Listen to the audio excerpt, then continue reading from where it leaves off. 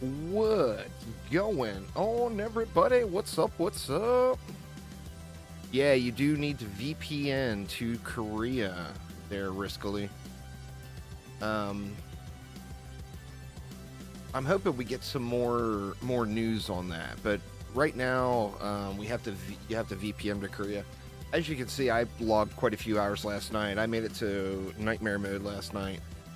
I'm hoping to push into Massacre today. So where I'm at right now, I'm using a Squire for walls. We're sitting right there. I've been using owls mainly as my main damaging defense. We're sitting here. Of course, the lovely buff beam. We're sitting there. And then some auras. All I've been using is ensnare so far. So just basically gone all into range. And that's all I've been doing. I do have a warden set up pretty good. Ready to go. But we'll have to break in. I want to get to Massacre first, and then I'll make the switch over to Rifted. So I need to get to... to get into Massacre, need to be level 80. So I got some grind to do. And as you see, I did Ancient Mines. Actually, you know what? Do we want to check the XP on Ancient Mines? Or do I want to jump into, like, a Royal Gardens? Royal Gardens would be more XP, of course. But I'd have to start at wave 1. Let's see what we're getting, like, with a wave 20, like a wave 20 start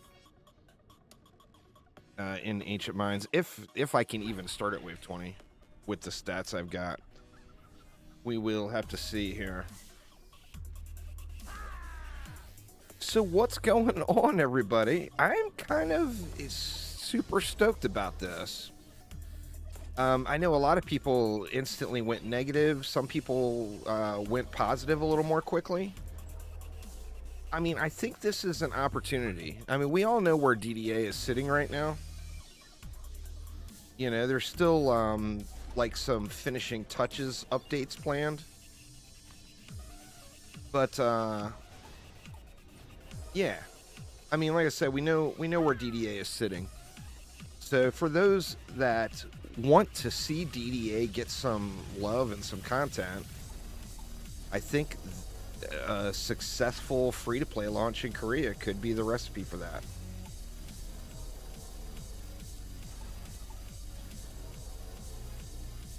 This is basically what I've been doing so far. Just going something like this. And then on the other side, I've been giving it a couple of PDS as well. I'm not using overdrive yet because I just don't have enough diversity yet. But I will get that overdrive rune going as soon as possible. Let's see, do we want more owls?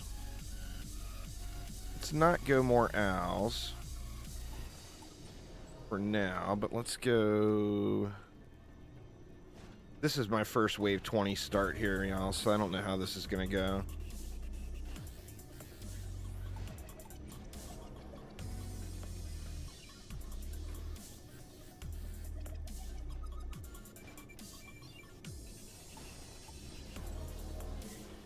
Alright, it leaves me 26.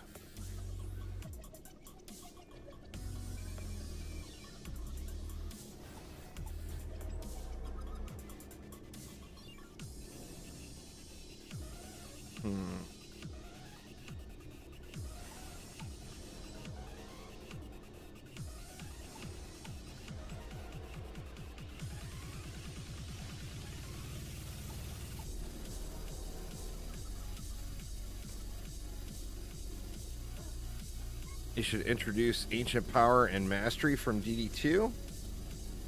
I mean, I'd be good with them introducing anything, but I think that, you know, those things weren't really well received in DD2. But, I mean, the more things we have to do, the better off, you know, the better off the game will be. Only 6 more left. I mean, that's 2 more, I can just put 2 more, owls down, I guess, over here. Gonna be a tight fit now.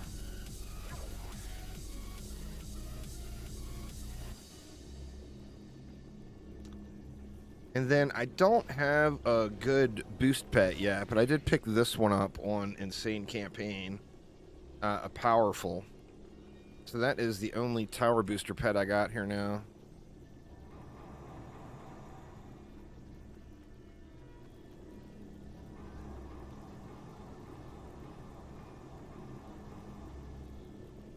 Let's just see if this holds out. I get a couple of upgrades on these for the range. Alright, let's see if it'll hold.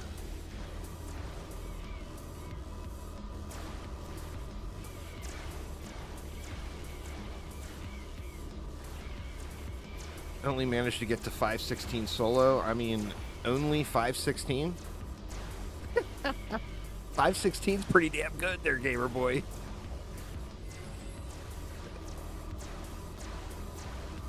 I was using the flamethrower strategy with the heat cannons back when I was grinding it, and that's what I plan to do again.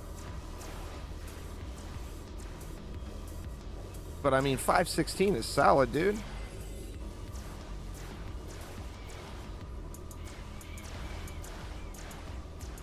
Check out the XP we get here. I don't think I'll get a level per wave.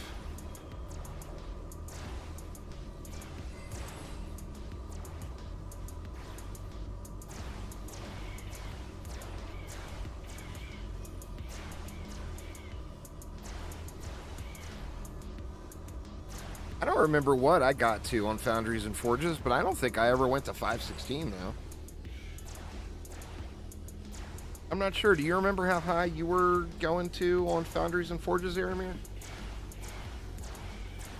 The only map that I really pushed super far in was this one.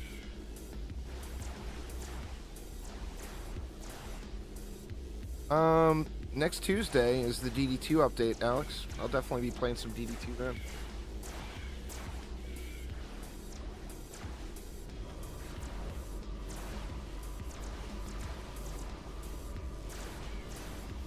I plan on grinding it out here on this Korea server. At a minimum, I at least want to get the Dune Eater down. And then I want to do a separate account that's 100% free to play. I think you got to about 400 overnight. I think that's probably about what I was at too. 350, 400, something like that. It's completely different, Leah. The whole system is designed with free to play in mind. Plus, additionally, remember it's a Korean free to play game. So, you know, it's monetized with that in mind. But, you know what? I'm going to get rid of green runes. The way my inventory doesn't fill up so fast. But, like, the new things that are added are, like, the core transmogs are here. You see, I got this mega chicken in a bottle. I'll be doing videos going through all this stuff. Alright, where were we? Upgrading the things. Upgrading the things.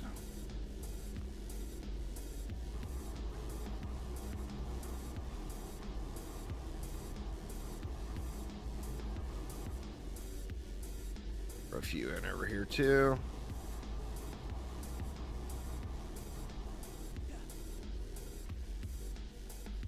I mean, I'm stoked about it. You know, I know a lot of people have mixed emotions, but it's an opportunity for the game to have a future. You know, now Chromatic has been very forward about not making any promises. This is like You know, I mean, they haven't come out and said it, but this is kind of unofficially a test for them to see how it goes, you know?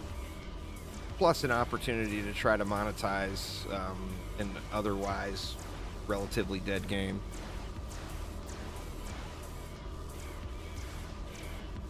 But I think if it does well, I think the potential for a worldwide launch could be there, you know? Chromatic's not going to promise us that because they want to avoid any promises they can't keep, you know? Which is quite understandable.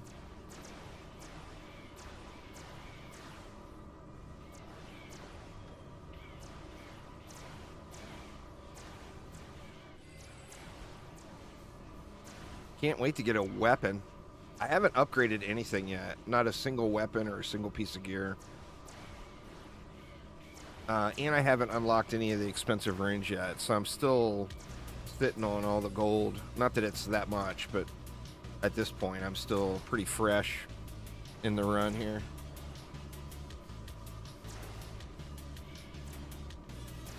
Oh, shoot, I forgot to look at my XP. See what we get. I mean, it might be better just to go do another map. I was trying to avoid a wave 1 start until I got to Massacre. And then Massacre, I'll do like one run, one Ancient Mines run, and then switch to Rifted mode. Right now, I'm just playing Nightmare Hardcore.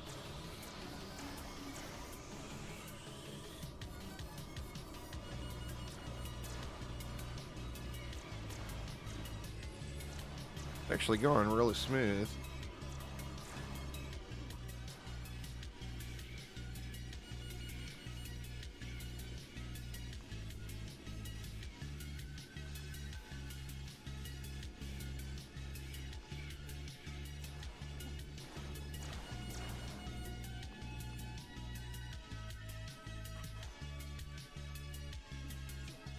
Need to get some summit runs in and get a better gemstone, but I'm just, like I said, trying to get to Massacre as quick as possible.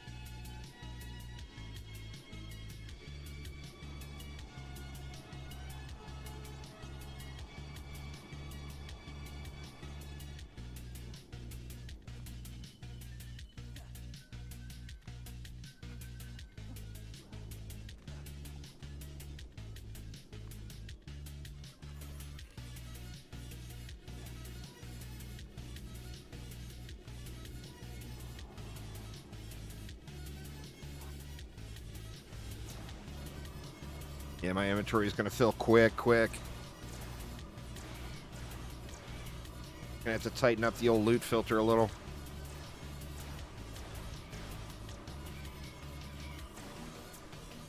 I don't know. They said that a hero is getting reworked in the upcoming update, but they haven't said who it is yet because they want it to be a surprise for DD2. I think the Abyss Lord would, without a doubt, be a prime candidate to get an ability rework. The abilities are actually really sound.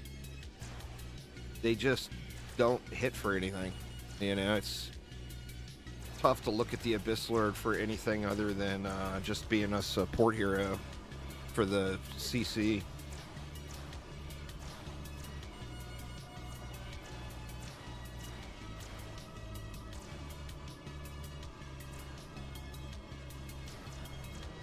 I don't know, man. At this point, though, Augie keeps on teasing this new project. No one else from Chromatic is really talking a whole lot about it, but Augie throws the teases out there that they're working on a new project quite regularly. I'm very anxious to hear something about that, too. I mean, obviously, I love DD2, I love DDA, I love DD1. But I am ready. I am ready for something new, you know?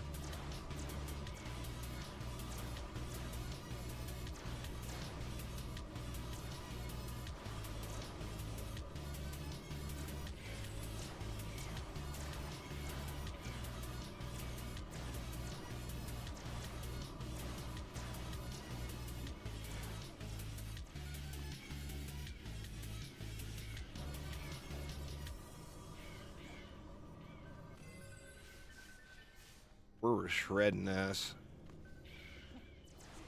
The levels are not ripping off. I feel like I should have just went to...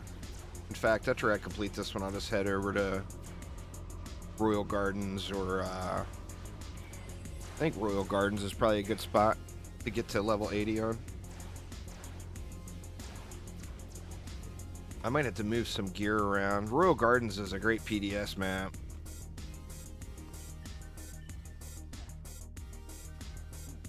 Actually, I could try Wisps, too. I haven't used the Wisps on any map yet. I've been pretty much focusing on the Owls.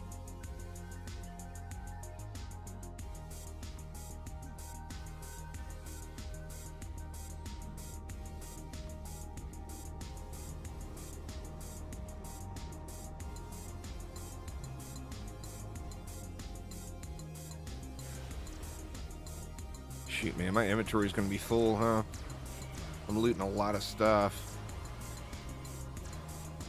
Definitely got to tighten it up.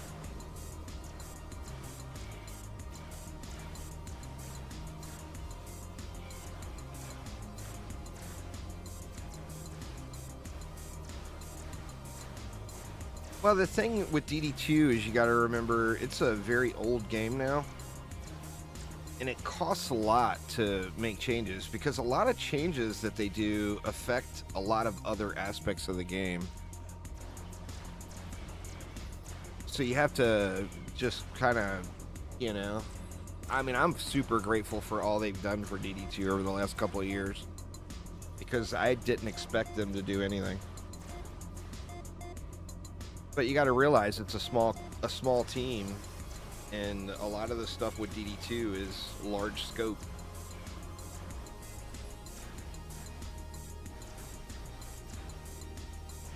And it's not like DD2 is making any millionaires out there.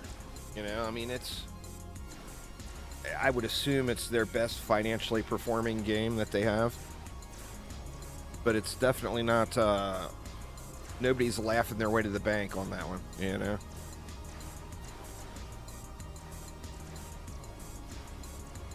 So every update we get for DD2 is just, in my opinion, something to be grateful for.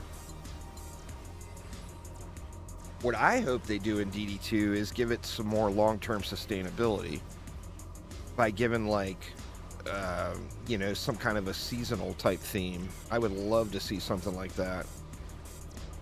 You know, whether it be a ladder system in Onslaught or, I don't know, some reason to get people, you know, when you look at games like Path of Exile, the thing that makes them is every 3 months or 4 months or whatever, there's a mass amount of people that logs in, you know? And then with every 3 months or 4 months with every new league, it also is another huge monetization opportunity for them. Now, obviously, there's a big difference in the size of the audience between, like, PoE and a Dungeon Defenders game, or just tower defense in general. But, I mean, I'm stoked to see this Korea thing. It kind of stinks that you got to jump through a bunch of hoops with, like, a VPN and everything to be able to play it, but... Shoot, man, I really need to look at my inventory. I don't know if I'm going to make it to the end. I think it's time to tighten it up and get rid of mythical loot. That will also send my gold through the roof too, I think.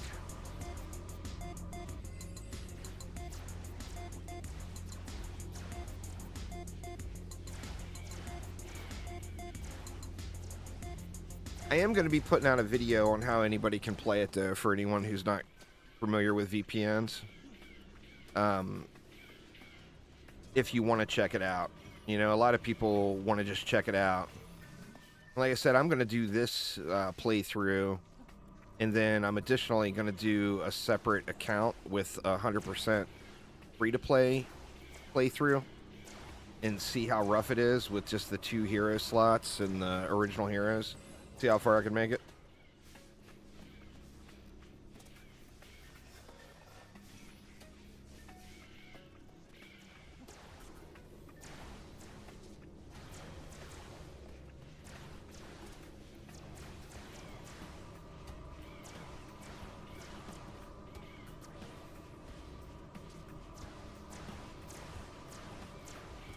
I mean, we're steamrolling this hard enough where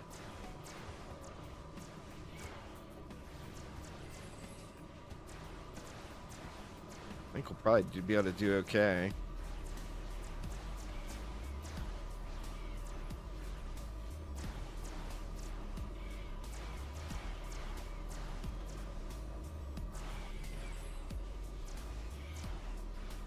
Maybe we'll throw overdrive in. Even the trashy tier 1 overdrive rune is still pretty substantial power gains, you know.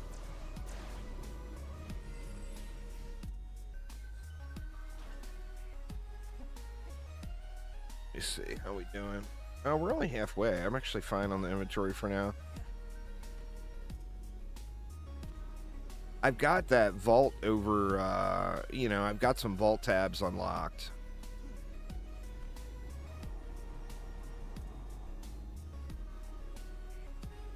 But I would rather store things there that I think are good and worth keeping.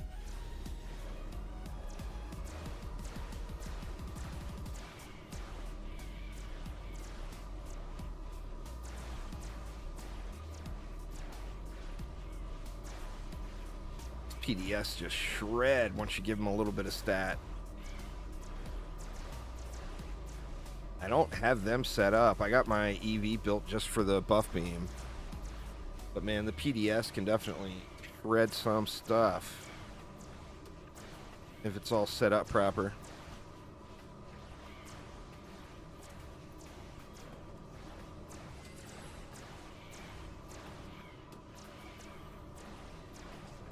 Turn the volume down just a little bit more.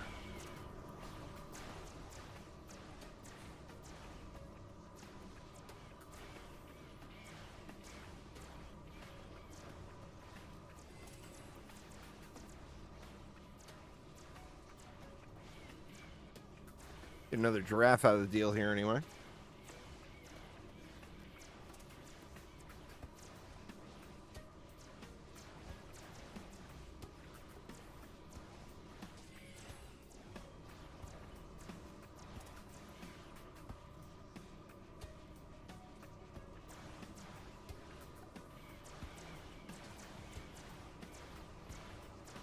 The trash can aren't trash.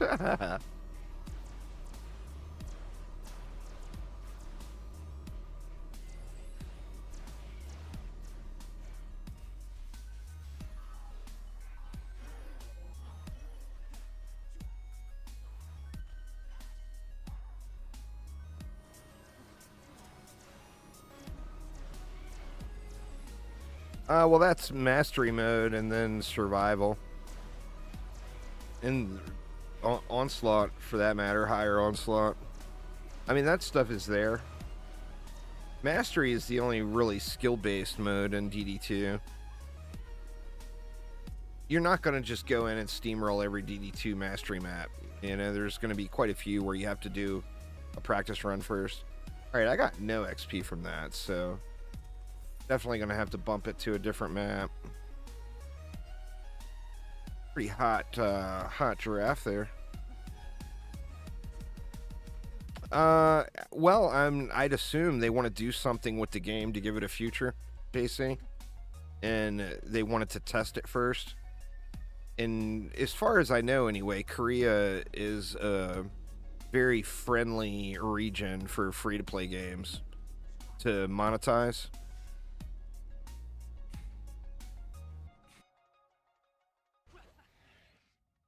So I think this is, you know, I mean, obviously, I've actually got a Q&A I'm going to try to get scheduled with EA. Not tower defense games per se, but free-to-play games are big in Korea. Like, some of the world's most successful free-to-play games are all Korean, you know? Yoink.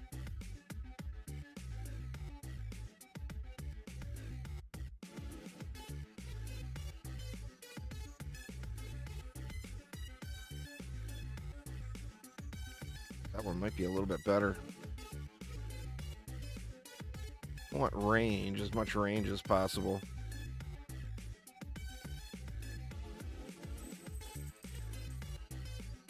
Didn't get any weapon drop. Oh, I've got it set to Transcendent only is why.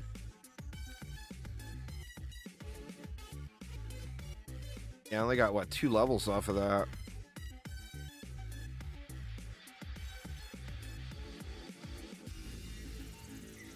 Well, I mean, it's not even a matter of helping the game grow. Let's do the hard facts, right?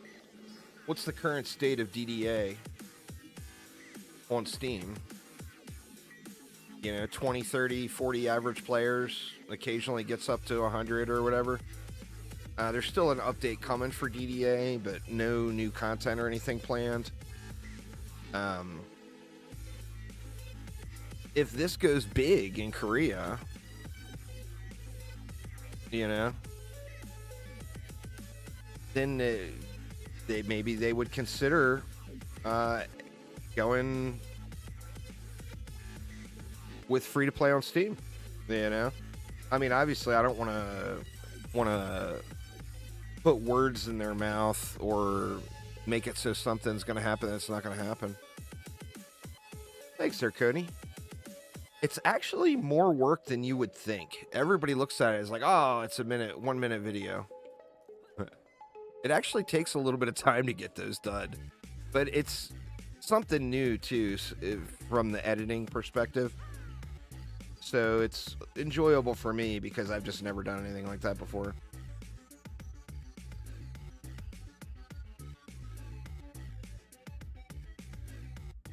I think we could just... You know what? Let me not read into this stuff too much. Let's just scrap shit. Let's just scrap shit.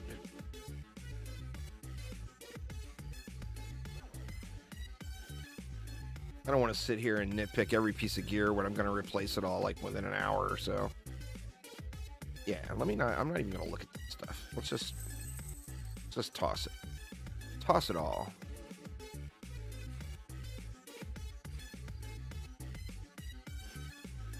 There will be more to come, Cody. It's tough to get one every day, but I'm going to attempt to get one out every day.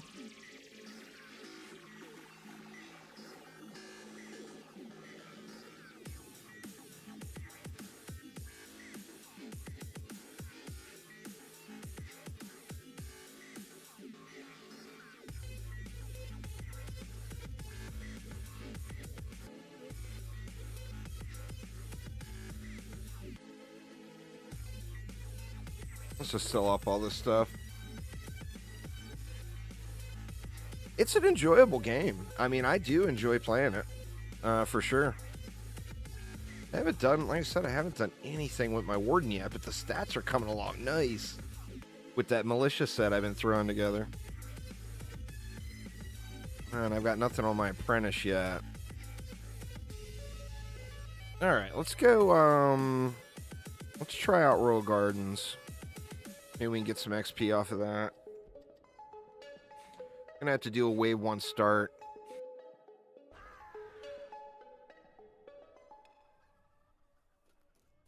No, there's no new gear sets. It's the same gear. The only things new to the game are the core transmogs are new. Being free to play, there's no longer an offline mode.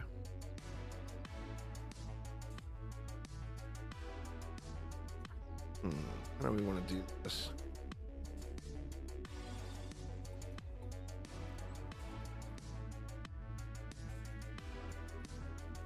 I mean, I would assume new things will come, but the new things have not arrived yet, you know?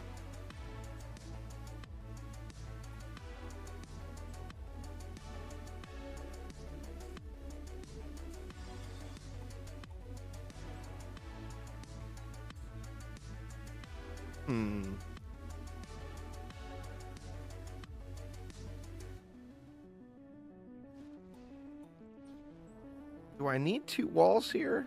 Probably. I probably need 3.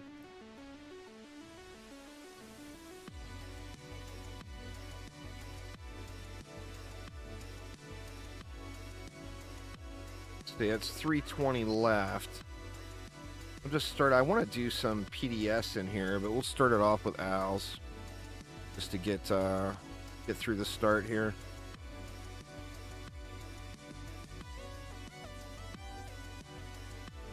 think those walls are too close.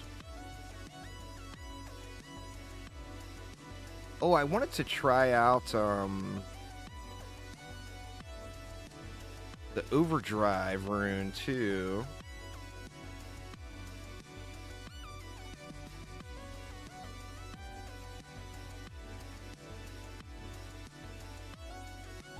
I think to start, we're just gonna have to throw an owl down here. Let's see. Was that giraffe better than my other giraffe? Pretty even. Pretty even. Let's go ahead. Let's be a little aggressive and do this. We'll get rid of mythical gear. I think I already changed it here. Yeah, I already changed it there so I wasn't getting weapon spammed.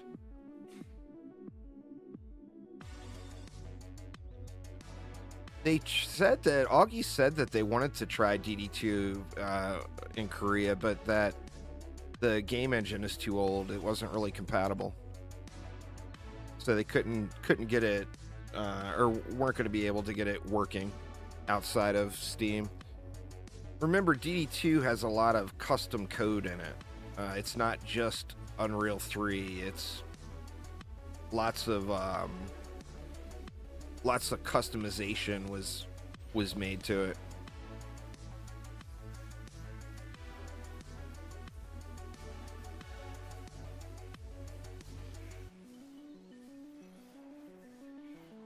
Dude, man, copters in the first wave. I don't have an upgraded weapon.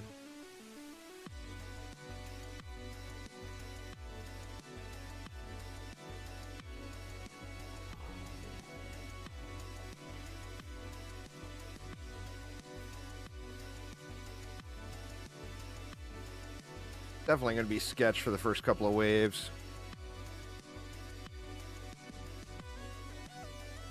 Well, it's just the game code and how it will work and interface with, you know, being server-based, everything else. And then there's laws in Korea, too, for a server-based game. Where, like, you have to have Korea-specific servers, and there's other things to it. You know, obviously, I'm not the expert. I can give you the very restricted, small amount of knowledge version. But somebody like, you know, Nolan or IDHC or somebody would have to give you more specifics that are beyond my my capabilities. All right. Now I wanted to try overdrive here. It's a trash overdrive. But let's take a look at it.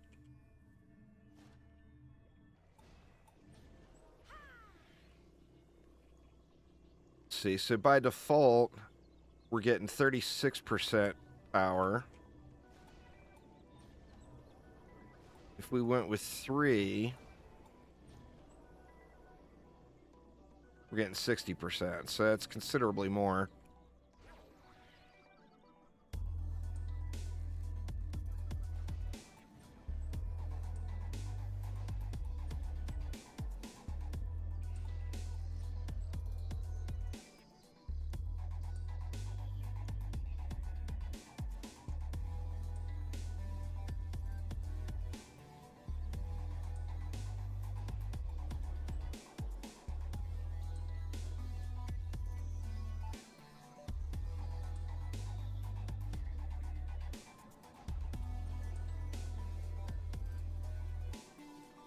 Gonna have to protect this stuff or it's just gonna get slapped.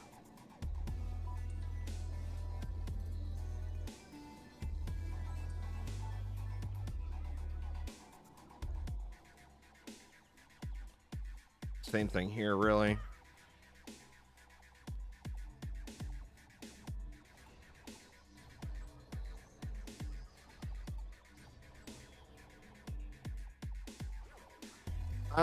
I'm looking forward to Dragon Age, the new Dragon Age game. I've always enjoyed the Dragon Age games. And then for me, I am a big fan of 7 Days to Die. I absolutely adore the game. So I am super looking forward to the 7 Days to Die launch that's upcoming. Alright, let's see if we're going to be able to boost this out with no upgrades. It's going to be a little sketch for sure.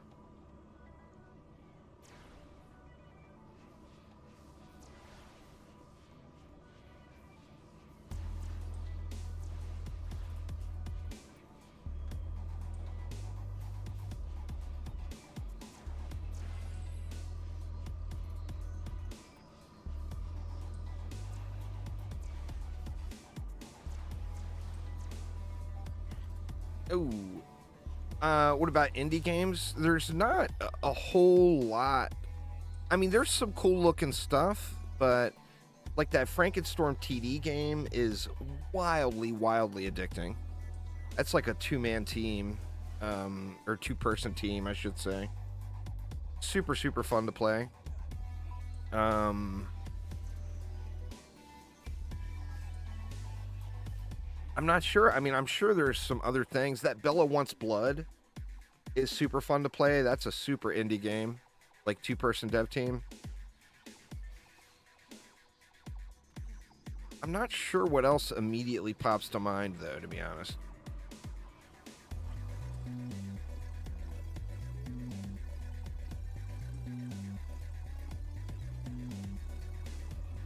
As far as on the indie front, which, I mean, 7 Days to Die is very much an indie game, but a lot of people don't consider it an indie game because it's had so much success.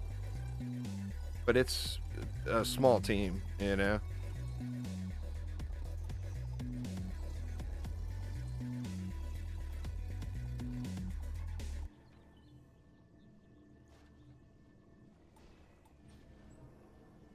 Try giving a little backdoor protection too.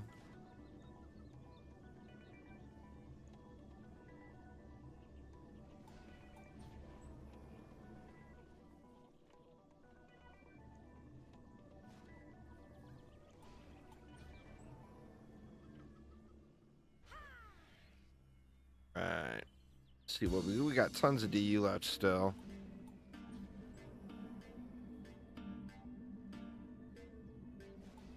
I have to make sure to keep my Auras off the buff beam here.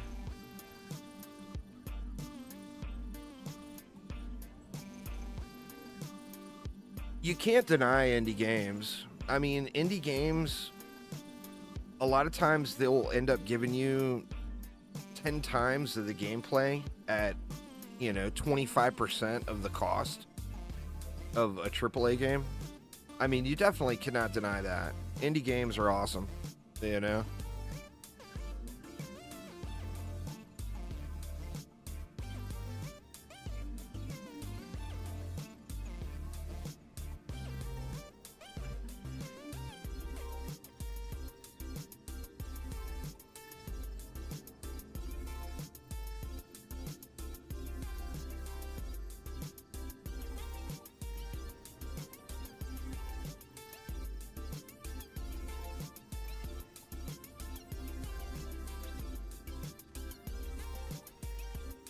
We've got a bunch left.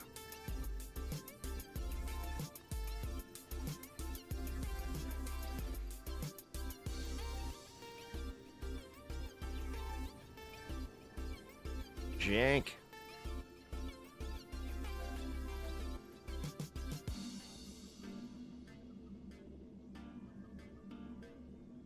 I mean, can I try to fit?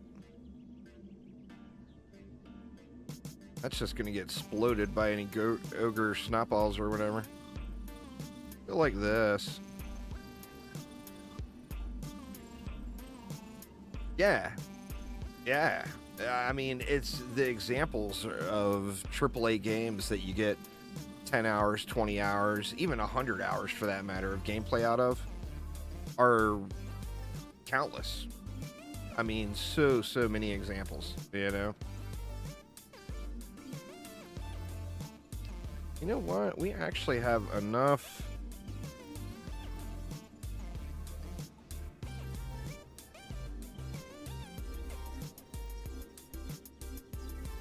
I want to do 3?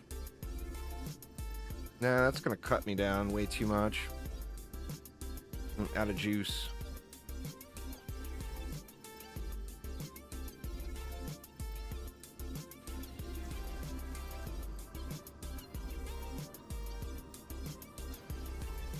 Well, I mean, not so much, Patrick. Quality as far as visual quality, yes. As far as actual gameplay, not so much.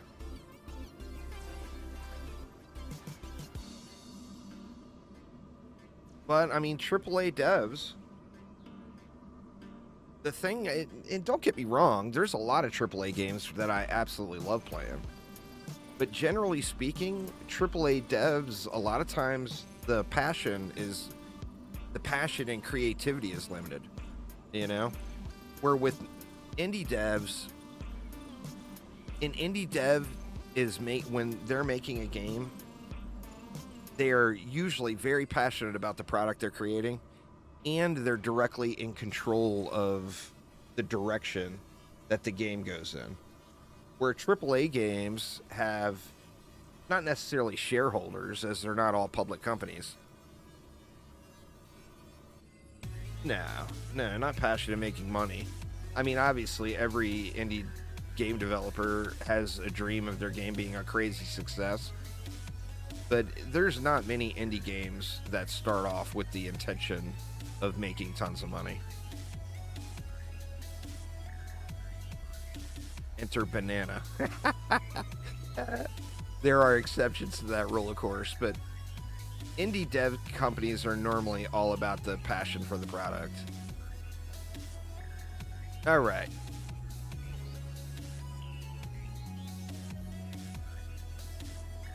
Let's get that in.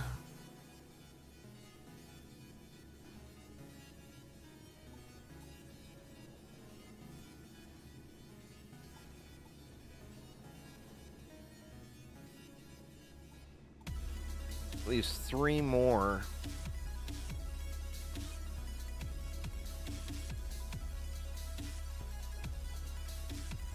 What to do with 3?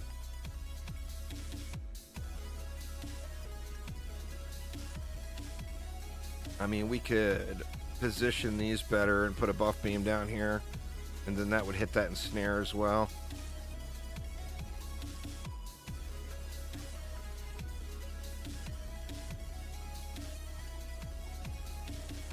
But yeah, I mean, I, for one, with the exception of, like, World of Warcraft, you can look at my gameplay, and, like, 90% of my hours spent gaming is usually in indie games. Like, a large portion of the hours I spend. I just got a real problem with spending $80, $100 on a game and getting 20 hours of play out of it. And then you take another game that's an indie game and you spent $5 or $15 or whatever on it, and you got 1,000 hours of gameplay out of it. I mean, it's just a huge difference, you know?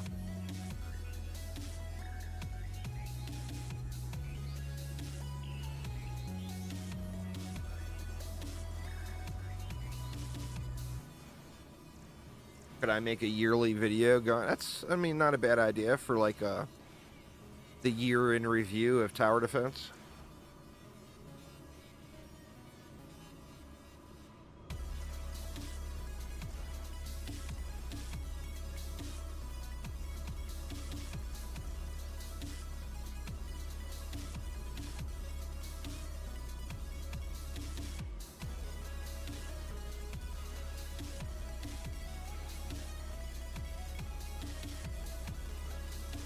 The tough thing for me is I get so hooked on these grind games. I mean, there's so many great, you know, indie games, tower defense games, strategy games, shooters, whatever. There's so many great games out there that I don't end up spending a whole lot of time in because I end up getting the fear of missing out with all these grind games I play. The only grind game that I've really been able to separate and just strictly play it when I want to, and that's it, is Warframe. Like every other grind game out there, I just, I end up just dumping the hours.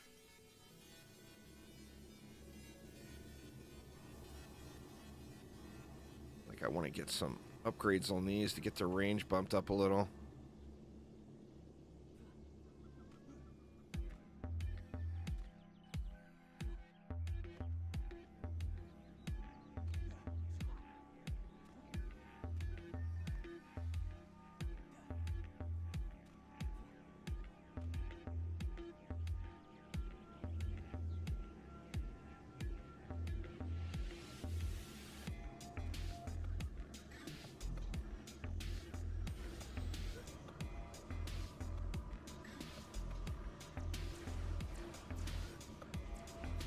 These early waves, the XP is just terrible.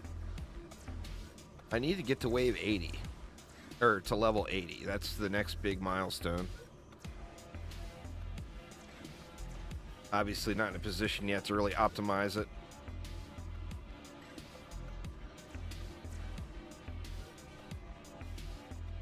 I could also dump a little bit of my gold when I hit 80 if I wanted to into upgrading.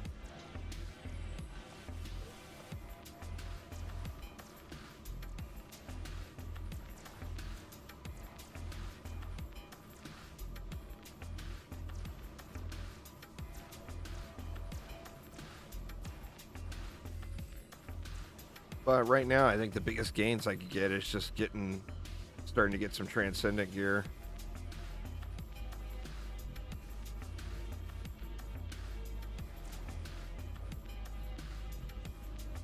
Yeah, Warframe's a great game. For me with Warframe is I feel like I've got no pressure on taking breaks. Like right now, I'm on like a 2-year break. I think it's about 2 years. It's between a year to a 2-year break from Warframe. And like I want to jump back in and check out the new stuff. And when I do, I'll have like a very defined to-do list of things to get knocked out. But I don't feel like I have to today, you know?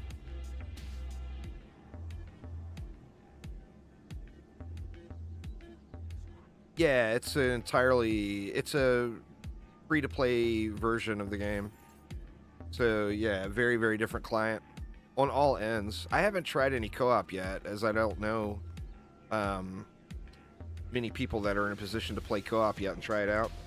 But the matchmaking uses, instead of using Steam's backend or matchmaking system or peer-to-peer system, it's using Epic Games peer-to-peer system. So you have to add, like when you log in, you'll have to log into your Epic Games account, and it will use your Epic Games friends list.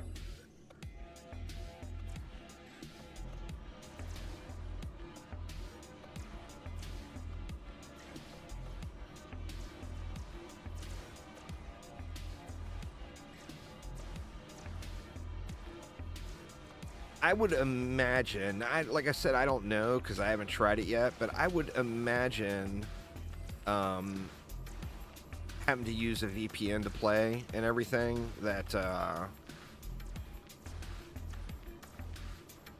if you've got 2 people or even say 4 people in a group that are all using a VPN,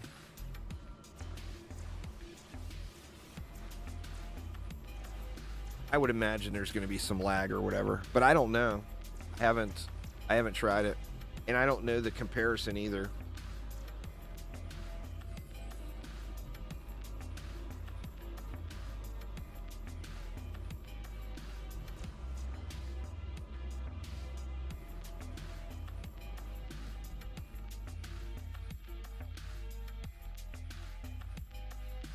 New rune? I gotta keep an eye out. I got the runes toggled where I'm only collecting the blue ones, but I'm sure there's some, like that one, I'm pretty sure I haven't seen yet.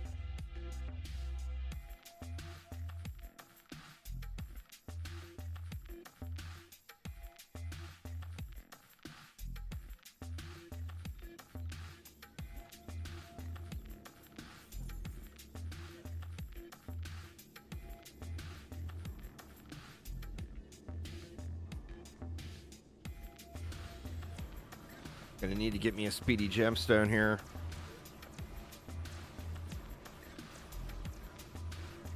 Cannabis with the gift membership.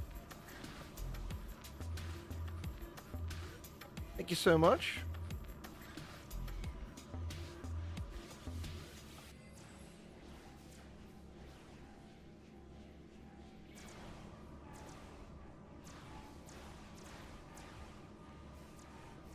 But yeah, I still got everything to do. Right now, my goal is just to get to Massacre mode, and then I'll start fine-tuning and farming specific things. But I want to get to Massacre first. Massacre first, get one survival win, and then I'm going to start Rifted.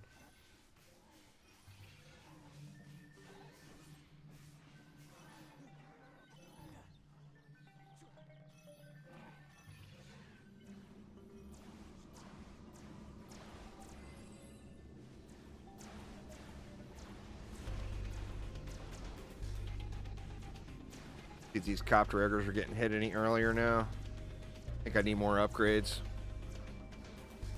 How many games do I have in my Steam library I've never played? A ridiculous amount.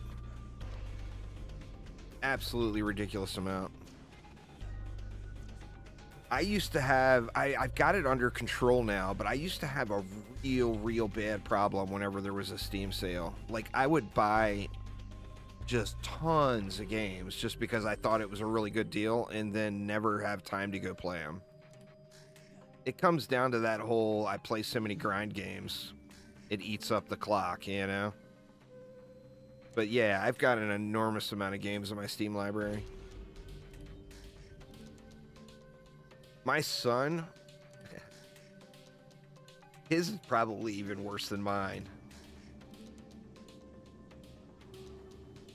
That, and when, you know, like when I worked at the casino, I had a pretty good job and I had some disposable income.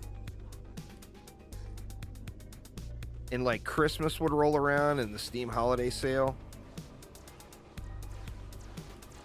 I would gift my son like everything I could find that I even thought he was remotely interested in that was like under $5 because it was on sale. And he just started stacking and stacking and stacking and stacking all these Steam games. And there's, you know, there's no possibility anyone would have time to play all those. But it was a little bit of an addiction. I mean, I never, like, was overspending or spending, you know, maxing my credit card or anything like that. But I would buy an enormous amount of games on sale that I never ended up playing. Like I said, I got that completely reeled in now. If it's pretty much not a tower defense game or a game that I'm just super interested in, even if it's on sale, I usually don't bother. But now, you know, now of course I have a more limited budget and a better sense of not just throwing money away.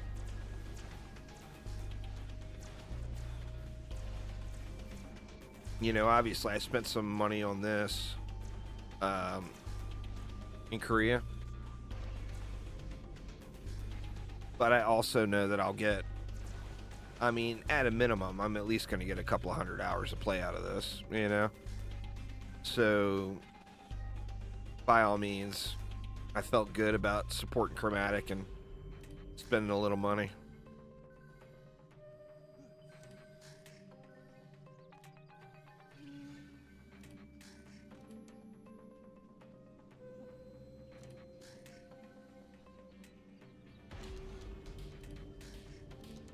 Keep working on these PDFs and stuff in the middle for now.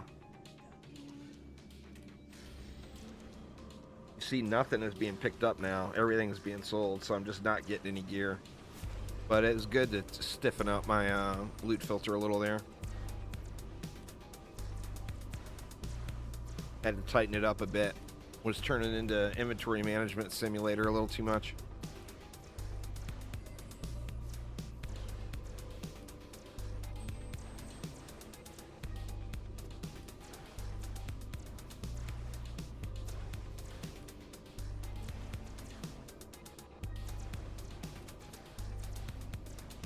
It just comes down to the being, financially responsible from Chromatic's end.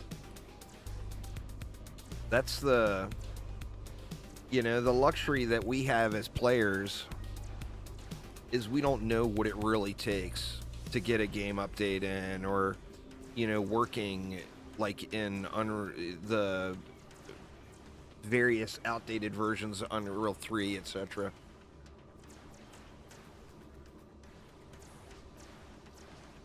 I used to give Phil shit all the time about that. It's like, what do you mean it takes a bunch of work? All I gotta do is hit a button that says update now.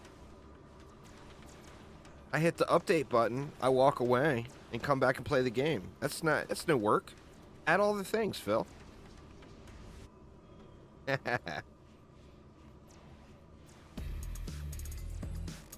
And then with games like any of the Dungeon Defenders games, any changes can affect so much of the game.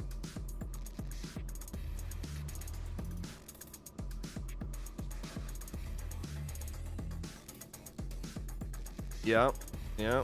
I mean, Chromatic, I don't think, obviously no one likes to talk about bad decisions or sore points that they made, but I don't think anyone at Chromatic would disagree that DDA's launch was handled poorly.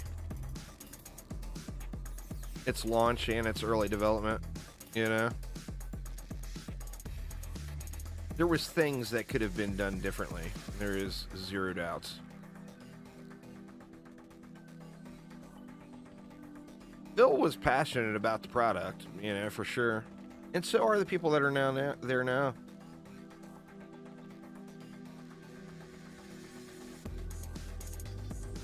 Like, I know Lawson does a lot of the work on this version of the game. And he's very passionate about it. He wants to make a good product. It's not like he's not just showing up for a 9-to-5 job. He wants to do good things.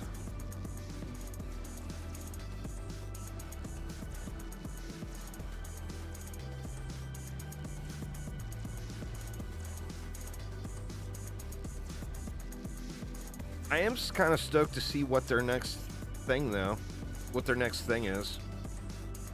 I mean, I enjoy all the current games. I'm actually still finishing up Eternal Defender and DD1. DD2, of course, we get the update next week. I'll be playing that. DDA, I've got a lot of love for, but I do recognize the fact that it just doesn't offer the overall experience that DD1 or DD2 does. But the game itself is quite enjoyable.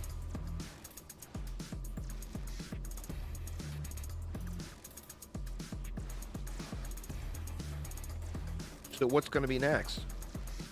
It keeps getting teased and it keeps getting teased, but we still don't know anything.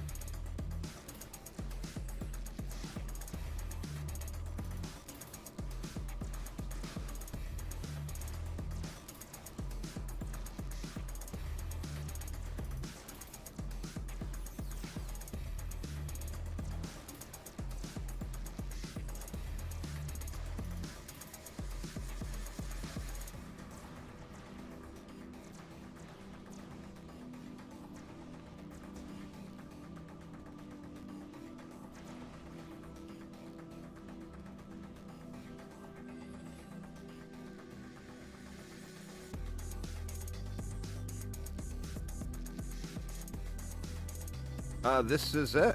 This is the DDA news. It matches all the teases, all the things. Like Augie said, with his tease that basically told us nothing, but now makes perfect sense, was he said, we are having to work with people that speak for a living. Well, what he was talking about was the Korean language localization. Obviously I'm playing it with English, but there is full Korean translation now in the game. That's what he was referring to.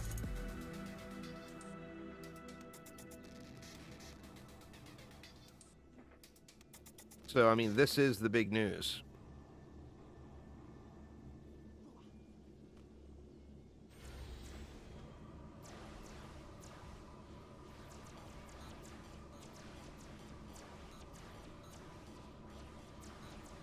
Now there's still, like I said, there's still that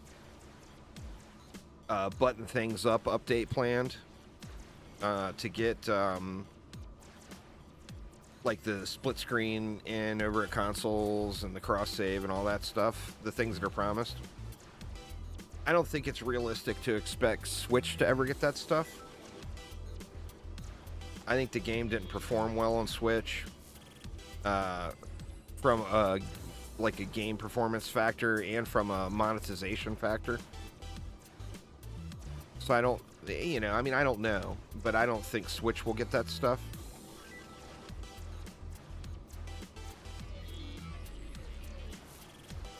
And then we'll just have to wait until we hear more on that. But there's no teases on that information as far as, like, when it's going to be here. Will it be soon? We're going to have to wait until we hear something else from the Crummies.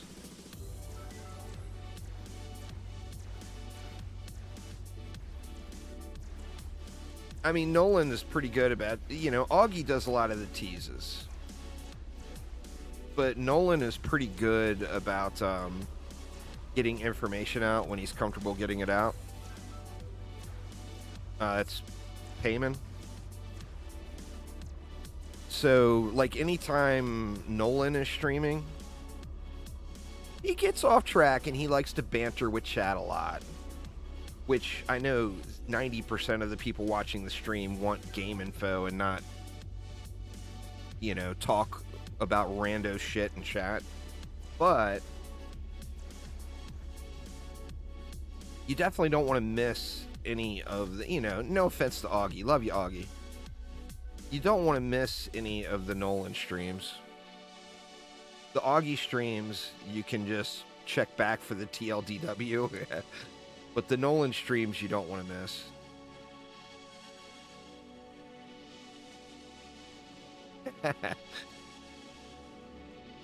No disrespect intended there, Augie.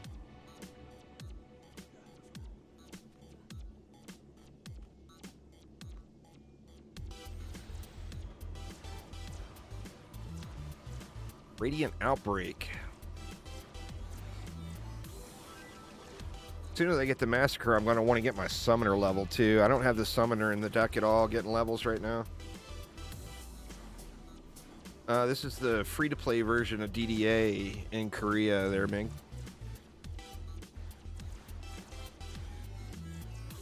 I am VPNing to Korea.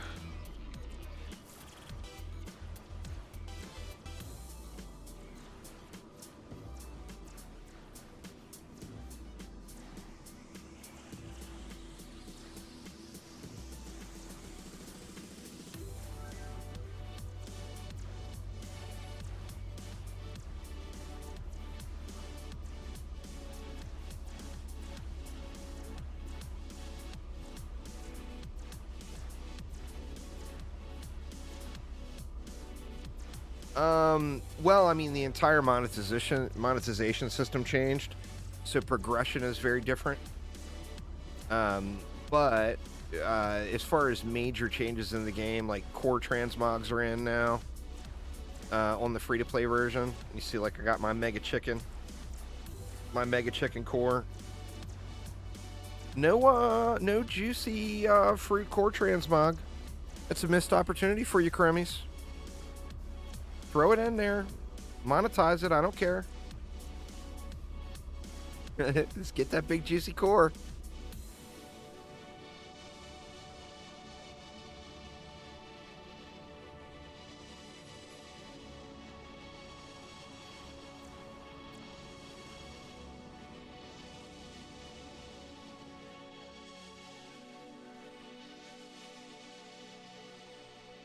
Well, I mean, the UI is different in the aspect of there's in-game Emporium shop now.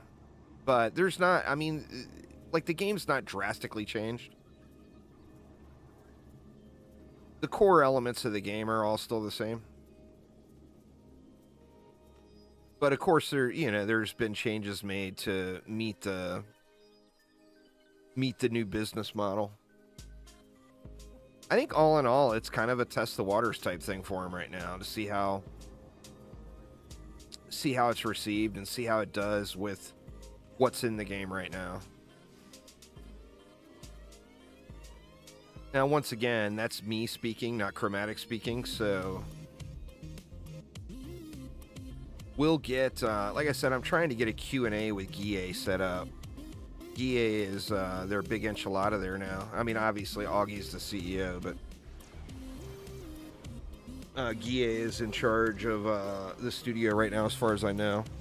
So I'm trying to get an interview set up with Guille here, hopefully next week.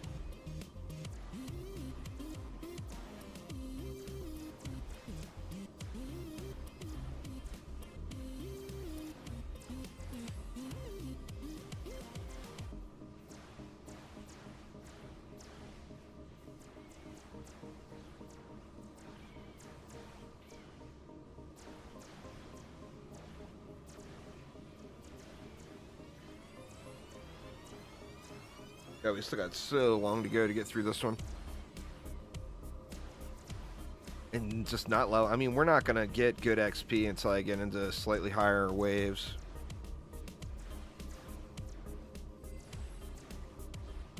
Well, it brings an entire new market to the game.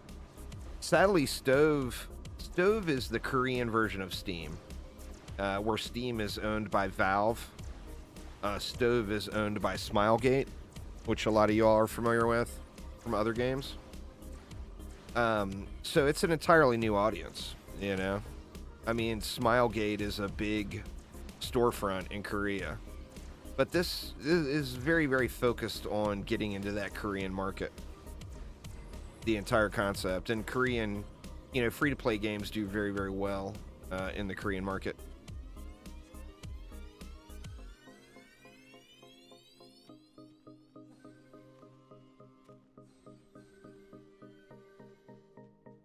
The thing that this gives to existing players is hope for a future. Hey, I hate to put it that way, but let's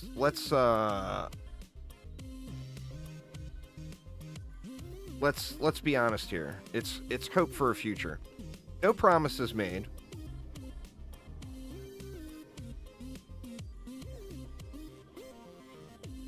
No promises were made by Chromatic at all in that regard. But if it performs well, you would think they would want to try this type of business model out internationally. Now, that's, once again, that's just me talking. That's not official Chromatic word.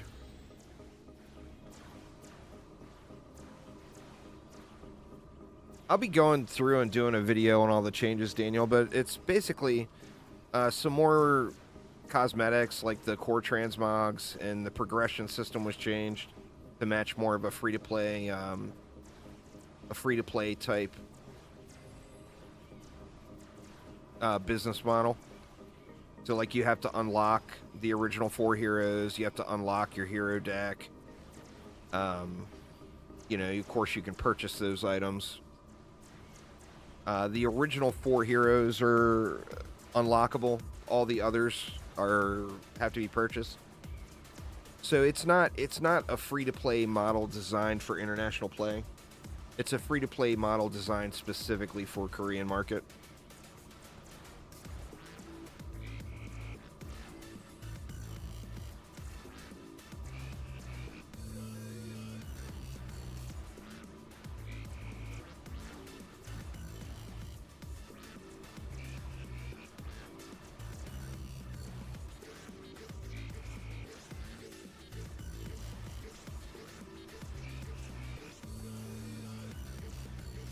They would have to tweak all that if they ever decided to do this, you know, like convert the Steam version over to free-to-play. No, it's a Korean free-to-play game. You cannot unlock everything by grind. That would be an international free-to-play model. The Korean free-to-play model is you give the game for free, and most things in the game are tied behind monetization. That's just very, very normal in the Korean market.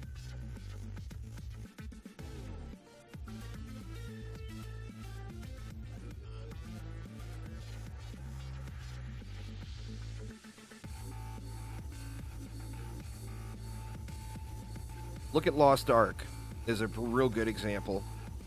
It was a Korean only region, and then they had to entirely redo the game's monetization to launch internationally. I have all this stuff upgraded. I got all that.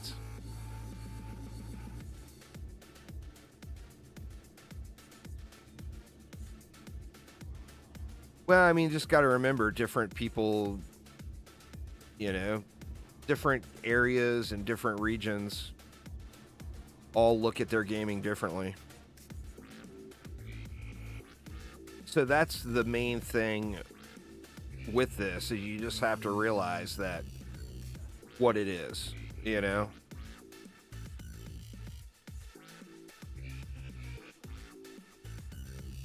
When Chromatic did this, they didn't intend for me to be live streaming it on the first full day of its launch with a VPN through Korea.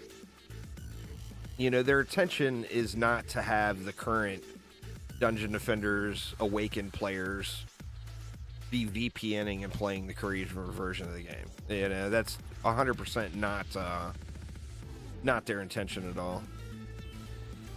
It's to kind of test the waters and appeal to a new market. And they're doing so in a market that's just very friendly for developers in the free-to-play business model.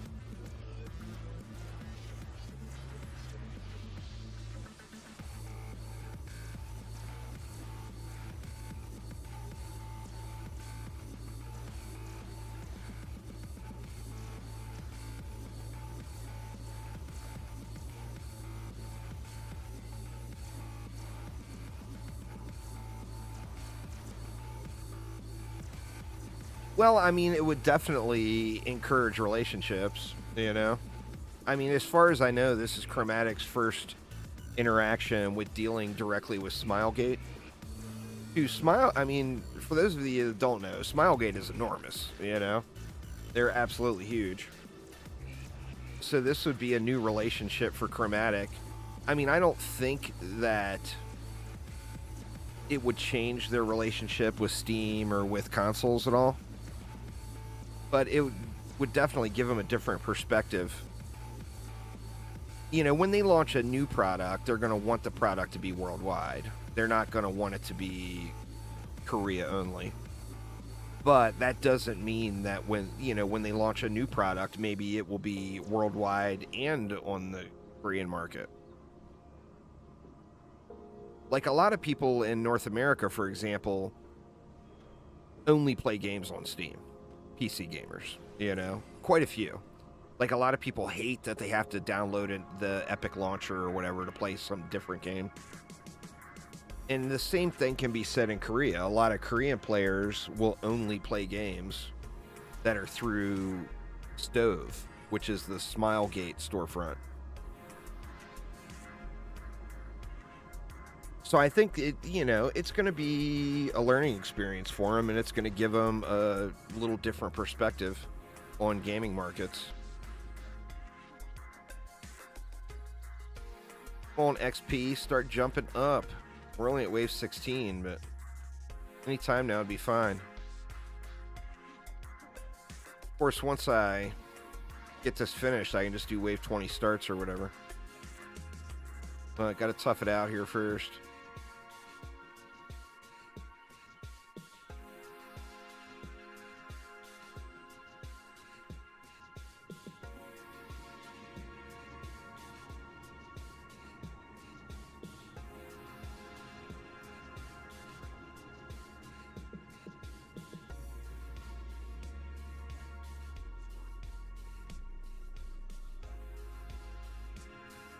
Yeah, I'm not sure.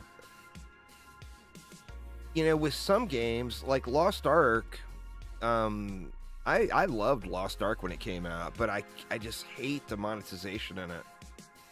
I hate the way it's set up. And, like, when I started playing, of course, I played the global release of Lost Ark, so I didn't know what the Korean monetization was for it. But after I started playing Lost Ark and I started looking into it, it was like, oh my God. Like, I hated the global launch version. The Korean version is 1,000 times worse, you know, was the way I had it in my head. But it's that market, you know. I mean, I think as far as a business decision, I think it was a smart choice. It gives them an opportunity to appeal to a broader new player base that doesn't have preconceived notions or opinions up front. Let's call it like it is, y'all. DD2 diehards hate everything that's not DD2. So no matter what Chromatic does, DD2 diehards are going to shit on it. DD1 diehards hate everything that's not DD1. It's just reality. You know, that's one position that I've been in that I feel like I'm grateful that I have this outlook. And don't get me wrong, there was a long time, there was many, many years where I couldn't play any Dungeon Defenders game except DD2. I looked at DD1 and I felt that it looked too outdated to me as far as my personal opinion goes. But I got over that and I tell you what got me over it is games like Terraria and Stardew Valley. You don't play that game for the art style or whatever. I mean, a lot of people really like and appreciate the pixel graphics art style, but that's not why you play those games. You play Terraria because it is an awesome game. The gameplay. Not how the game looks. The gameplay itself, you know, is really, really good. And being like a DD2 complete full-blown DD2 junkie, the first time I looked at Terraria, I was like, nah, can't do it. You know? And then I kind of got over that. And when I got over that, it allowed me to look at the other games for what they are. And, I mean, every Dungeon Defenders game is a really good, fun experience. Every single one of them. The right answer for Dungeon Defenders games is if you haven't played every one of them, you have not experienced true Dungeon Defenders, and you have missed out. No way around it. If you haven't played every Dungeon Defenders game, you have just missed out. And a lot of people are happy with that. And a lot of people are set where they only want this. And they don't want to experience anything different. They don't want to experience anything new. Absolutely, including DDE. I mean, obviously, you could skip DDE if you were new to the world right now. I personally played DDE like 700, 800 hours. Which is less than I've played any other Dungeon Defenders game. But I also paid like $8 for it or whatever. And I got 700 or 800 hours of gameplay out of it.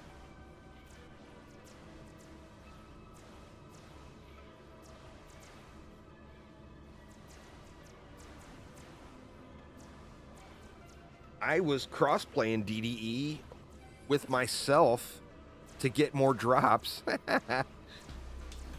on my tablet. I was playing on my tablet and I was playing on Steam. I mean, I enjoyed it. Now, I recognize the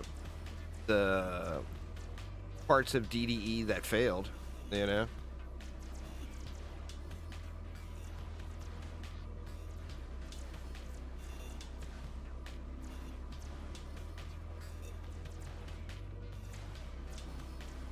But the trouble with every Dungeon Defenders game is it's always a comparison. If you look at the game and you judge it based off of its own merits and what it offers without looking at any other Dungeon Defenders game, every Dungeon Defenders game is a good experience, including DDE. But when you look at it and you say, oh, what the hell? This is supposed to be the definitive version of DD1. This is nowhere near the definitive version of DD1. You know, or if you look at DDA and say, what the hell? It doesn't look like DD2. DD2 is so much more pretty. This is a huge step down. then you're not judging the game based off of its own merits. And that's something that's difficult to do, you know?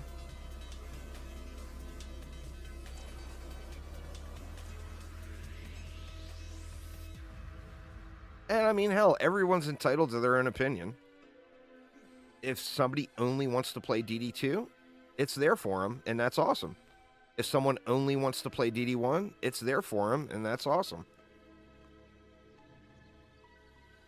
But to really get the full experience, I mean, at a minimum, you got to play through all of DD1 and DD2. At a minimum, in my opinion. It wouldn't support itself. You know, is why they didn't keep spamming out updates for DDA. They handled it wrong right out of the gates. DDA should have had a way to sustain. If it had a way to sustain itself financially, they would have kept making content for it. But it didn't. So it became the old restaurant example. If you own a restaurant and it sells a shitload of hamburgers, and then all of a sudden you decide to start selling hot dogs and nobody buys it and nobody wants to eat it, do you keep offering hot dogs? You don't. You take them off the menu and you try something different.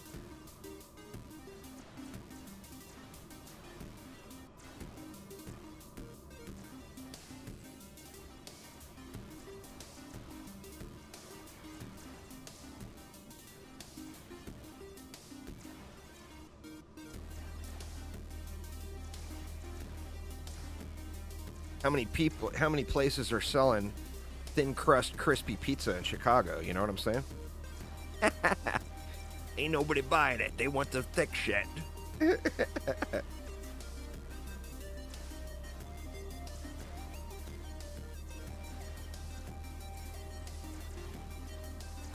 Then you take somebody from New York that gets a Chicago deep dish for the same time, and they start comparing it to lasagna. You know, so I mean, it's all relative.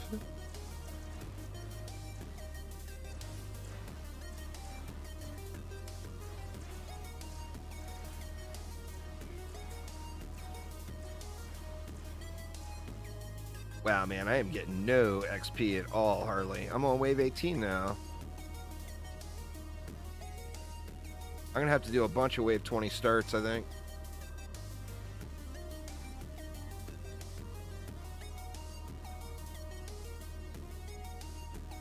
I wants to get to Massacre mode.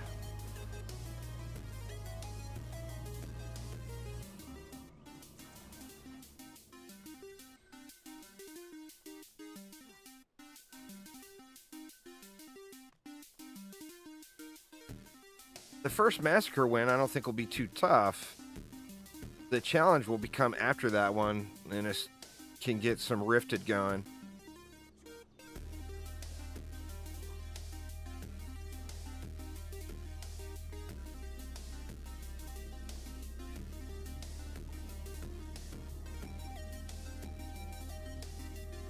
Looks like we got everything but reflect beams now.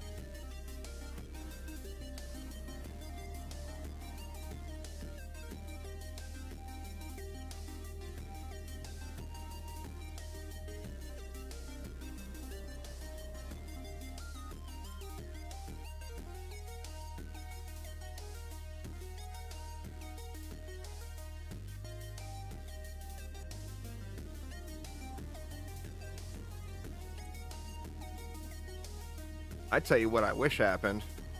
It happened with Defense Grid.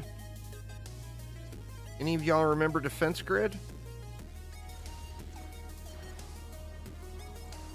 Awesome, absolutely amazing tower defense game. In fact, probably as far as straight up conventional tower defense, probably one of the best tower defense games ever made, in my opinion. Well, they never went big. They never hit massive profitability. They weren't going to be able to finance Defense Grid 2. And a private investor came along that loved Defense Grid and said, hey, let's get this rolling. Defense Grid 2, here's some money. Well, what would be awesome if some millionaire fan of Dungeon Defenders would roll up and say, man, we need DD1, but we need it to look like DD2. Here's $10 million. Make it so. That would be incredible.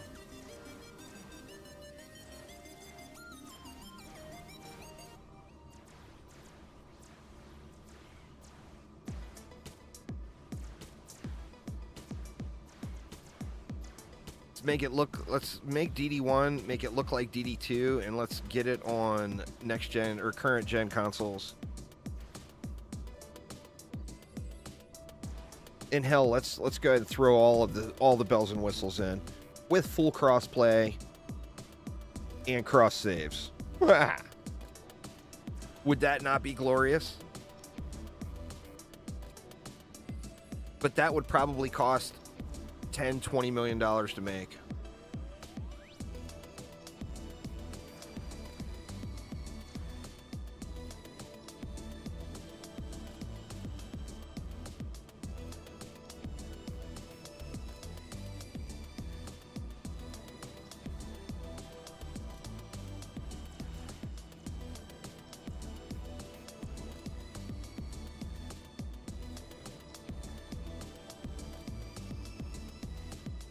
I don't know.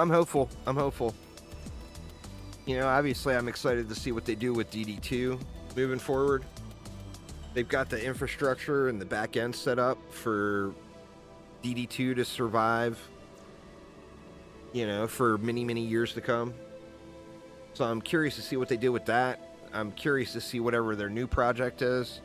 And I'm curious to see how this gets received in Korea and how they move forward from there. Shit, I better check my inventory, huh? I don't think that much stuff has been being looted. What do we got here? Nope, copter eggers.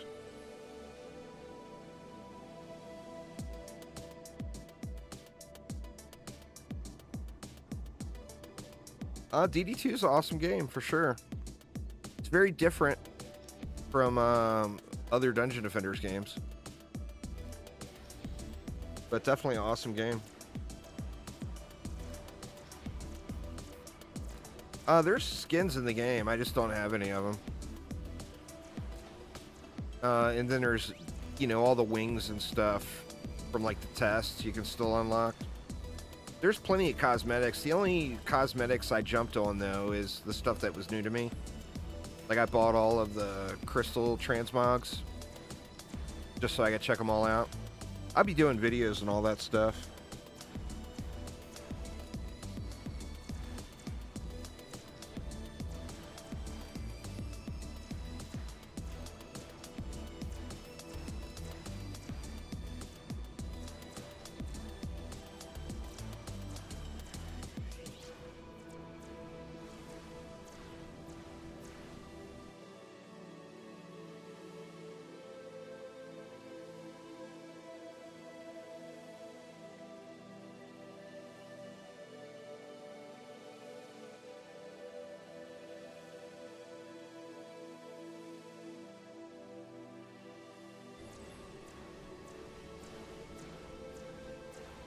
Cake Pone posting funny.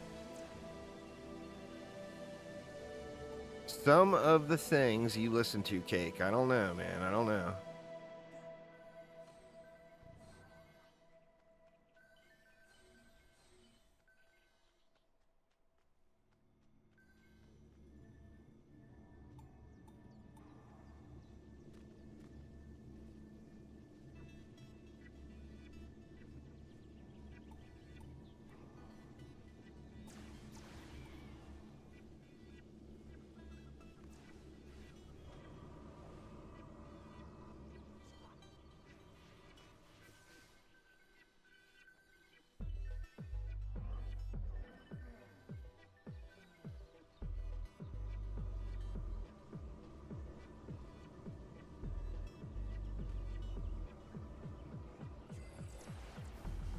I was having fun with that Diablo 3 or Diablo 4 season 2 with all the changes they made, but I ended up rage quitting that because I had really bad luck for several days trying to get a Shaco upgraded, and I couldn't hit the rolls and blew through an enormous amount of mats trying to get it. So I kind of laid off the gas with that a little bit.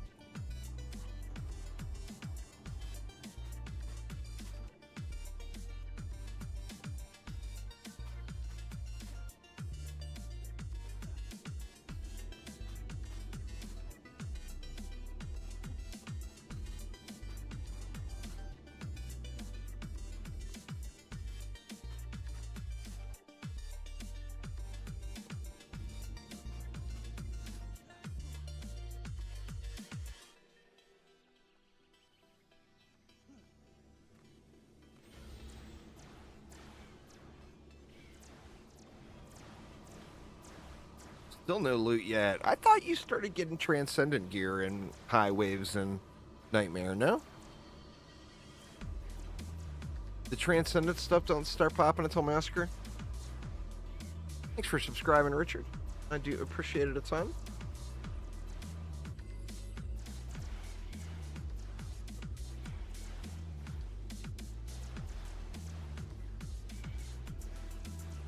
A long pocket knife? Kind of.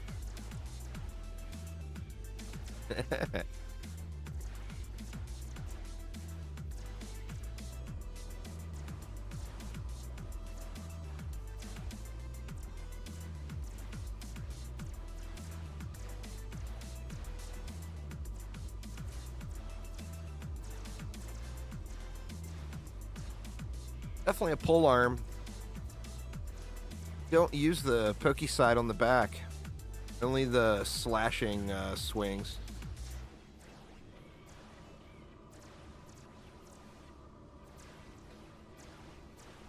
This would be poo-poo weapon number 4 there, JC.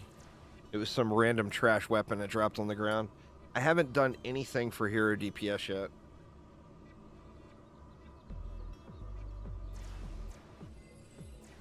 I'm kind of holding out till Massacre mode. I'll have to do something to get like some summit wins in Massacre. I won't be able to just roll in there with Garbo and expect to beat it, but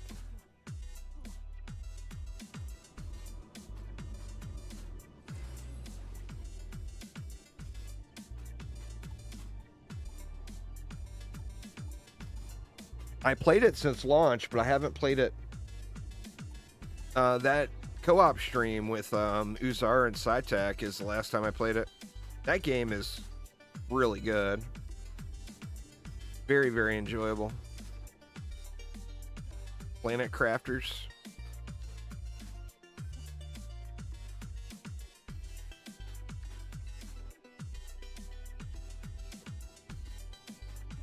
The next game I plan on really putting a ton of time into is the 7 Days to Die 1.0. I think it's a big opportunity for my channel. Plus, it's a game that I just really love. I know you guys would get sick of it, but man, I could sit here and play 7 Days to Die all day. All day, every day. Yeah, man, I am not getting any XP. What was I, 71 when I started this map? How's the inventory doing? Man, I got nothing in my inventory. Holy shit. That tells me my loot filter may be a little bit too strict for the content I'm playing.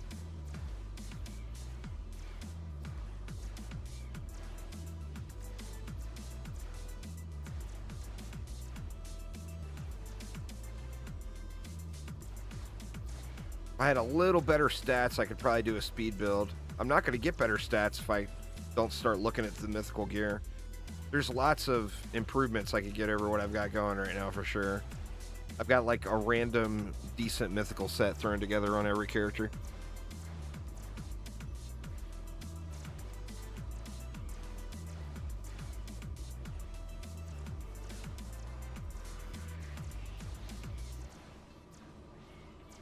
"7 Days to Die" is huge.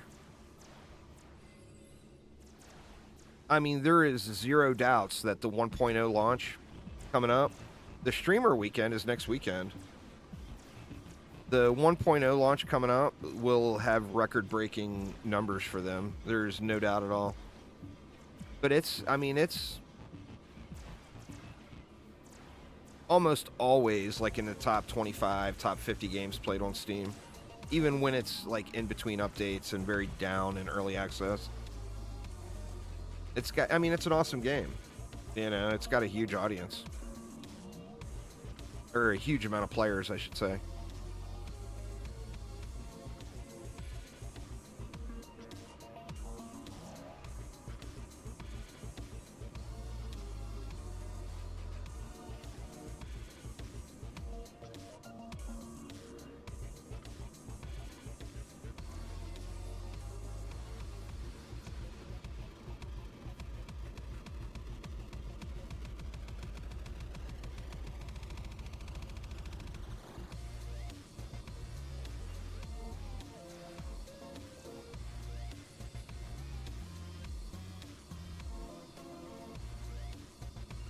YouTube's discovery is better than Twitch, but it's still dominated by the larger, it's dominated by the algorithm.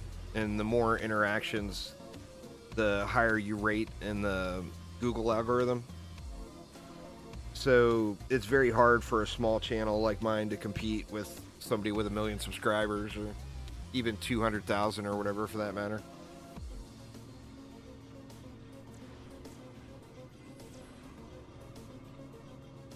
But it is better. The discoverability is way better than Twitch for sure.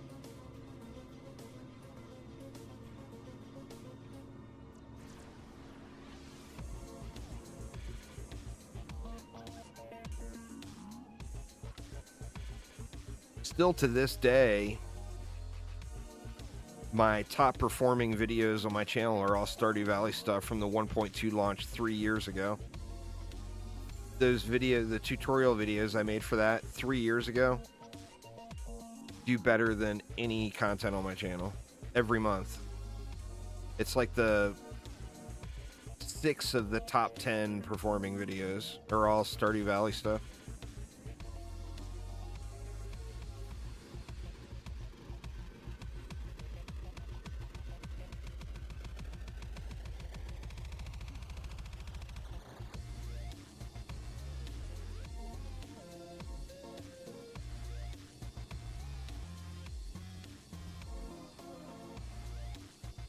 Wave 23 and still don't have anything upgraded yet. There was some fails there, huh? Let's see what we get here. We're a tiny little sliver into 75 right now. Let's see what we get off this one. What's going on there, Data Crim? Or is it the Tacrim? For me, it's a matter of survival, JC. If I go on a big Stardew Valley bender or whatever, Stardew Valley is all about the how-tos. Datacrim, gotcha. If I go on a big Stardew Valley bender or whatever, which I've done many, many times because I do love the game, then I stop being able to eat beef and have to switch over to pork because it directly affects my livelihood. And although I go and I drive for Uber to fill in to get the bills paid, I absolutely hate it.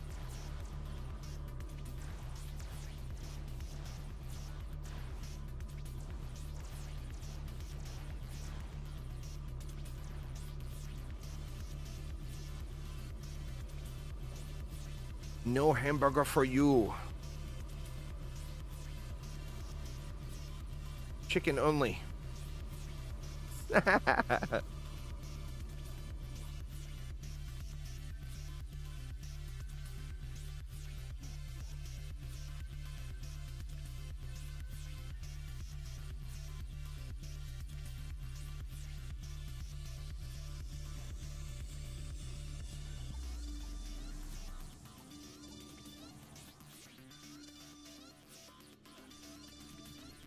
The answer for me is to go back to the casino. That's like the most responsible, realistic thing I could do.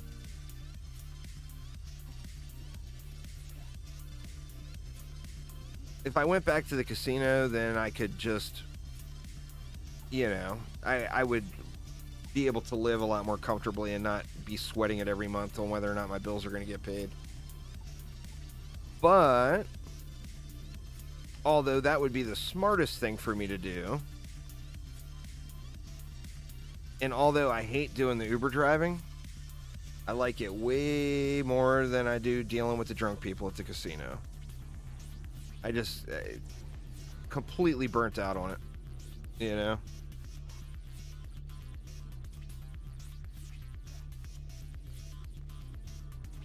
So sometimes you just have to, you got to prioritize your own happiness over what's, the smart thing to do. I mean, like my dream job would be able to live stream every day and make YouTube content. It's an absolute dream. But in the current state of things, that just doesn't, I'm still married. I still have bills to pay, and I still have a house payment, and, those things, the real life portion of it always mucks things up, I don't anymore.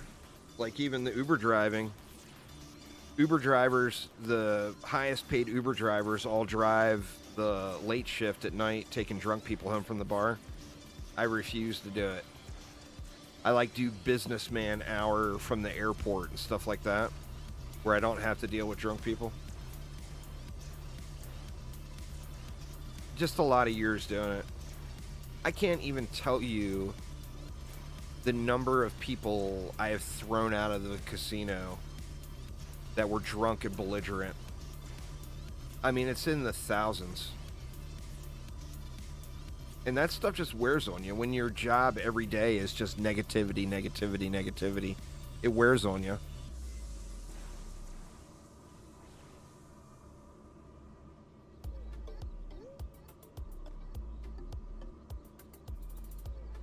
And nobody needs all that negativity in their life, I mean, you don't have to necessarily, be thrilled about your job every day going to work. But when you get to the point where you despise going into work every day, that's when it's time to do something different.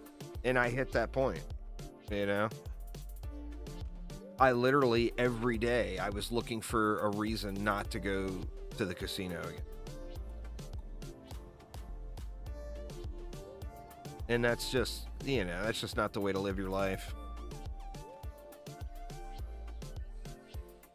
And I'm lucky enough where, I mean, we've got a very down-to-earth family that never, my entire family has never had a lot of things or needed a lot of things, as far as materialistic items.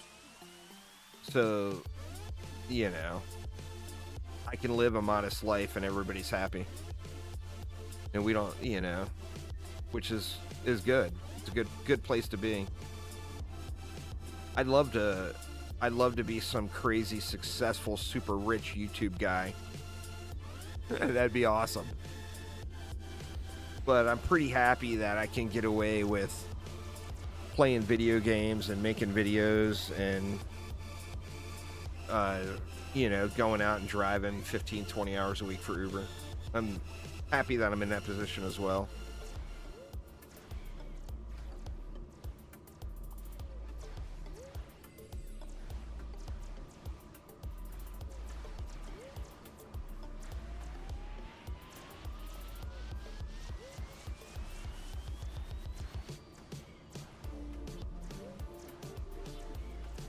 Yeah, I could get a surveillance job, but the problem with surveillance jobs is they're no part-time. Any casino out there would hire me nearly instantly in surveillance to watch table games. I mean, I can identify a card counter, instantly. You know, I've just done it for so many years and know how to do it myself. What's going on there, Loraxius? So I could get a job working surveillance, but the problem is casino surveillance jobs are all 40, 50 hours a week, and I don't want to do 40, 50 hours a week. So once again, it comes down to prioritizing quality of life over money.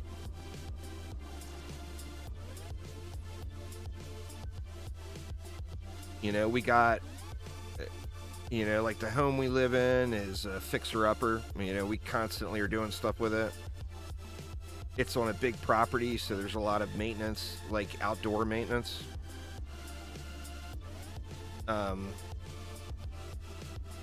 But it makes my wife very happy to live on a 5-acre property. And,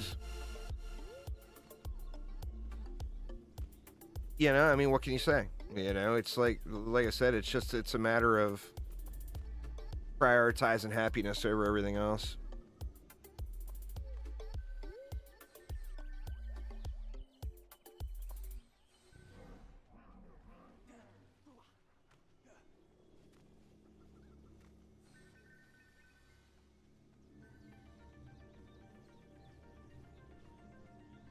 I think the copters are what's killing me here. I'm not killing the copters efficiently.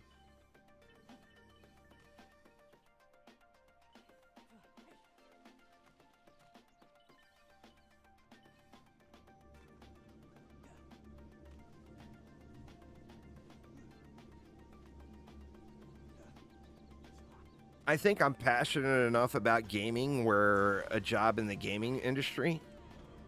Nope, that was it. All right. Well, God, man, we didn't get any XP off of that. A nice giraffe. We got no loot. Runes was pretty much all I got.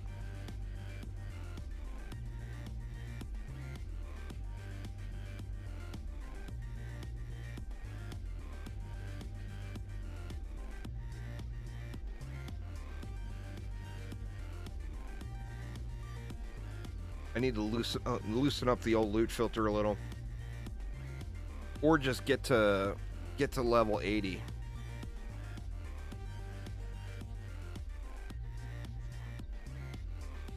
I'm wondering if it would be worth grinding out some summit runs. I would get the nightmare quality gemstones. I don't know. Let's do a summit run and see what kind of XP we get here. Ah, shit. I didn't even look at the screen to see how much we got. Well, I'd have to do a wave 20 start or whatever. Got a few transcendent pieces, but just nothing. I mean, that's a crazy upgrade. Will definitely be. Oh, I can't use it yet. It's level 80. All right, so yeah, I just need to get to level 80. What, we got 4 levels off that, it looks like? What is my highest level? Well, this was my original character, was the Squire, so he should be higher level than everybody, but it's going to be real close now.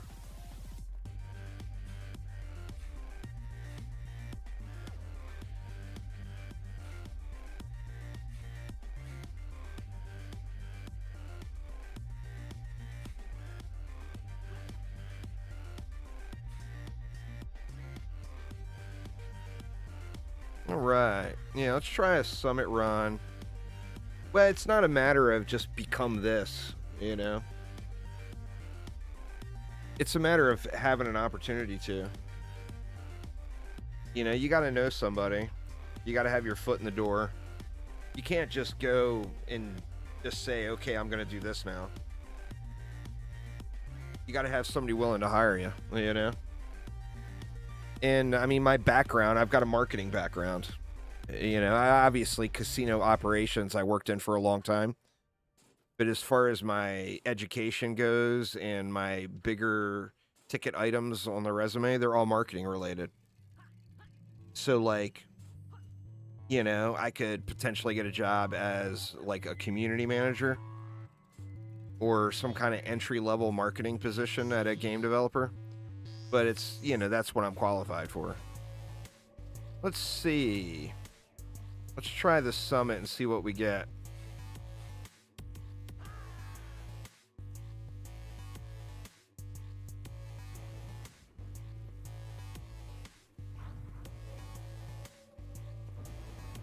See if we can even survive it.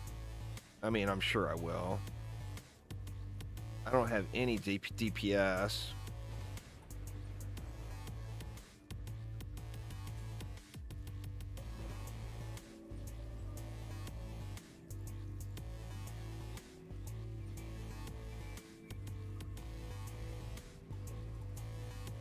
But I think it'll probably go relatively smoothly. And then you got the whole willingness to move. I mean, like right now, like I said, we're kind of at a dream property for the family.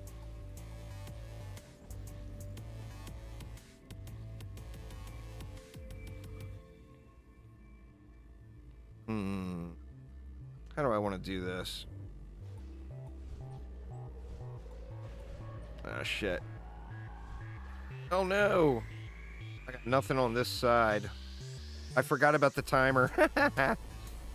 Oops. And I got no DPS.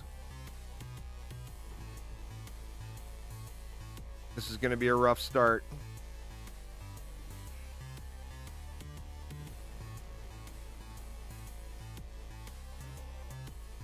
Playing too much survival and too much DD2.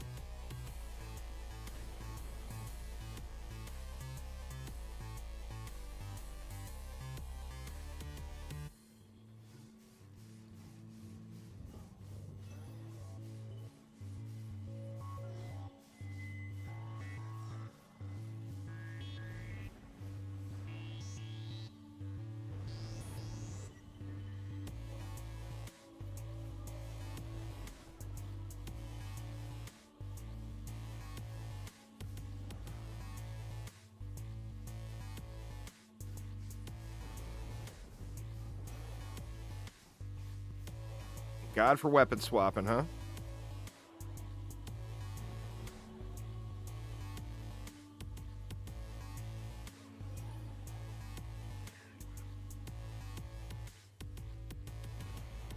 What's going on there, Nara? How you doing? Uh-oh, is gonna get charged.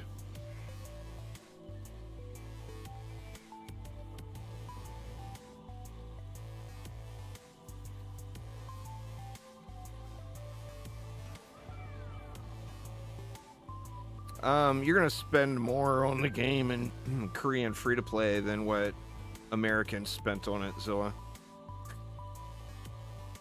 You have to have a little better understanding of free-to-play markets and marketing and expanding your audience.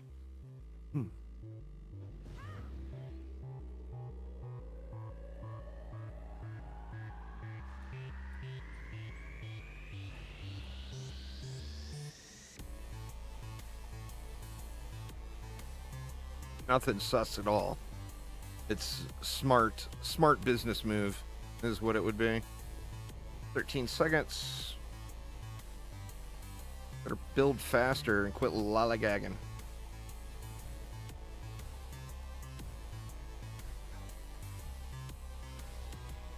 I think I got enough down where hopefully it's not too bad.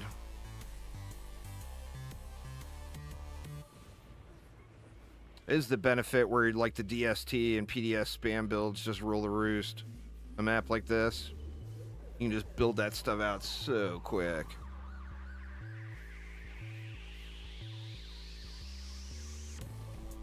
And like I said, you are not looking at the big picture, and you don't have any clue what you're saying. I mean, for the $30 purchase price, Americans are getting way more than what Koreans could get for $30. So that whole thought is just completely ridiculous. Hate to slap it down like that, but that's just truth. Truth is truth.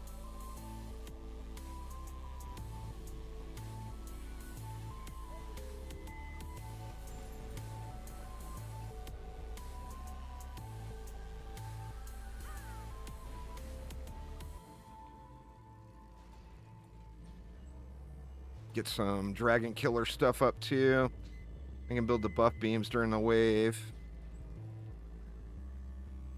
But we need to get this a little bit better rounded out because we only got a couple waves left and I ain't done a damn thing yet. Let's go with that for now.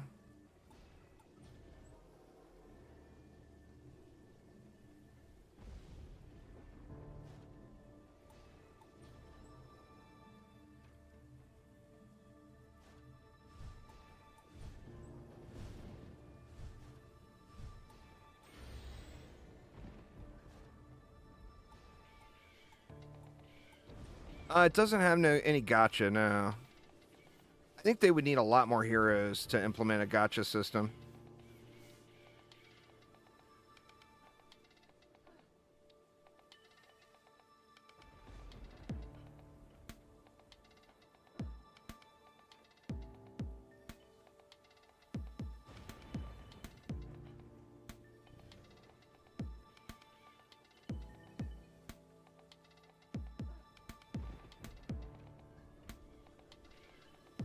We have all their buff beams. We got all the buff beams down.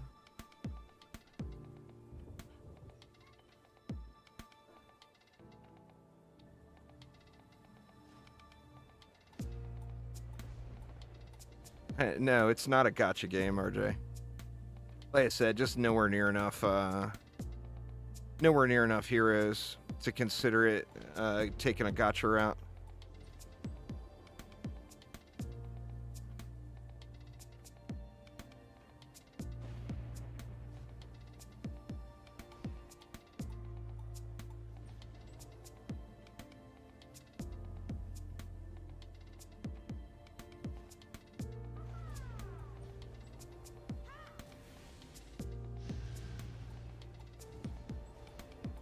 I think those... I don't have any reflect beams in. Stuff's gonna end up getting destroyed here.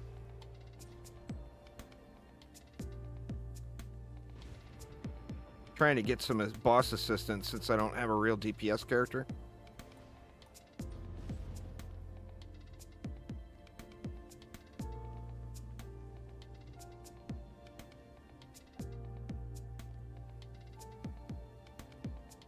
I hope so too. I mean, you know, no matter how you look at it, a successful anything in any of the Dungeon Defenders games is an opportunity for all players. Remember, Chromatic doesn't have a separate bank account for DD1, DD2, and DDA. It all goes to the same place. So if one of the games is successful, it means good things for the other games, you know?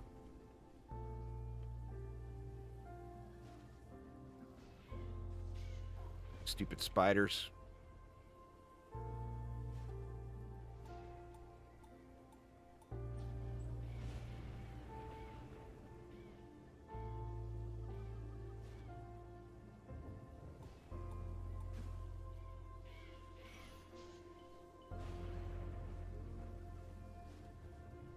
So yeah, I'm hoping it's crazy successful in Korea.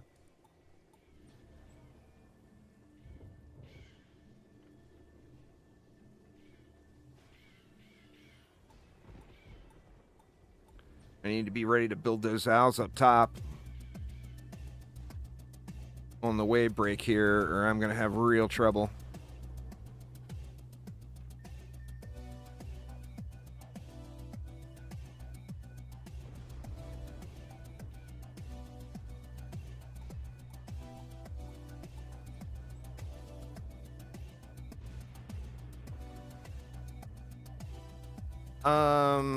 I would rather see DD3 at this point. I mean, I love every content that drops for DDA, DD1, DD2. I mean, I'm more than happy to soak up all of it. But I would love to see a brand new game.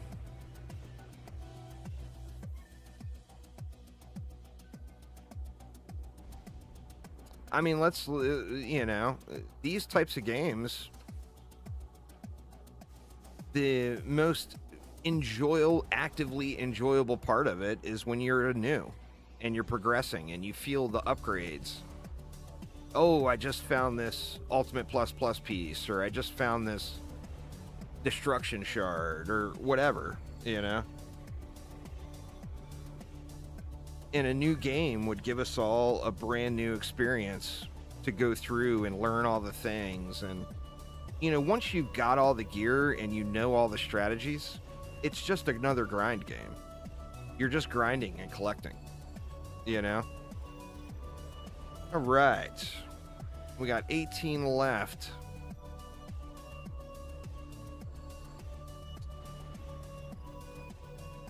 Throw one PDS up here to help.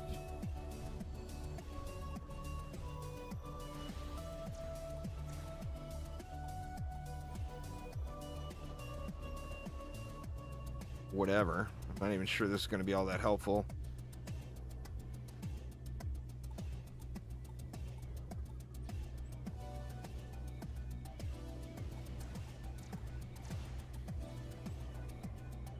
Got 4 left. I'm just going to give this one lane a proton beam just to eat up the rest of the DU.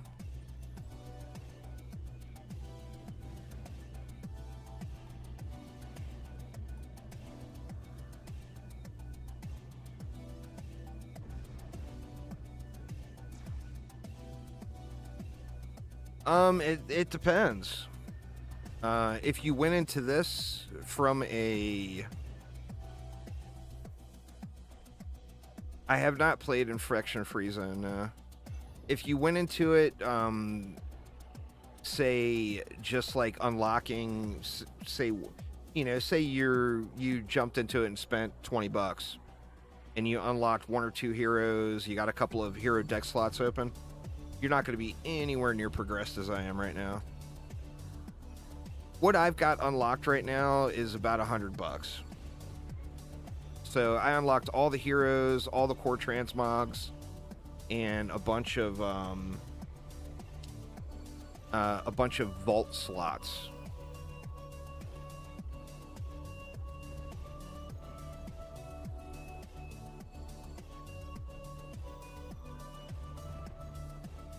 Yeah, it's a pretty iconic map in DD1. I mean, in DDA as well. It's the end of the base campaign, you know. But the dragon, of course, is used throughout DD1, and like the boss rushes and various challenges and stuff. I think now they've already put so many DD1 maps into DD2. I think now the developers want to make their own stuff. You know? They want to make a new map. You got to realize that the people that are working on DD2 are not the people who created DD1 or DDA or whatever.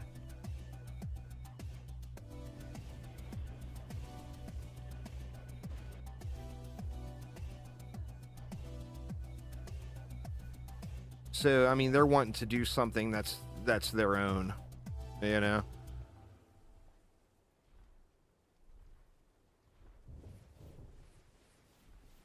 It's a different game and different system, Zilla.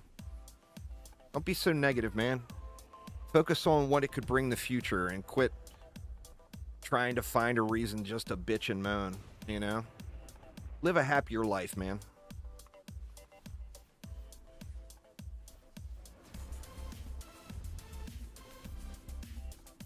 A super tall tower is a map.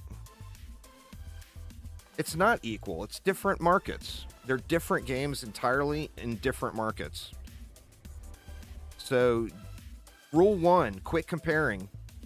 You know? It's not apples to apples. It's not the same.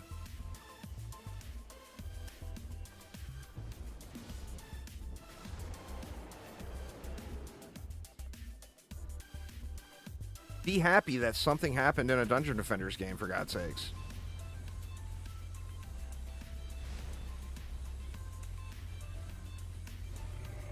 Oh man, I'm in trouble if I die, huh? I should have thought about that and maybe toggled hardcore off. Come on, dude. Oh, of course he can't come this way. Dragon has always got a troll.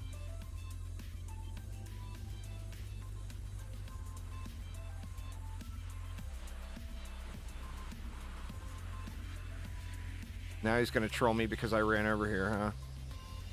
Nah, he's coming.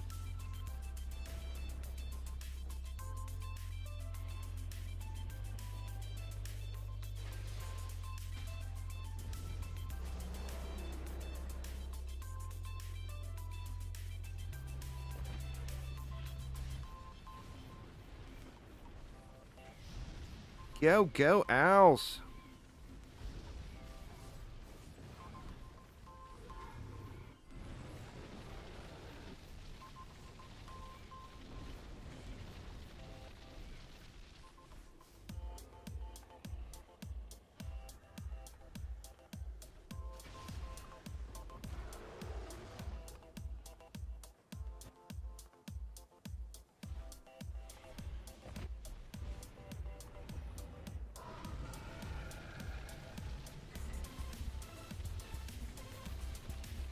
If I try to laser beam him, I'm going to get too close and end up dying.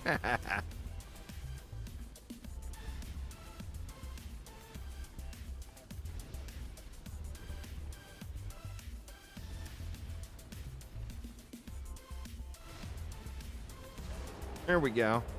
Well, we'll at least get a nightmare quality gemstone out of the deal. Now, is it going to be a speedy? Would RNG possibly be that kind? No. Oh, that's not it. Oh, it is it. Basically the same as my other one. Boo. A little power range mask. We'll take that. Alright, how much XP was that?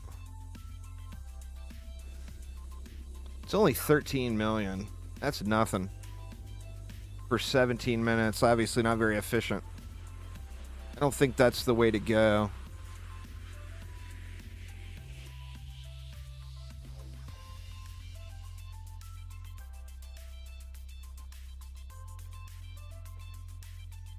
I mean, I'm not against any of that stuff, but I've tried a lot of different genres. Like I wanted to do like a survival Saturday, a throwback Thursday, stuff like that, and nobody watched the stuff. So it ended up being me putting a bunch of work into something and no one watching any of it. All right. No love there. Well, what do we want to do? I mean, the highest survival I got unlocked is Royal Gardens. I feel like Royal Gardens Wave 20 starts would be the way to go.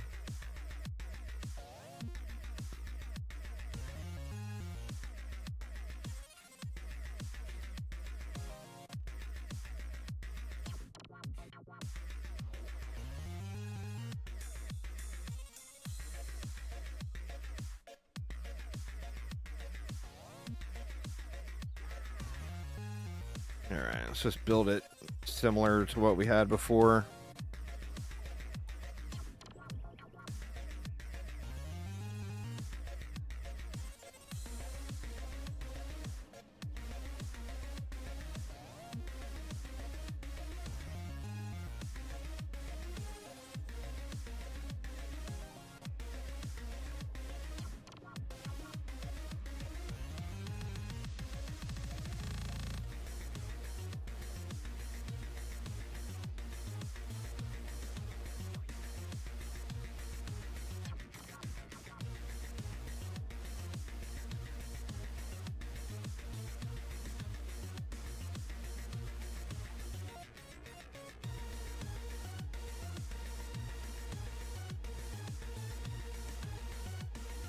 Oh yeah.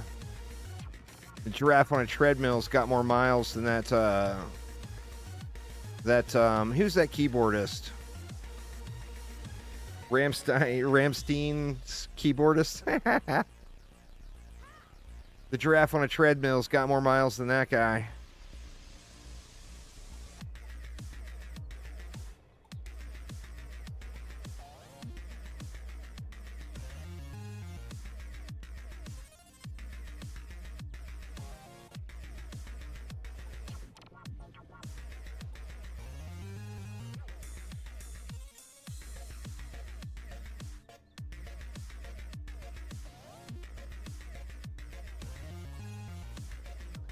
How do I not have all of what unlocked?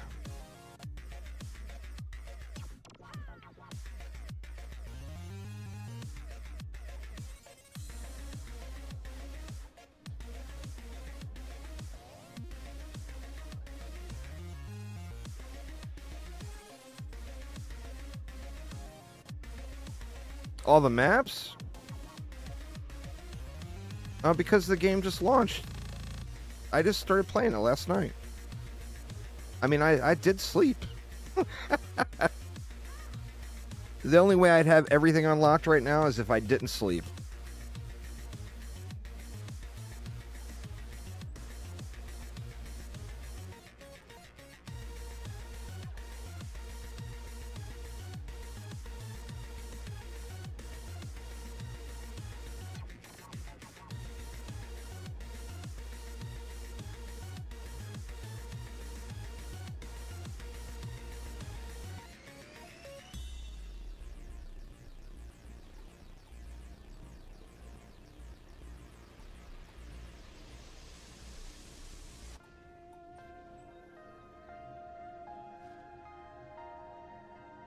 I mean, figure a full survival run for your first time.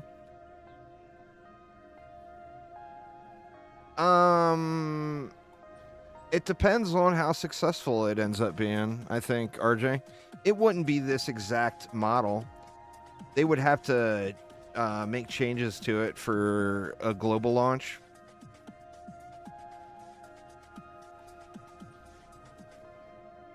I mean, if it ends up being super successful in Korea, then I think that's pretty realistic.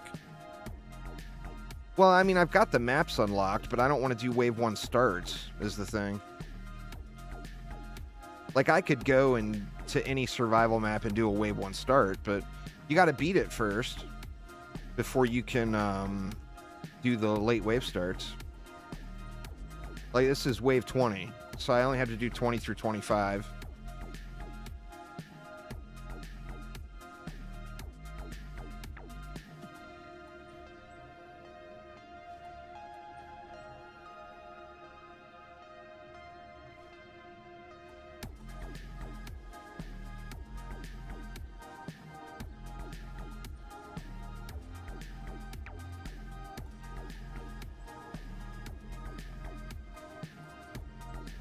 Not really sure how efficient that is, but we're going to run with it.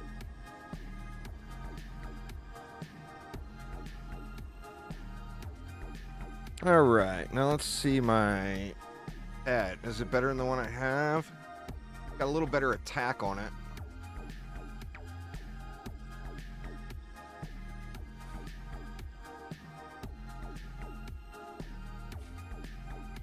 What do we get to? 95.26. Slightly better boost, too. Not much of a difference.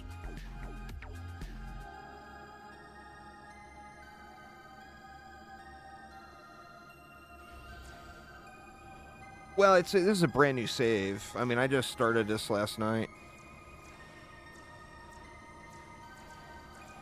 There's no way to bring my Steam save over to it.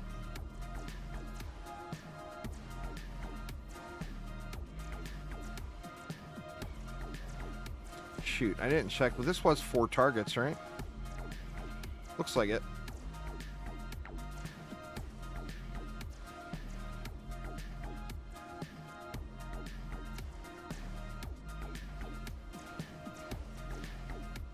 Map challenges where you have specific defense loadouts. I mean, that, like, similar to, like, the mastery system in DD2.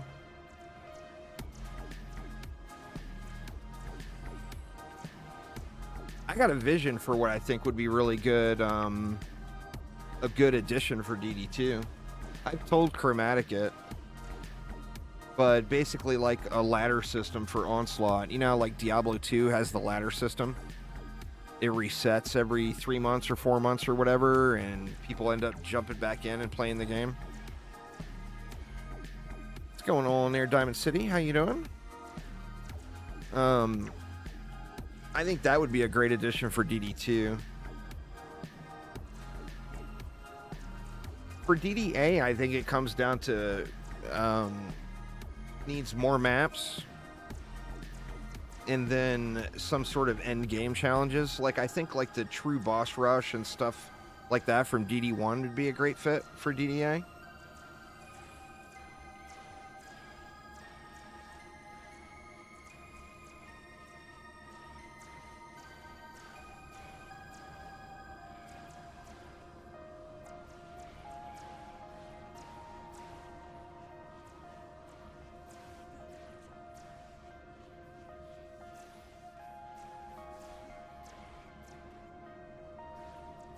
I think the struggle now is the options are limited for all the games. Like DD2 is limited by its antique game engine with all the custom code. DD1 is limited by just age and time as well, and DDA is limited by the decisions made during the game design process when the game was being put together. I think that's one of the challenges Chromatic has to overcome. And the right answer in all of those cases is a more robust Dungeon Defenders 3. You know, the answer is not adding to DD1 or adding to DD2 or adding to DDA. It's them making a new game.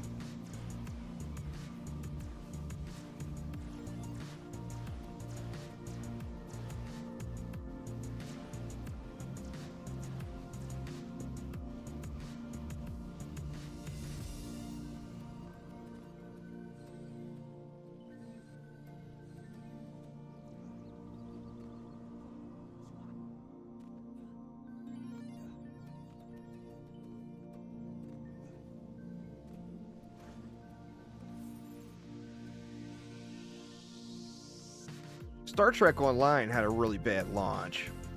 They've done a pretty decent job at salvaging it. I mean, now it's a pretty dated game.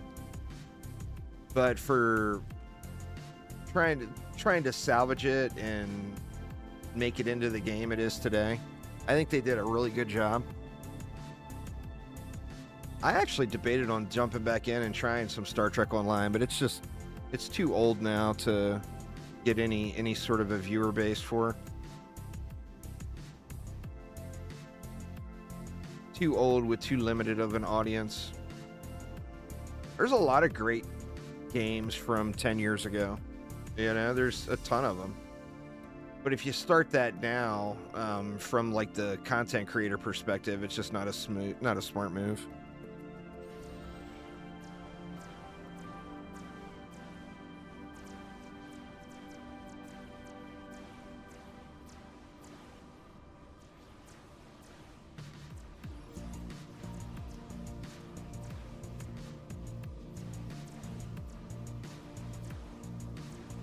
I'm wondering if the Wisp spam... I mean, I don't have a striking gemstone. The Wisp spam build needs a striking gemstone.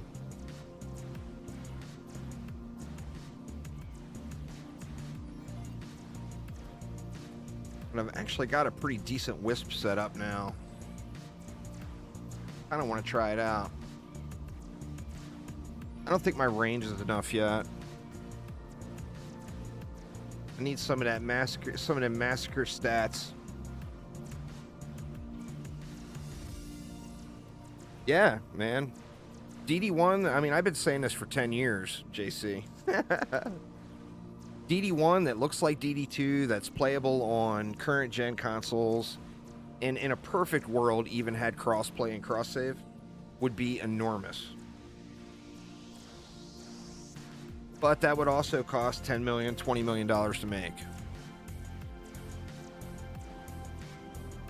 And unless somebody is willing to invest that, that would be a tough one to put out. I mean, it'd be a big risk.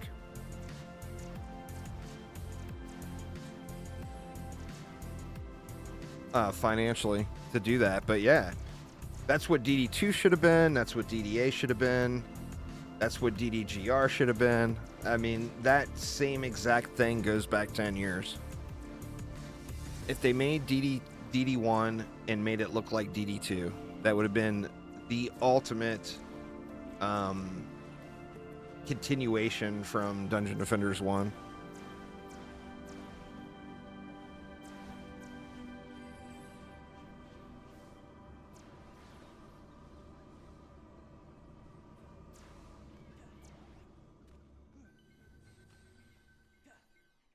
I love the hero deck. A lot of people don't like the hero deck. They think it makes things too easy. But I personally love the hero deck. That would be awesome to have.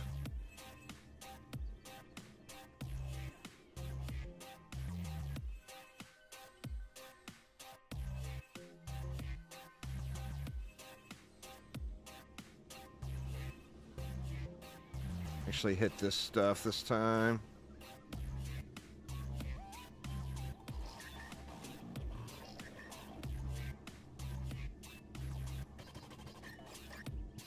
Just got no range still. As part of my challenge for doing any of the builds I'm used to doing on these kind of maps.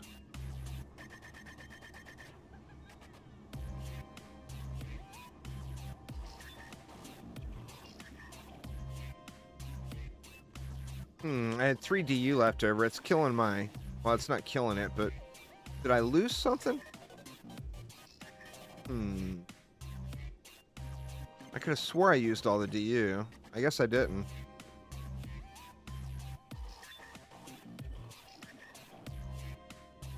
Oh, I lost an owl there. No, I had a reflect beam on it.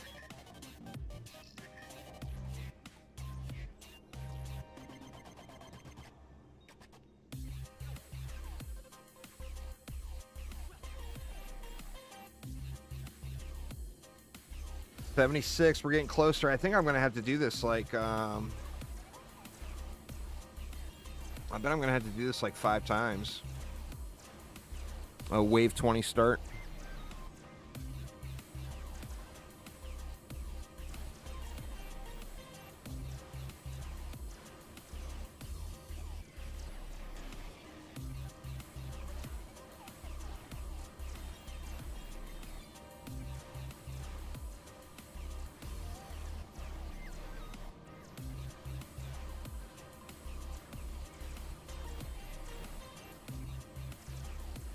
Yeah, but I would love to crack open Massacre tonight, or today, and then, you know, maybe tomorrow can start putting together sets of fusion gear.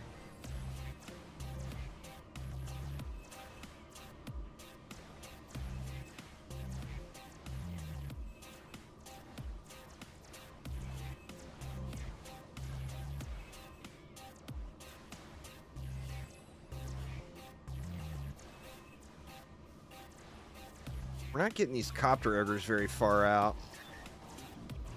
That's where that striking gemstone would be just payday here.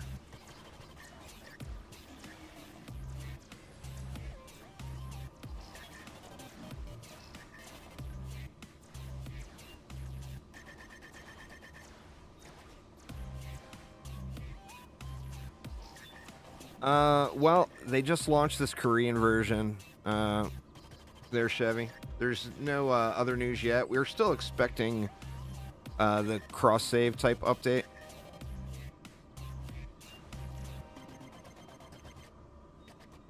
But the brand new, fresh news is this Korean launch here.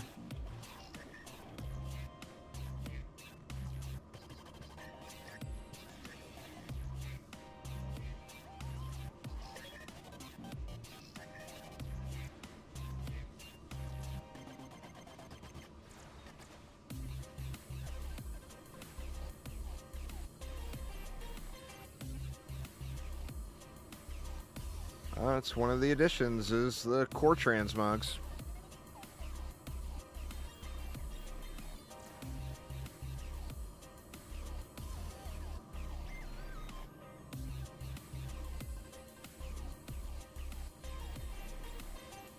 I've had mega chickens going this whole time, Zilla. You just now noticing?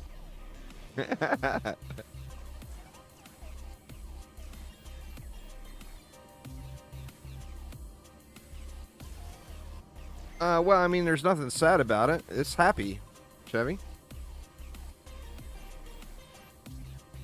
The free-to-play version, the game failed financially in its current version. This free-to-play Korean version, if it's successful, our odds of getting more content for all versions of Dungeon Defenders Awaken go much, much higher. It's not a sad thing at all. It's a very positive thing.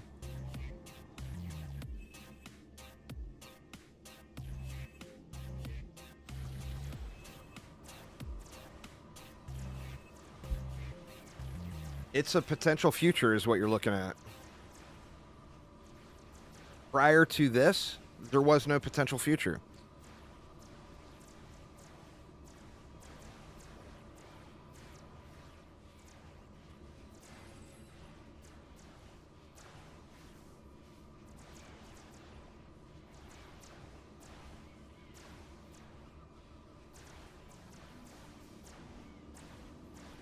It's on stove there, Baka. If you look at the pinned comment, that is Chromatic's official announcement. You gotta use a VPN to Korea to play it.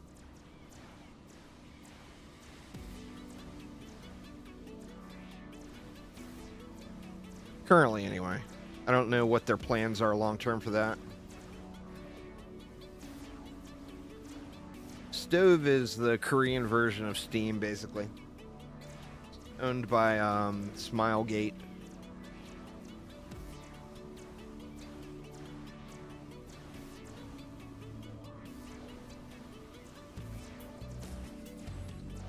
I need to look at my other heroes and see where the levels are sitting. Squire has been in the... It was my first character, and it's been in the deck the whole time. Smilegate. Yeah, it's an enormous gaming company. If you've never heard of them.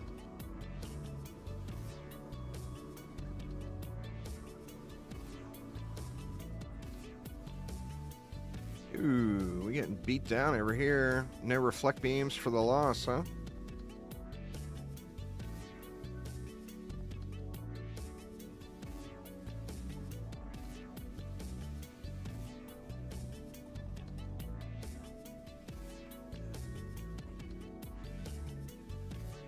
Nope, it's a new version of the game.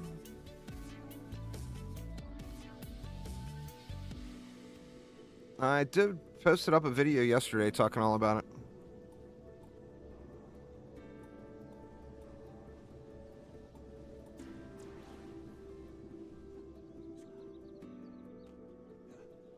Yeah, man, the range on the PDS is what's killing me. I can't get out to these copter ogres. I think my DSTs might be a little better choice for the copter ogre stuff there. Same DU. I could actually get rid of these two then. Maybe next time I'll use DSTs instead of the PDS. I'm definitely going to have to do this map at least a few more times.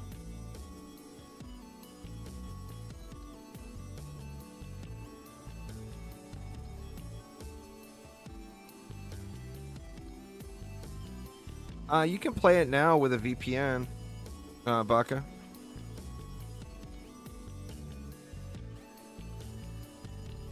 Like I said, I'm hoping... I don't know where the stance is going to stay on that long term. I'm hoping it actually changes.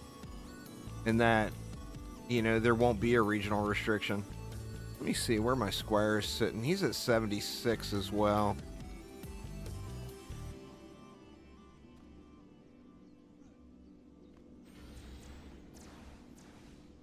I mean, will I get to 77 off of one run? I don't think so.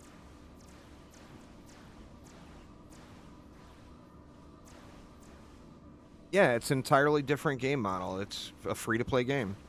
It's not a special promotion or sale or anything like that. It's a free-to-play game in the Korean version.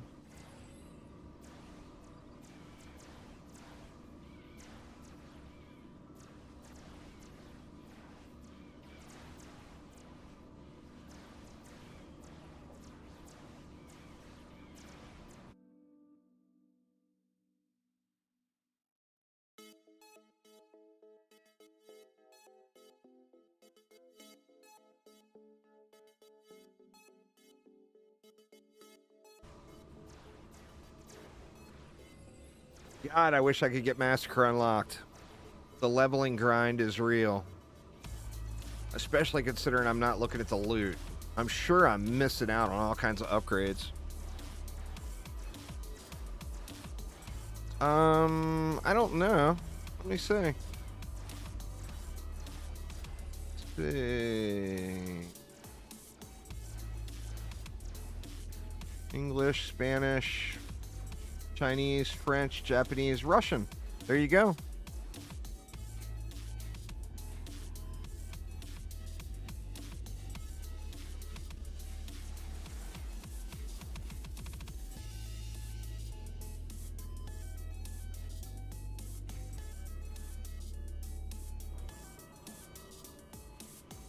There's actually more language support than I thought there was in the game.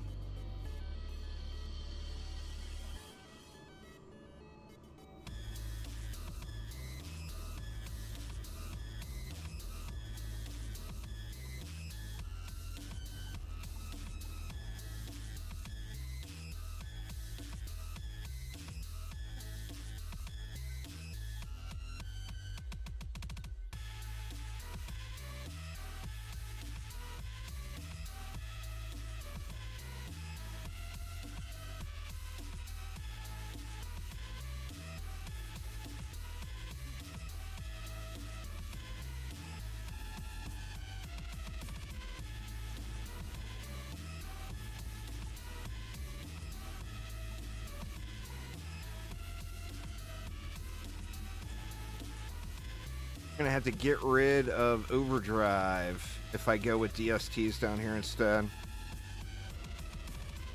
But I think DSTs will have better range. 27 meters. I'll have to look at it in town or in my tavern after the run here.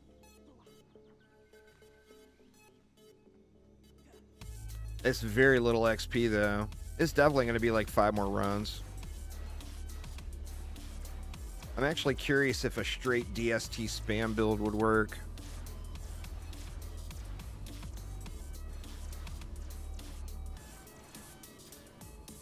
Might have to get out the apprentice and boost on the apprentice instead of the monk.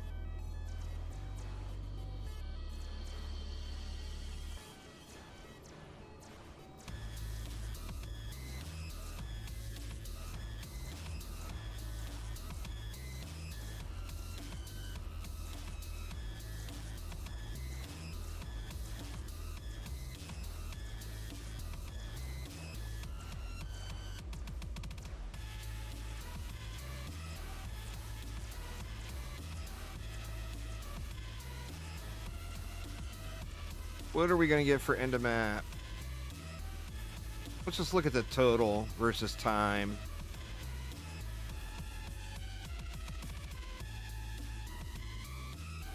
That and, like I said, the DST build, I think. I don't know, it might work out better. I just don't know if I got enough gear for it yet.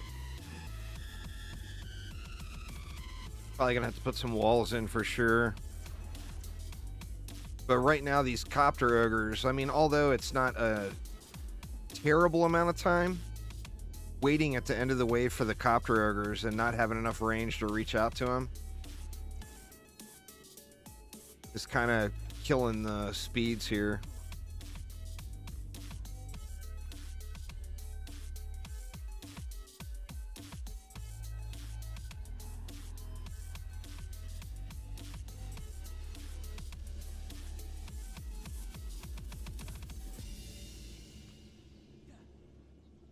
Yeah, it's like a minute plus every wave, huh?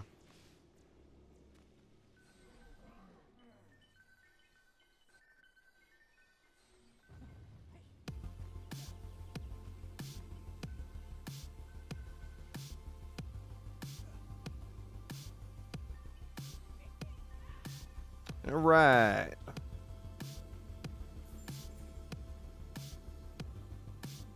See what kind of XP we got.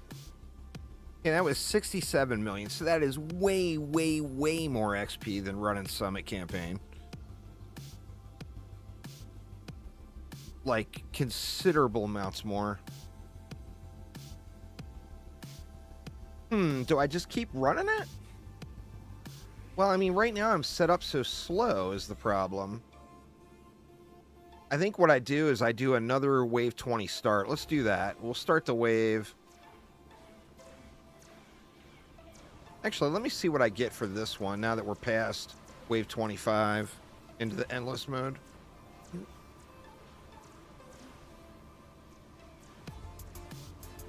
I mean, it may have been worth it to pound through more maps and get, like, Foundries and Forges unlocked. That may have been very, very much worth.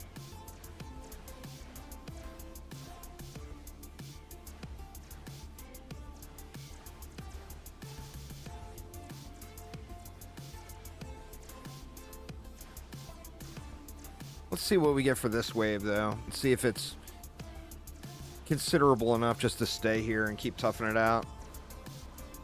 You know, I'm going to do that. I better upgrade everything.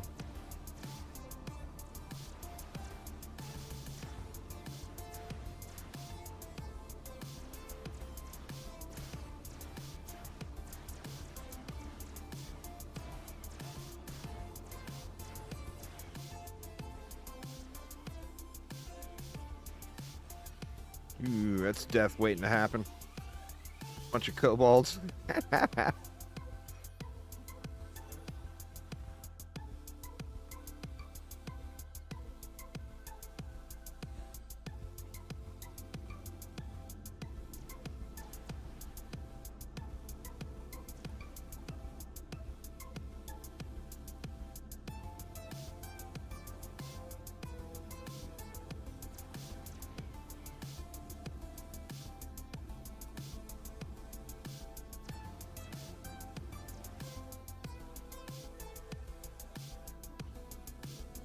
Yeah, that's definitely the problem, is just the wait at the end of the waves.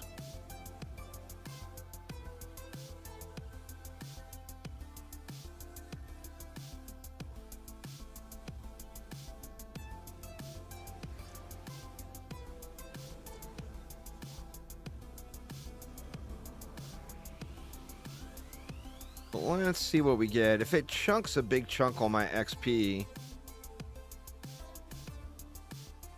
then I'll just stay.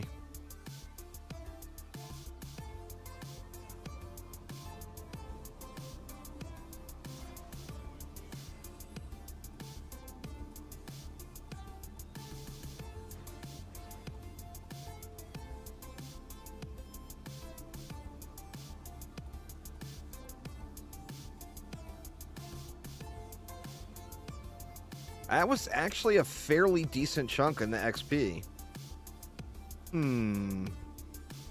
Tell you what, let's let one more wave run. I'm gonna go grab a coffee real quick though, y'all.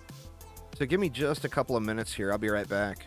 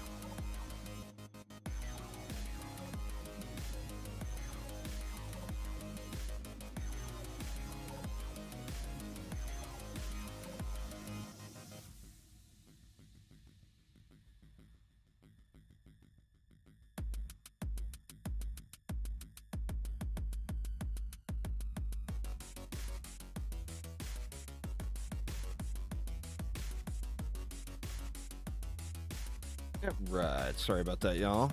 I am caffeinated. You know, this is nice XP. It seems like it's more past wave 25, but let's go one more wave and see what kind of chunk it gives us. I think it might still be better to restart with DSTs and let it run from there, because it's going to be a bunch more waves.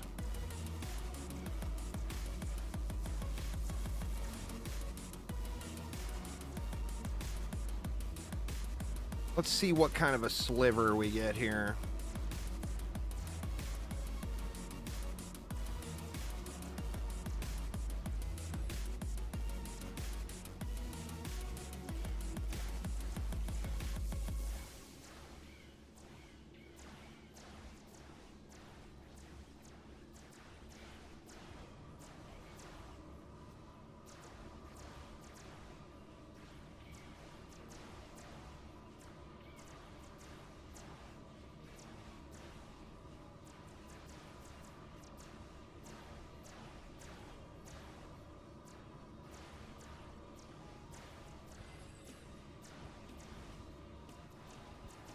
I mean, if I can do full DST spam, then that'll be awesome. But I don't know if I'm going to be strong enough to do that yet.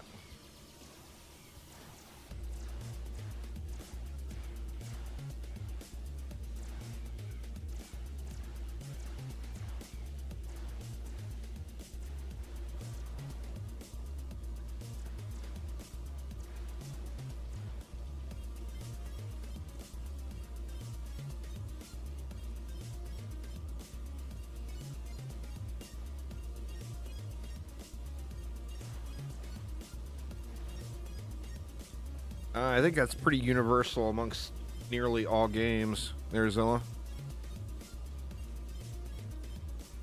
Always sucks. Console updates always suck. I actually updated DDA on my PlayStation the other night because I had somebody on my Discord server that was asking a bunch of questions that was PlayStation specific, and I couldn't really answer them, so I re-downloaded DDA, and I've got pretty screaming download rates, you know? I'm gigabit download, and it was so slow running. Like, I ended up just letting it run and walking away. All right, let's see what kind of chunk we get here. We got 6 more copters we got to wait for.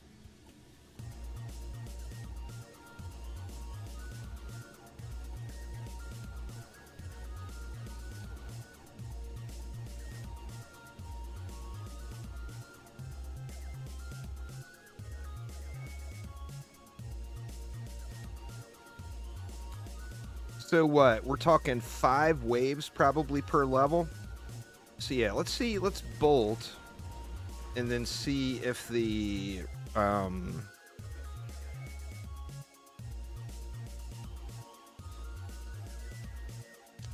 see if I can do DSTs, or is that, it may not be realistic.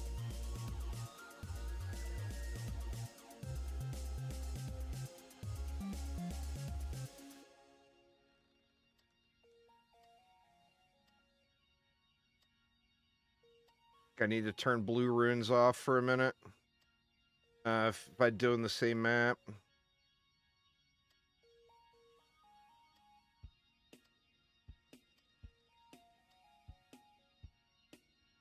Or I could be smarter.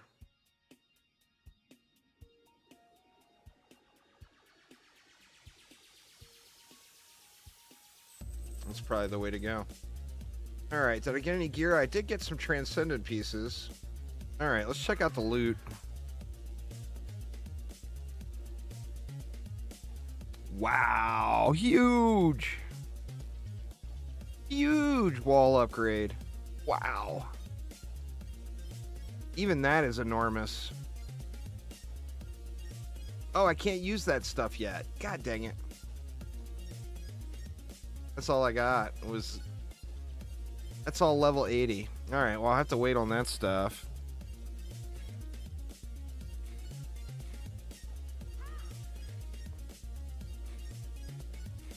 All right, let's check out this apprentice situation.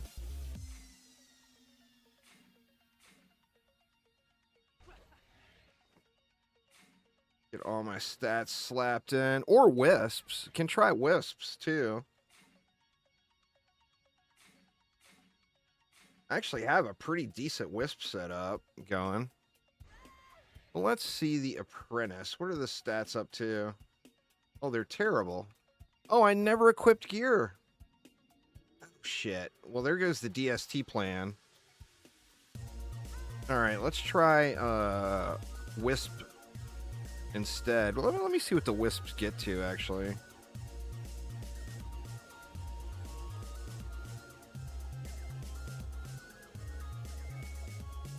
I mean, they get big range value out of upgrades is the thing.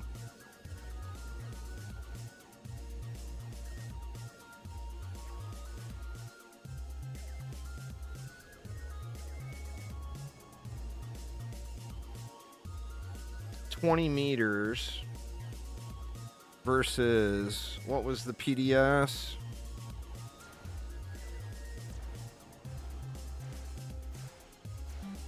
$23 without the buff beam.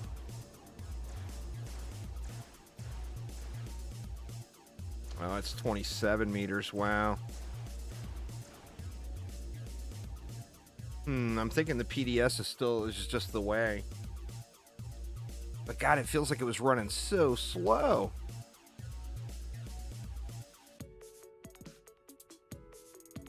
I guess it's not that much more. It's only a few levels, so let's just get it again. I could try mix mode. That's going to run just as slow though, right?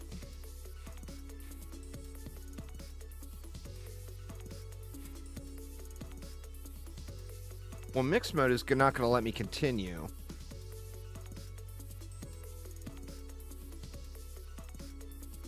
Let's try one mix mode run anyway.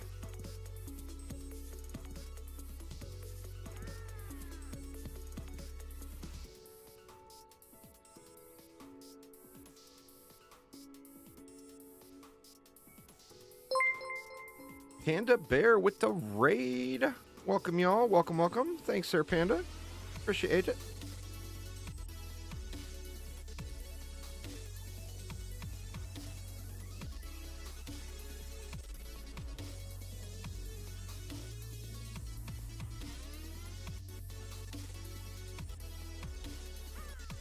We're gonna have to still go with the owls over here.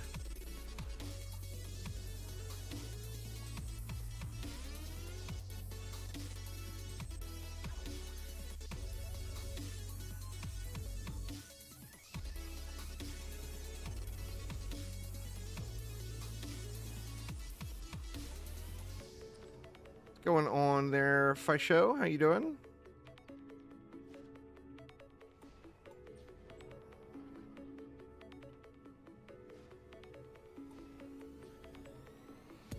Try more PDS though.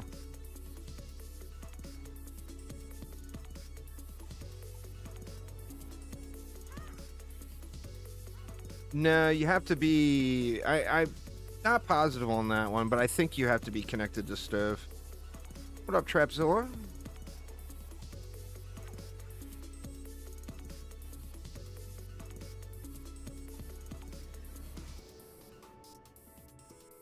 It does have better graphics. The art style in DD2 is better, in my opinion.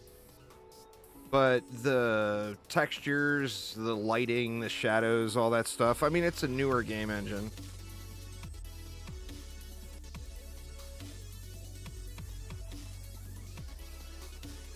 So, I mean, it's hard to argue with the art style in DD2. It's just gorgeous. But this game definitely has better graphics potential. It's just a different art style.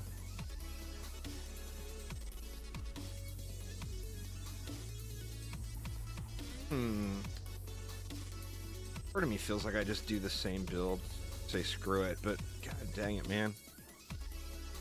It would be super nice.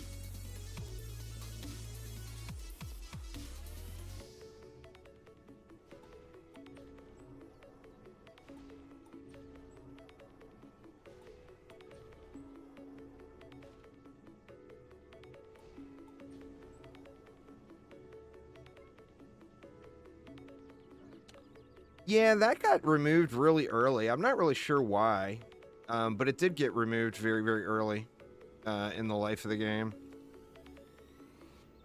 Let's see, we can throw some owls up here as last resort, I guess. This may not even hold.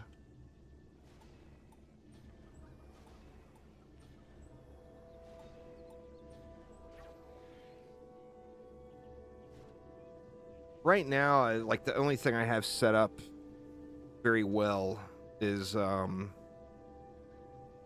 owls.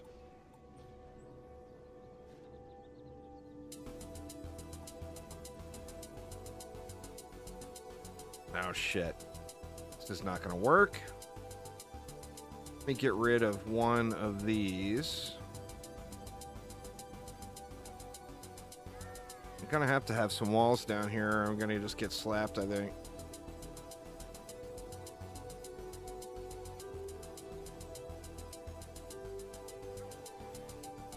Now with the way they changed the inventory size, you're just way better off setting up your loot filter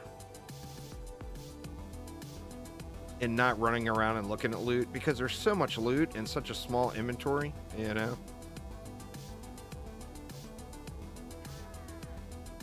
All right, is this even gonna hold?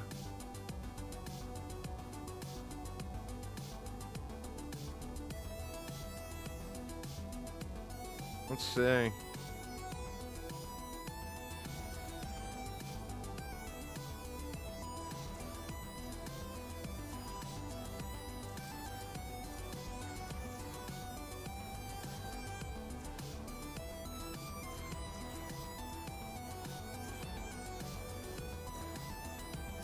What's going on, Nemesis? How you doing? Oh yeah, Copter Egger's making it way up here. I don't think this is gonna hold. Stuff's making it way further than it was before.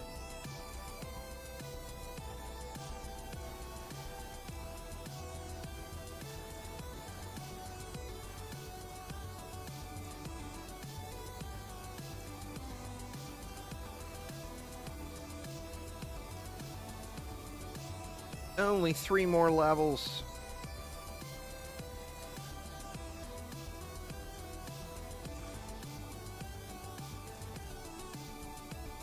Gonna have to check the targeting on those two.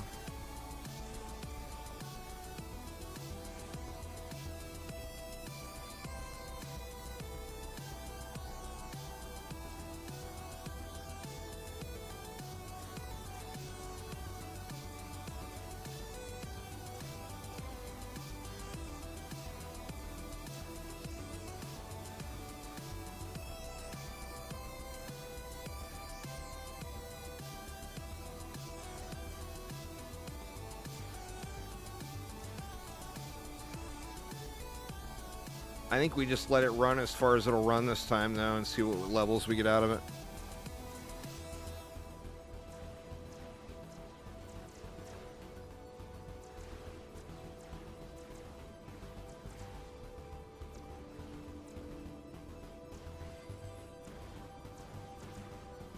These guys are getting way up here.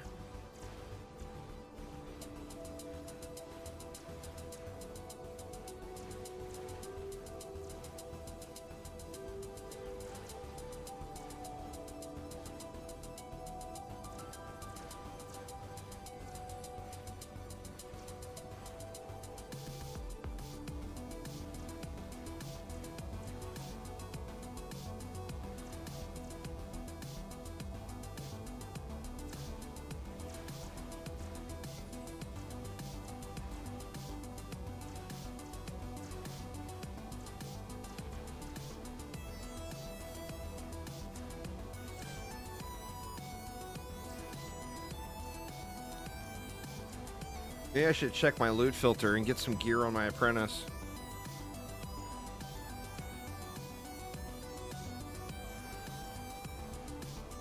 Wow, man, it's so sketch with this. I feel like it was way stronger with the owls.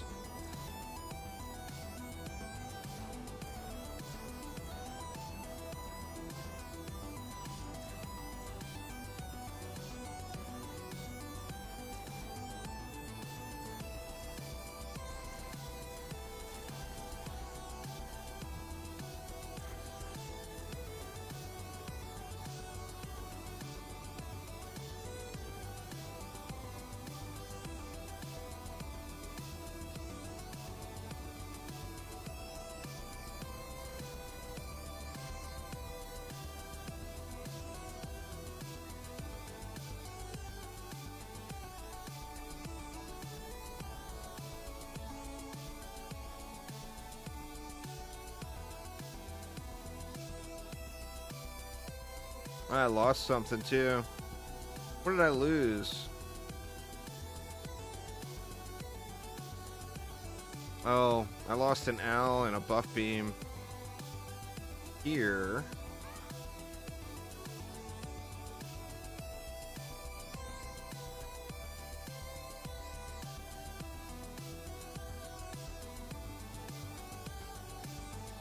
DU doesn't seem right.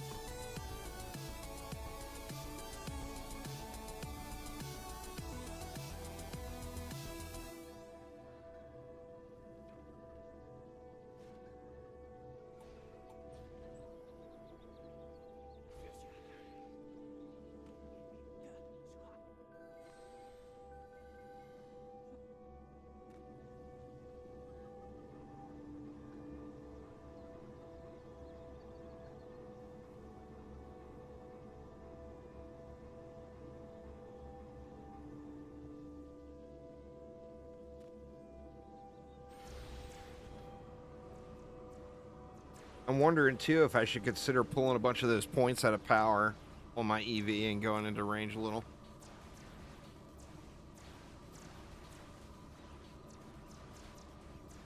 Not sure how much value I'd really get out of that, but it might be worth until I get some better gear.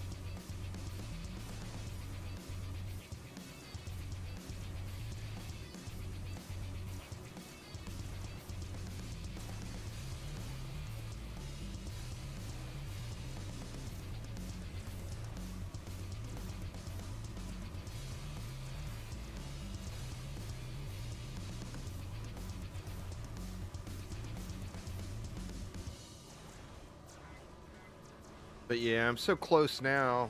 I think I'm just going to let this run as far as it will.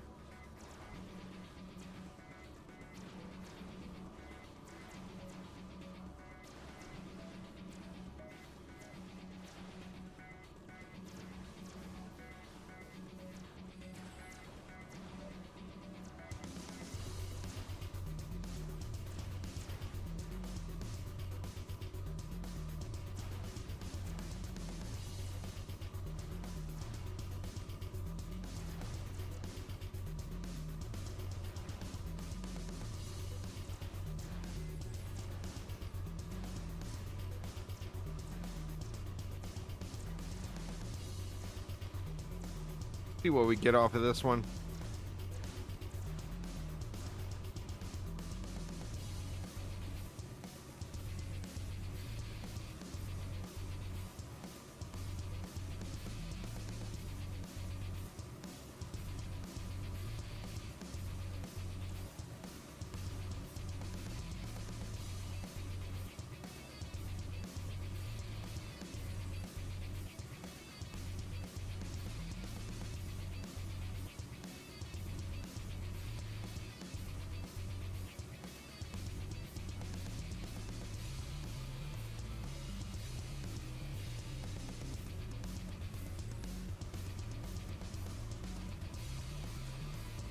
The range on these things seems awful. I don't have them upgraded.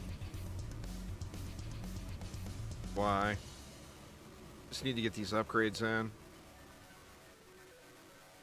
Kizamora, what's up, man? How you been?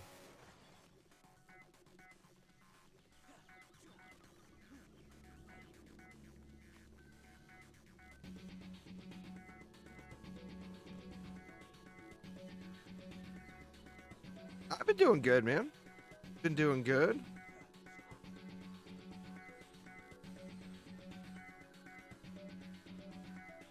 kind of excited about this free-to-play Korea launch with DDA. I've been kind of wanting to play through the game again. This gives me a nice reason to.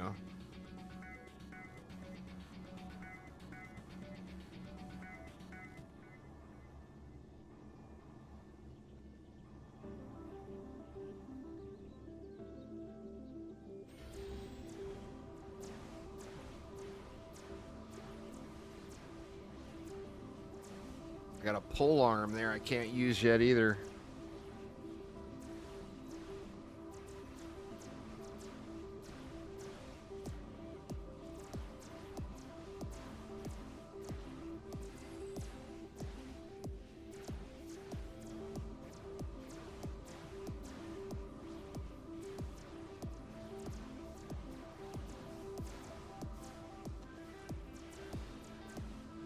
See how many waves it takes me to get to 78 though.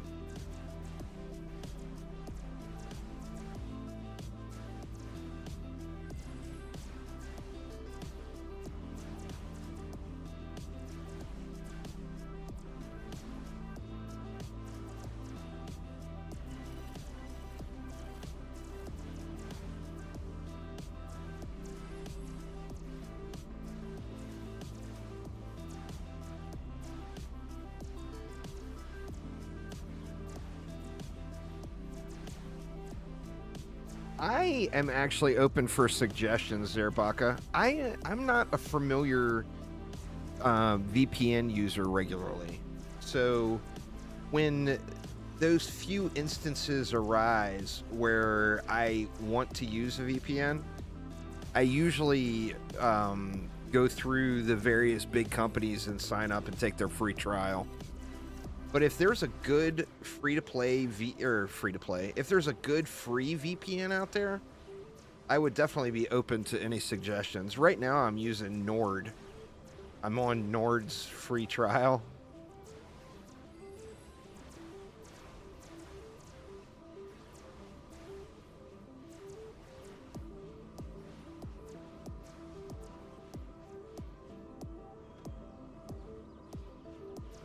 There's, you know, if you just Google search it, you end up seeing all kinds of horror stories about free VPNs. So I'm always cautious on what I use. But I admittedly am not very experienced with VPNs either.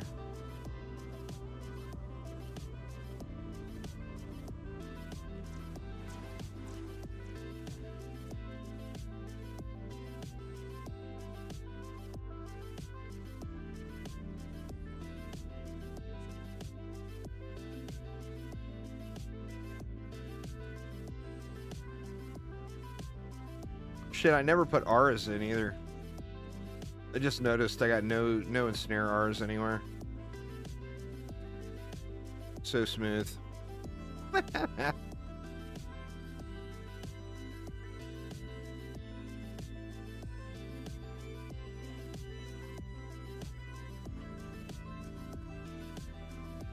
Yeah, it's such little experience prior to 25.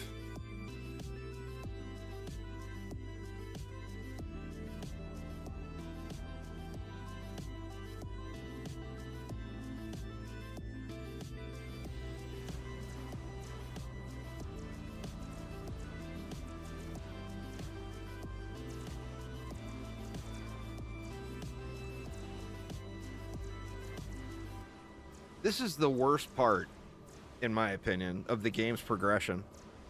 It's the only time in the game where it feels like it really, really slows down.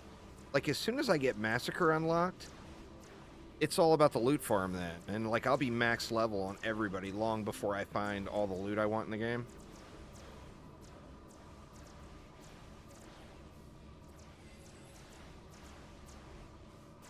But right now, where I don't care about anything except that XP number. Just feels like such a grinder.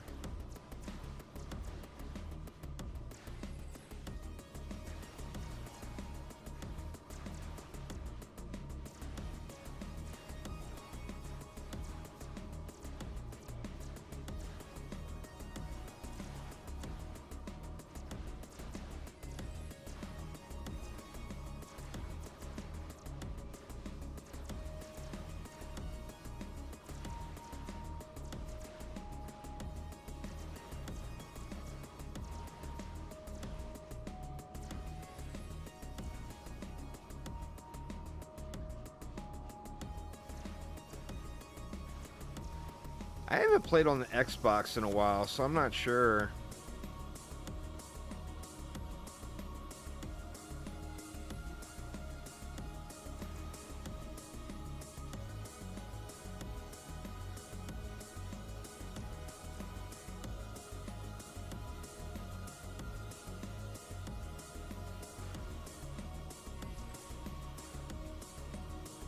My wife is, she's the Xbox user in the family.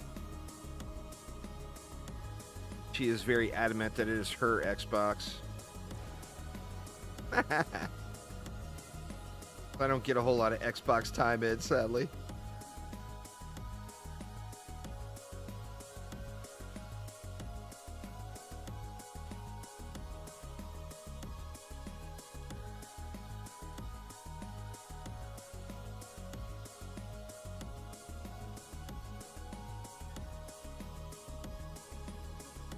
I play a lot of, or not even a lot, but I do play a bunch of Game Pass games on the PC. But as far as the actual console itself,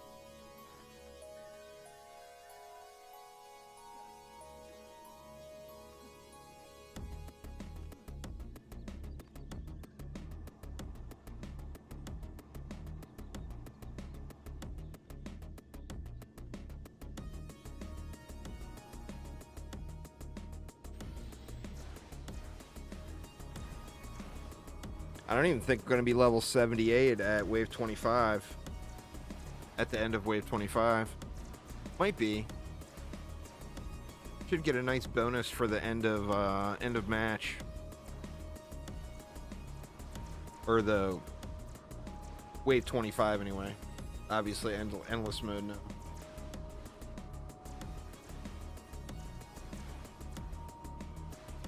I don't know anybody that's playing Baco is why I'm playing alone. Anybody VPNs it up and wants to play, I am definitely all for it.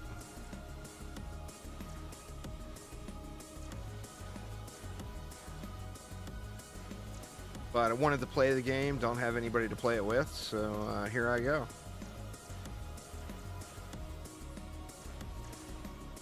I'm gonna try to twist Aramir's arm and talk him into playing it.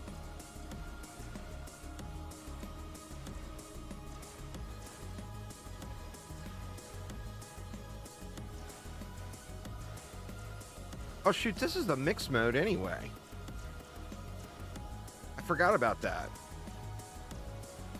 So I can't continue on. Is it running faster? Or is it about the same? I feel like it's maybe running a little faster than Survival was. We still get that end of wave lull because I don't have enough range to reach the copters.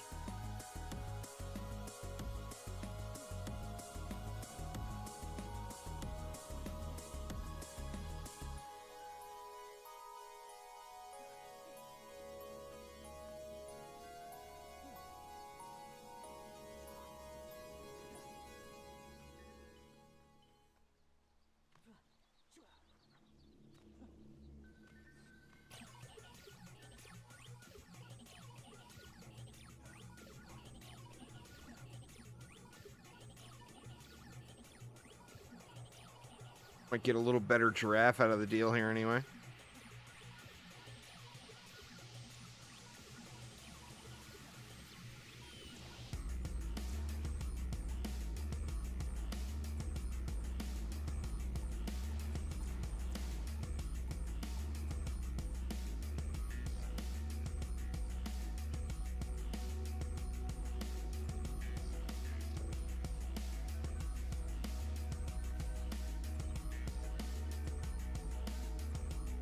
I'm wondering too if I could get, they'd probably get destroyed, but I'm wondering if I could put any owls up top there. That would help out with that lane's copters anyway.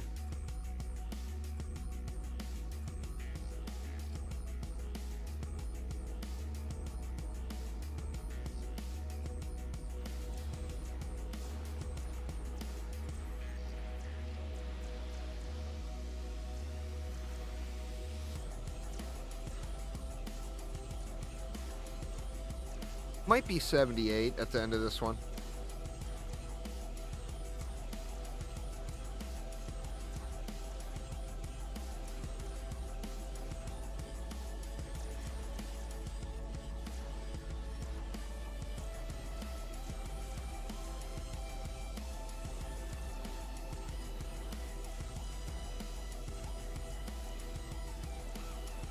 You know what I should have done is kept going through the campaign to unlock the maps and did like Castle Armory or something like that.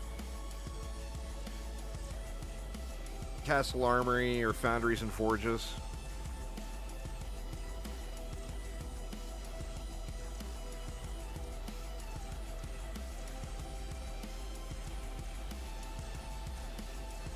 Alright, lessons learned.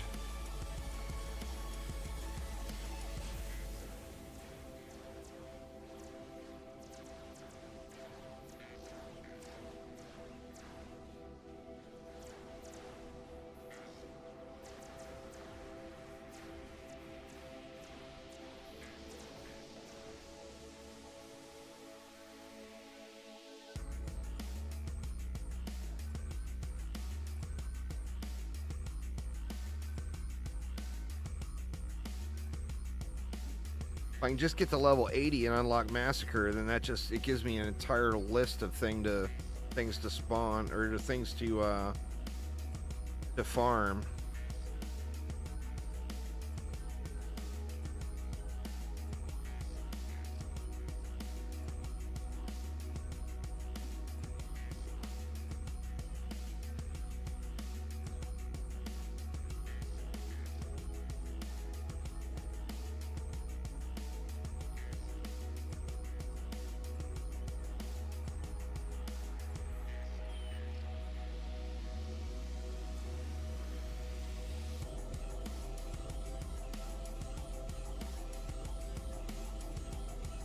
Yeah, definitely too deep in. I mean, it's too close.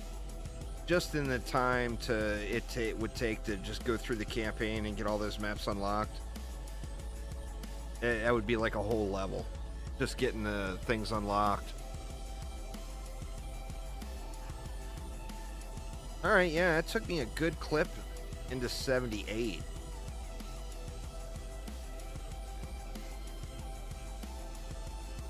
Check out our giraffe. I might be better than one of the other ones I have. Not sure. 77.81 million. That's about the same XP. It looks like it was 1 minute faster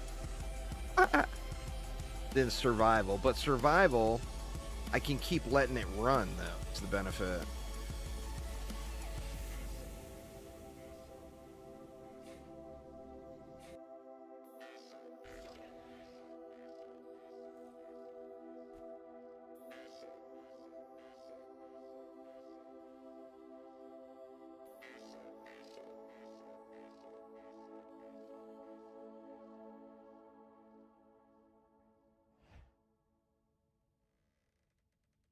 Oops, god dang it.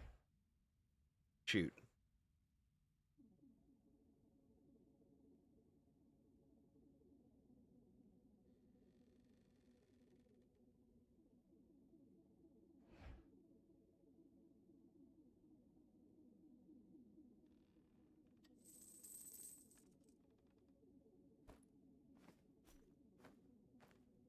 I keep getting weapons. Can't use any of them until level 80, though.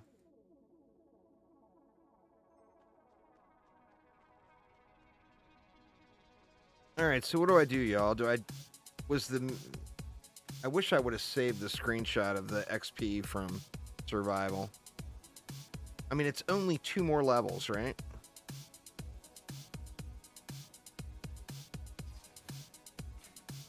Let's just do survival. I'm going to do a wave 23 start this time, though.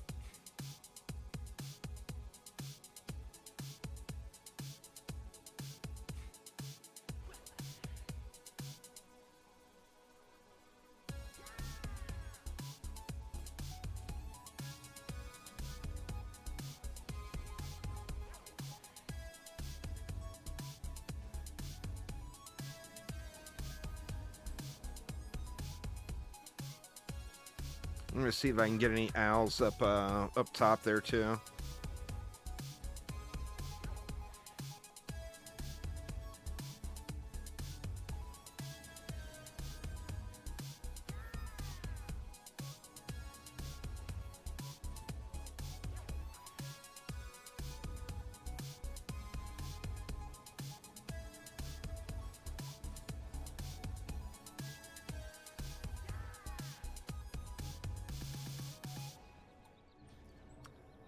Not really positive I need all these walls either.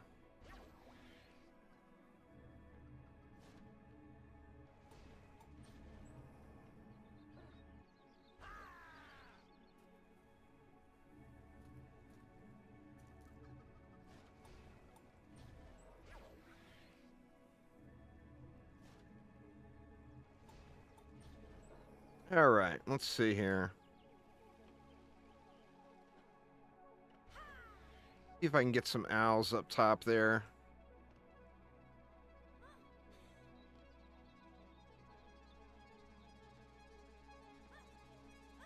I'm going to be able to jump up there, but maybe if I change the camera view. Oh, no.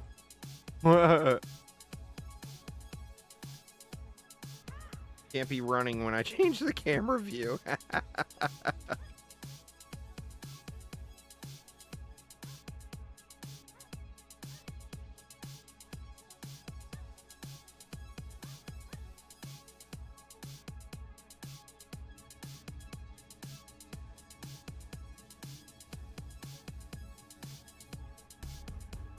Ooh, I can put those there. Or no, they fall. Did it fall through? Where is it at?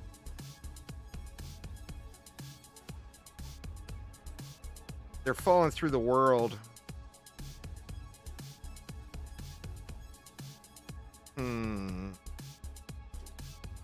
Shoot. Well, let's see where I can put them, and then I'll restart. Can't put them there either. They're falling through.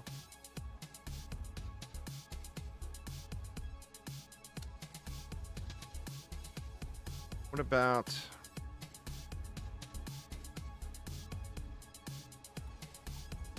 Alright, I can get them there. But those guys are going to get thrown at big time, I think. Alright, let's restart since I can't get those other ones back.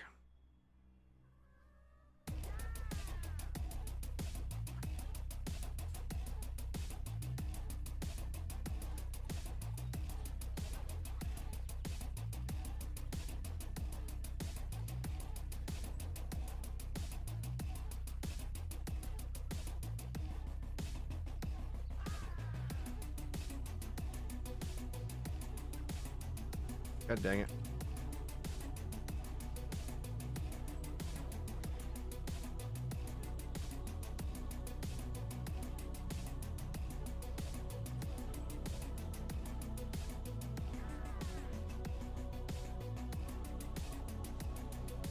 The Countess in DD1? I have no idea what you're talking about. What level do I put the Countess on? Not really sure what the question is. I'm definitely not the expert DD1 player, though, to be able to answer really any questions other than extreme basics.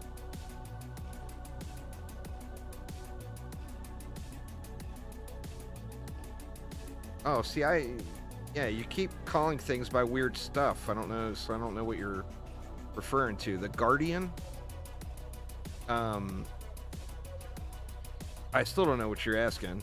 What level do you put on the female knights?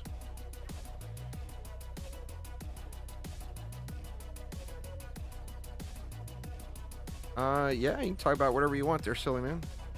Alright, let's see if these get destroyed.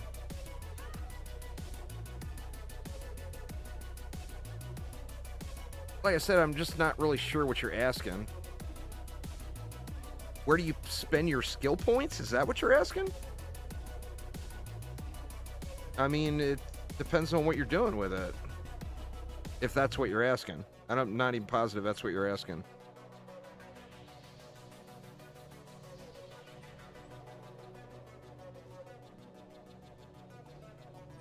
Alright, now if those don't get destroyed, that might be decent for taking out those copters earlier.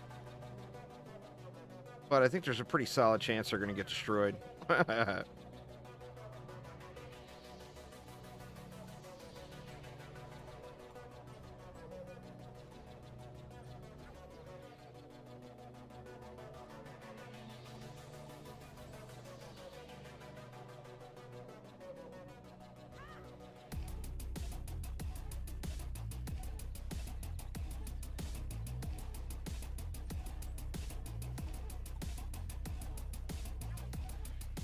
I have my anti-heal on the reflect beam. You can put it on the LSA, but then you're going to want to make sure you put that shard in where it allows it to hit multiple targets, or it won't do a whole lot for you.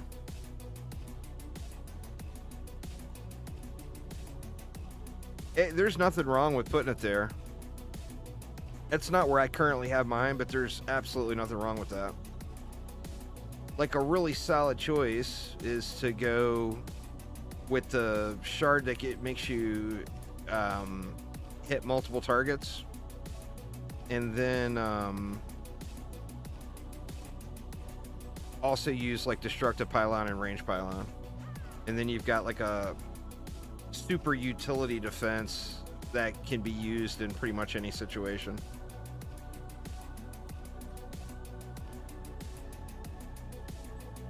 That's how I used mine before, basically. Now I'm using health pylon as well. So I moved it all to the reflect beam. That way I've freed up a shard slot, basically.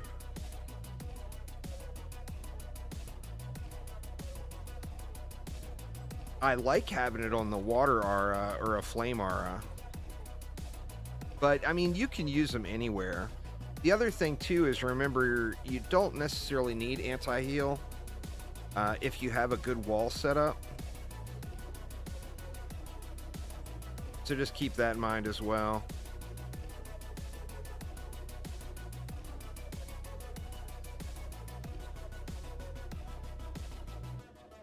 Lack a good wall setup. That's fair. That's fair.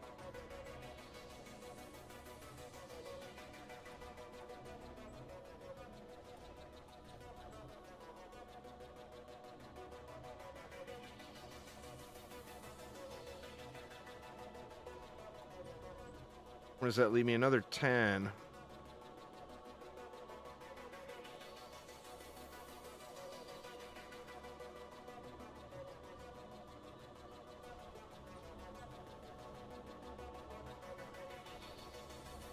Gives me 8. What do I want to do with 8?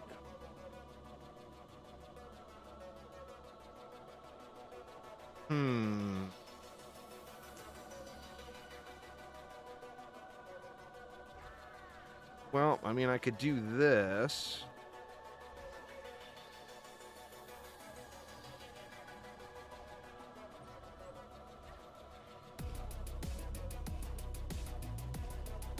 But I also, these walls weren't taking a lot of damage, so I didn't really need that.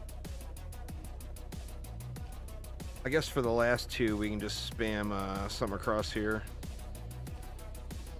Keep anything from throwing at me from behind.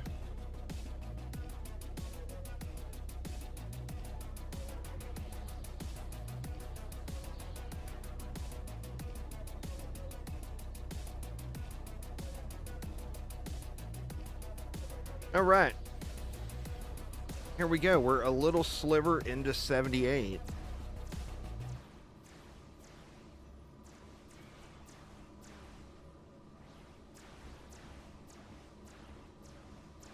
I'm going to have to upgrade those owls that are way out there. All right. Well, that was way better as far as the copter kill. I also wonder, are the copters going to crash on top of them and destroy them, which is quite possible.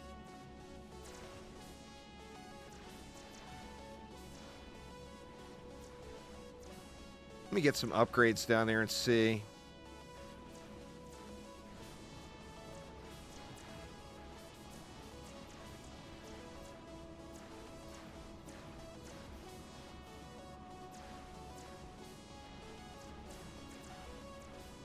I don't know. This feels like it's running slower than mixed mode was.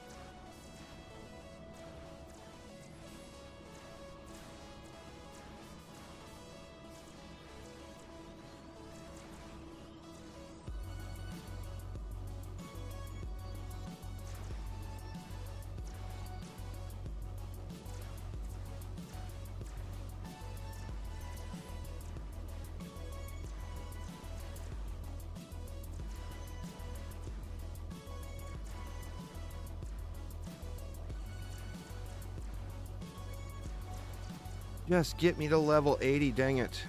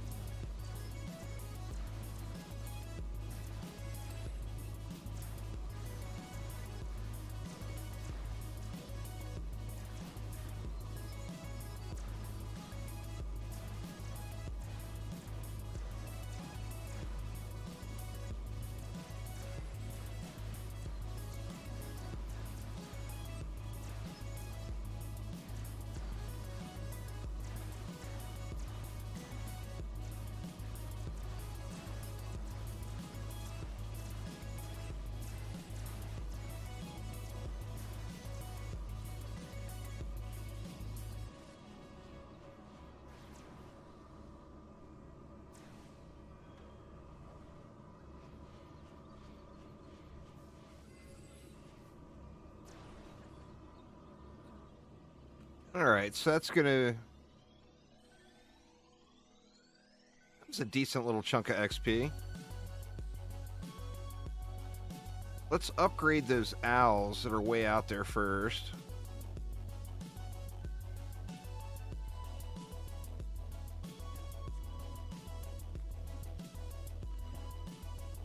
If I had some way to get something up into there, it would be better, I think.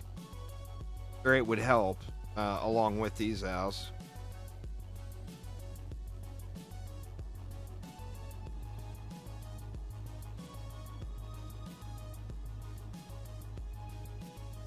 Alright, that's a nice few upgrades. Let's see if it gets those copters any earlier.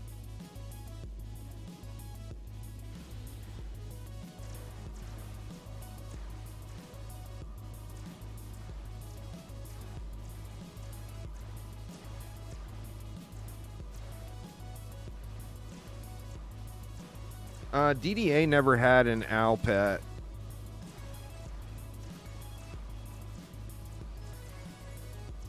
It's got a couple of birds, but no owls.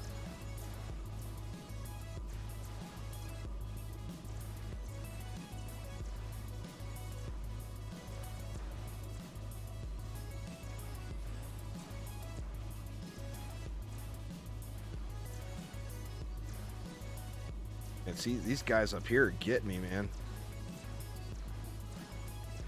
I mean, once I get the rest of these PDS updated or upgraded, it'll help out some. I'm just wondering if that stuff's going to get destroyed, because those copters are crashing right on top of those. It looks like it anyway.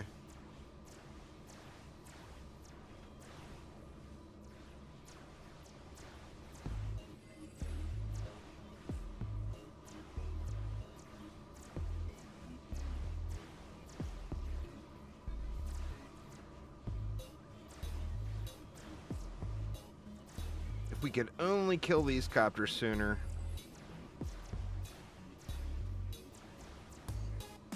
You're getting way out here, man. Oh, shoot. I never checked the priorities either. The target priorities. I need to check that after this wave.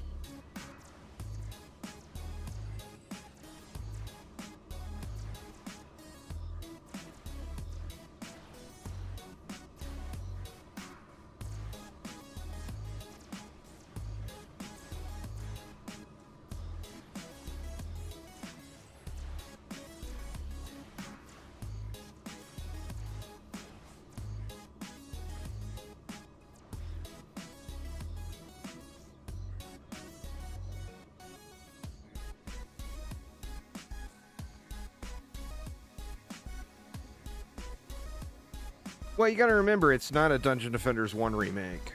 So, although there are lots of pets that were in Dungeon Defenders 1, it's a different game.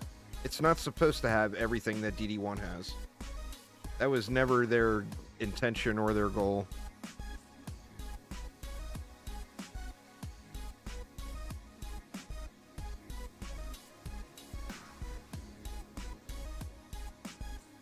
They brought a bunch of the iconic pets in, like the propeller cat and, the gemstones are like the guardians.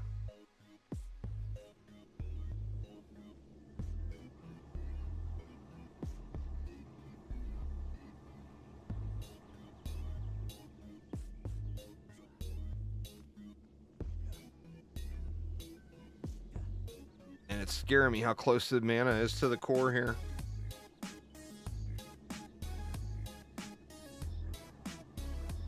Get a few more upgrades on those. Try to get a little more range out of them.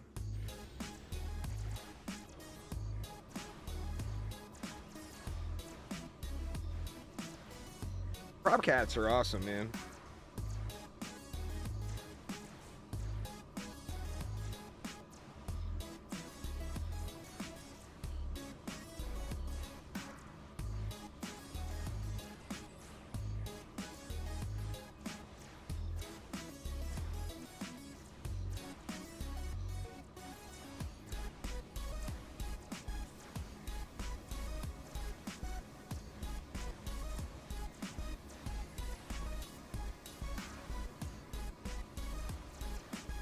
Yeah, well, I mean, that one's from DD1, the rock pet.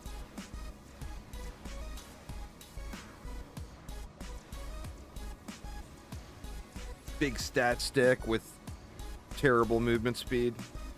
You can still actually use that if you get a really good one, like on a rogue or whatever. Just using it as a stat stick because you've got so much other movement speed.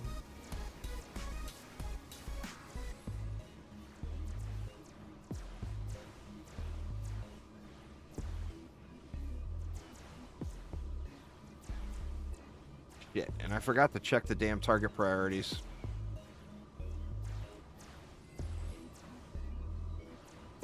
I'll remember right as soon as Massacre unlocks, probably. I'll try to get it here. I'll try to get it after this one. The problem is those last few mobs are taking so long to get killed because I don't have the good range that I'm forgetting what I was supposed to be doing on the break.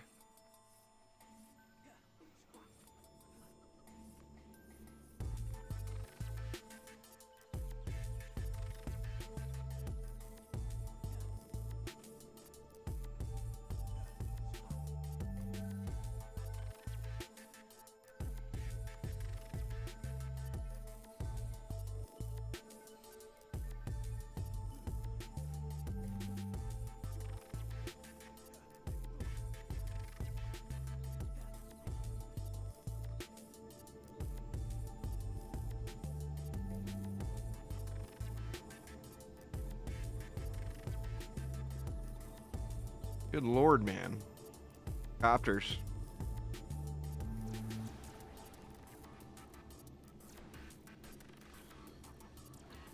Tavern Defense is a great map, for sure. Alright, let me see.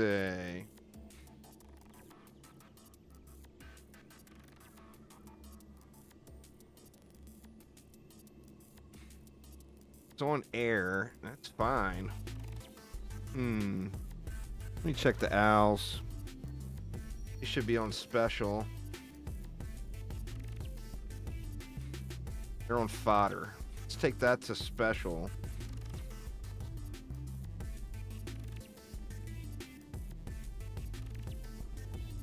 And then we'll just keep letting this map run until I'm level 80.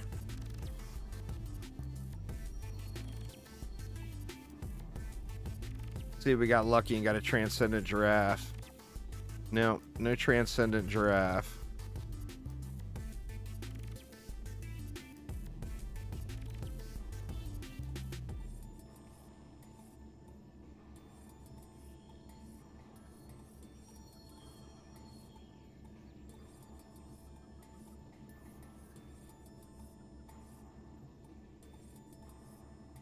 All right. Let's see what the stats were here. 17 minutes. All right, so mixed mode was way more XP, wasn't it? Mixed mode was like twice as much, wasn't it? Does anybody remember?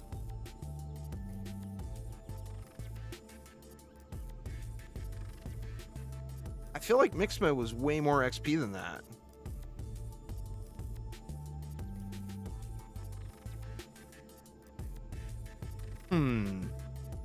I'd have to go back and look.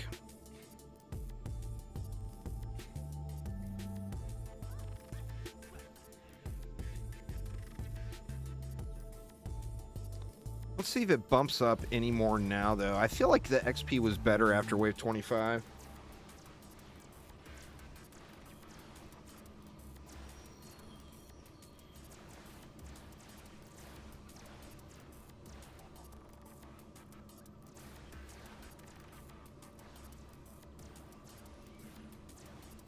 $78 million or so. Yes, that's like double.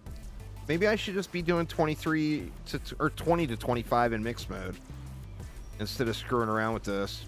Let's see what kind of a chunk I get here.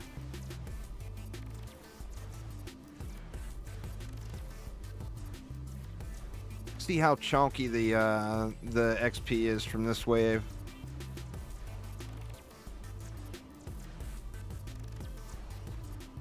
I mean, of course, mixed mode, you got the rebuild time.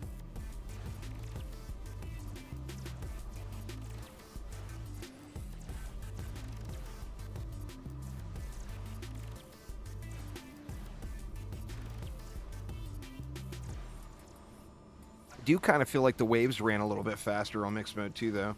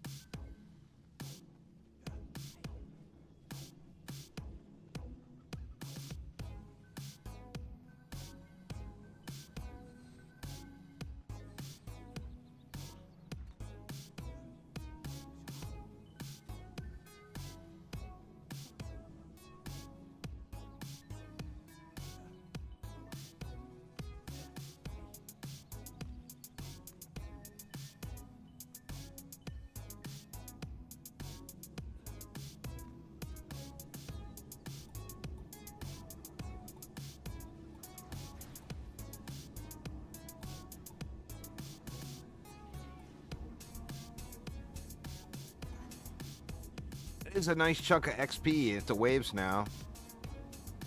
I think I'm just gonna let it keep running. I can't imagine it's gonna be more than 10 waves. Famous last words, right?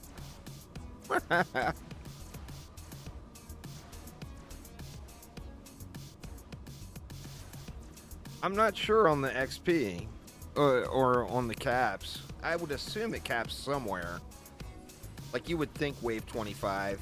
That's where the loot and everything caps at. But I'm not positive.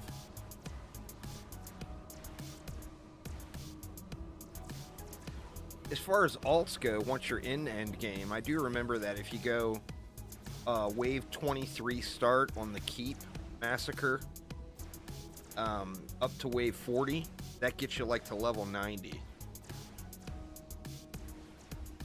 On a brand new, fresh character. But, you know, obviously that's Massacre.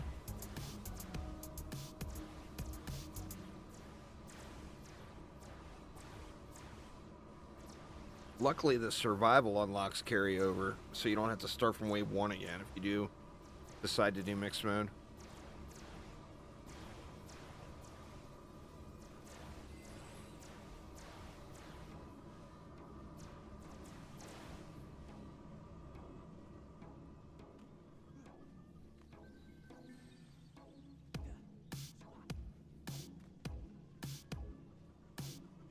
finish those owls off that are way down there.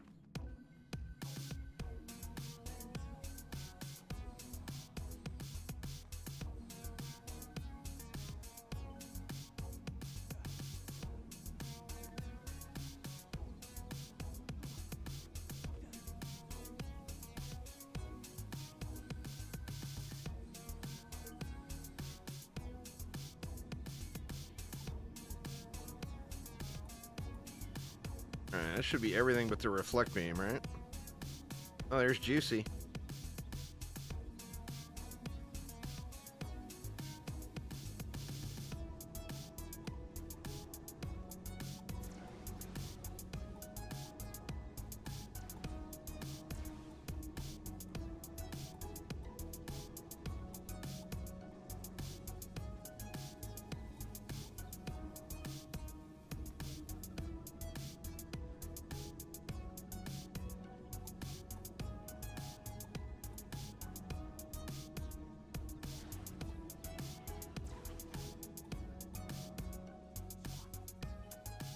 What, 2 more waves to 79.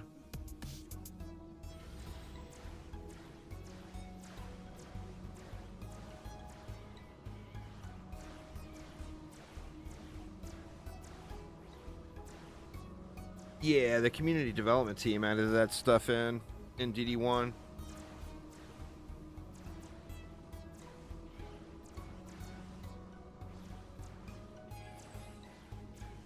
They did an enormous amount for that game.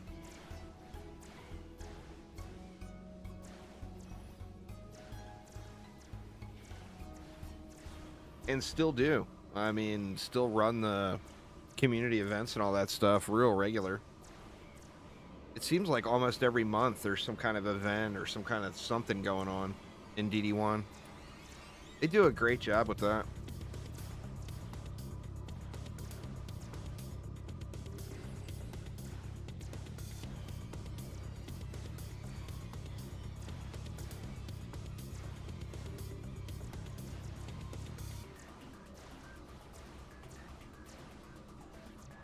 See, I got nothing killing fodder now. I mean, the owls are still killing them, but they're prioritizing the special enemies. I don't know if you saw that. I had a goblin smacking on my wall. They're not getting hit.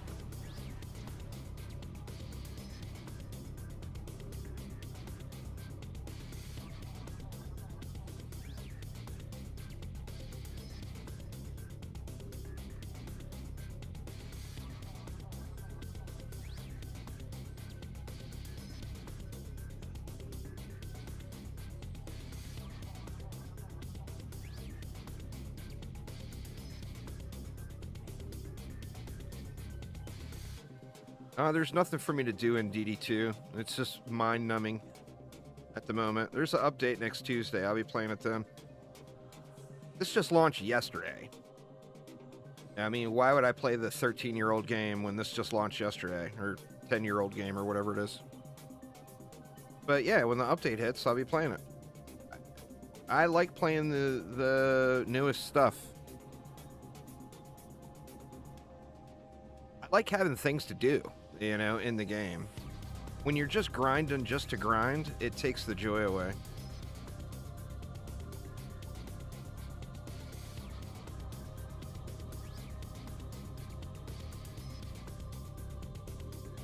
I don't even know if this wave is going to get me to 79. It might not. It's close.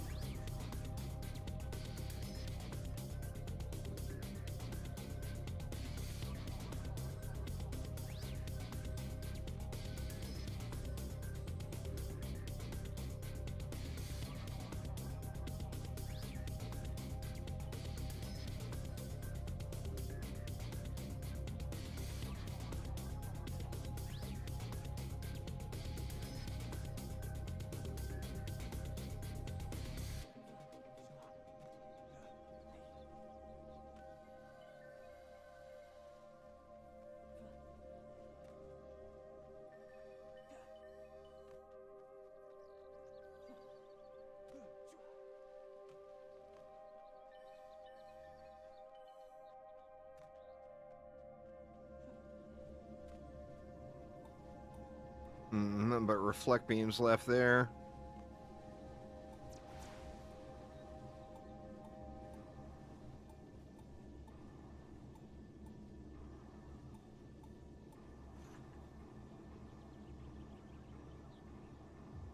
Nope, not quite 79.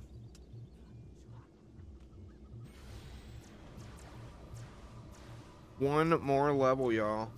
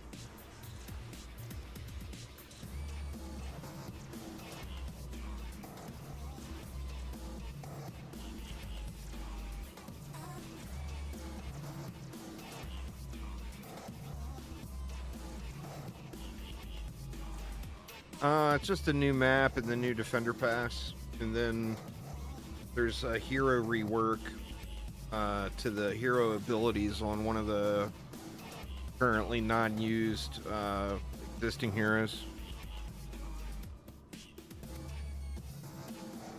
It's not a big update. The Defender Pass is the biggest part about it.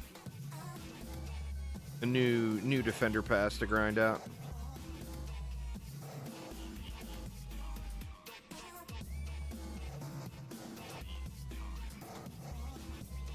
Besides the Defender Pass, it doesn't really have much, it's not really adding anything that's going to add a considerable amount of time, for most people's playtime.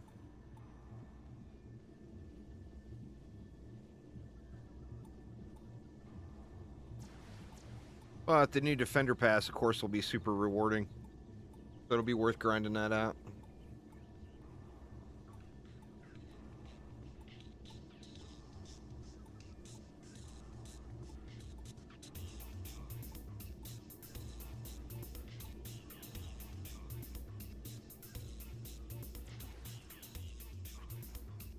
Alright, so what do we got? Like 6 more waves, you think? What do you guys think? We're 79 and like a 10th. No, DD2's Defender Pass. Remember, I'm on YouTube and Twitch, so you can't see all the chat.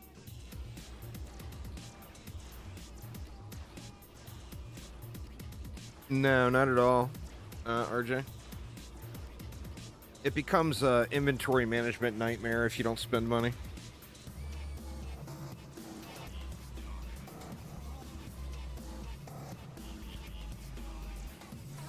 Plus the shard grind and everything, which, I mean, you can get through the shard grind and all. But when it comes to, like, progressing even remotely to the end game without having inventory space, it's an absolute nightmare to play.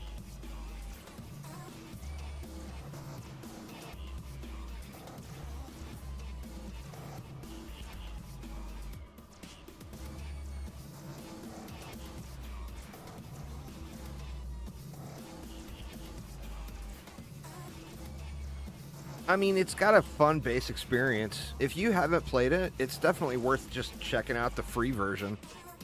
Playing through a little bit of the game. I mean, at a minimum, absolute minimum, you'll get 10, 20 hours of entertainment completely for free without even thinking about spending.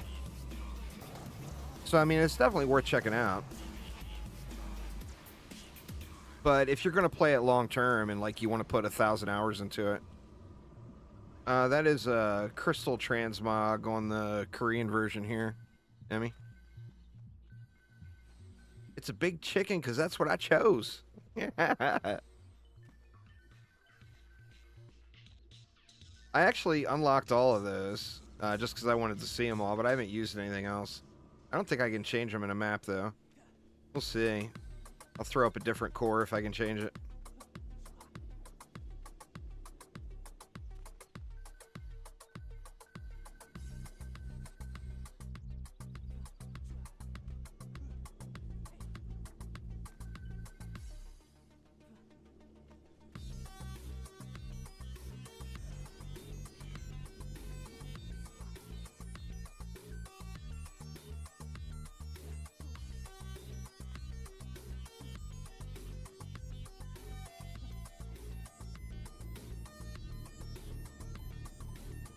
Reflect beams. I don't think I really need to upgrade them.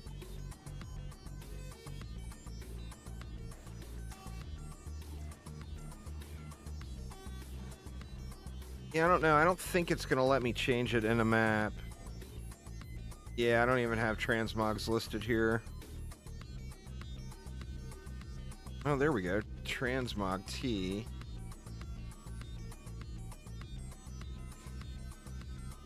No. I can switch between transmog sets that I already have saved.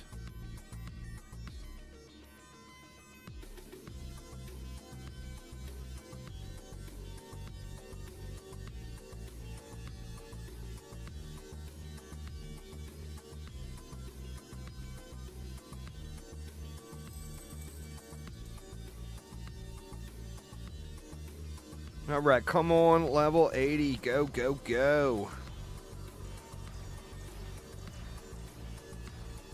I need to just be spamming G to get this over with, I think. The fun starts at level 80, y'all. And I'm so close. I mean, it's a pretty enjoyable experience from, like, 0 to 70. But 70 to 80 is a little bit grueling. Little bit grueling. What I've been streaming for 4 hours. Obviously not, like, trying to speed run anything or anything like that, but I've been live for 4 hours. I started at 71.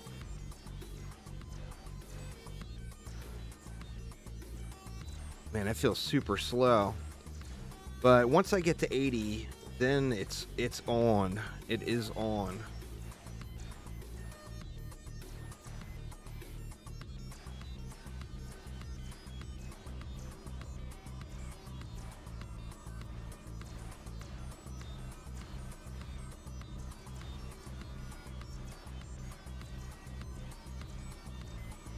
Take it easy there, Nemesis. Have a good evening. Thanks for swinging by.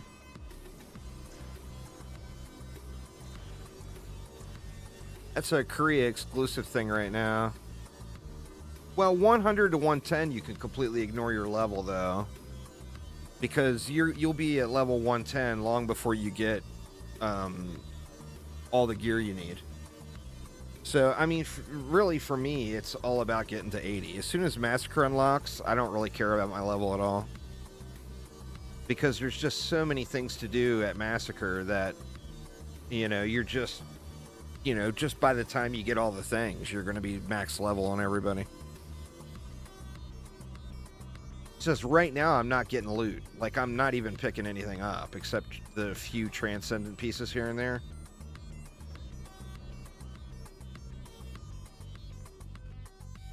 And that's, you know, that of course is a big part of the reason to play the game is for the loot.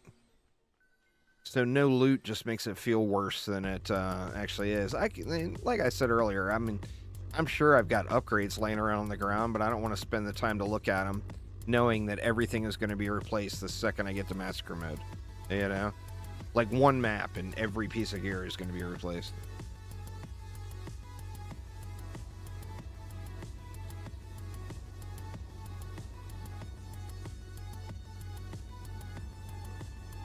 Looks like everything's upgraded good enough. I'm just gonna spam it and let it fly. Get these levels knocked out here.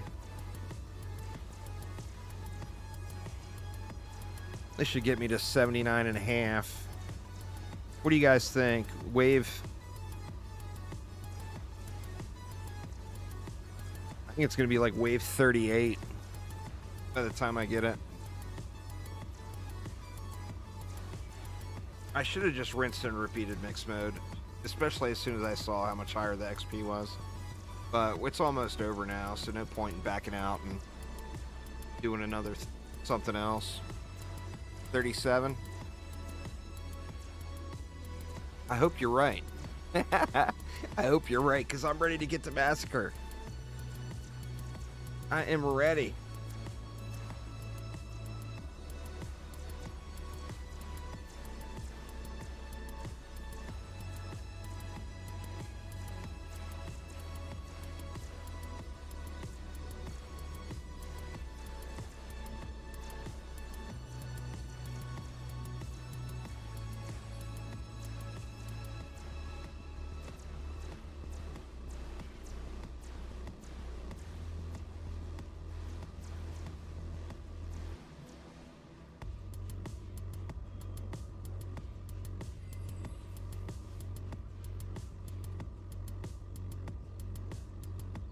I don't think I'm going to need to worry about repairing or anything else for the rest of it.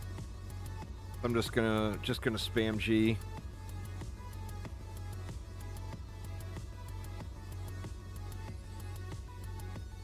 The owls are super strong. There's a really good rune for them too. That flaming owl rune. It drops in Act 2.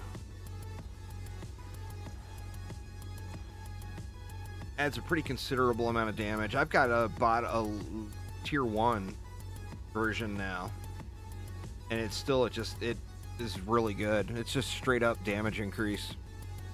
No downside, no negative at all. All positive.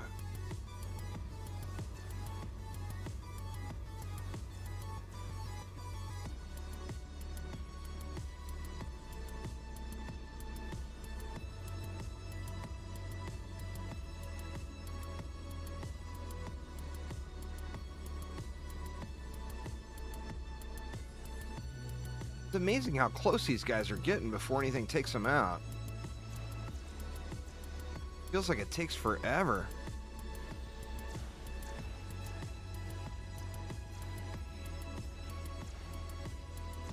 I should have a nice chunk of gold after all this.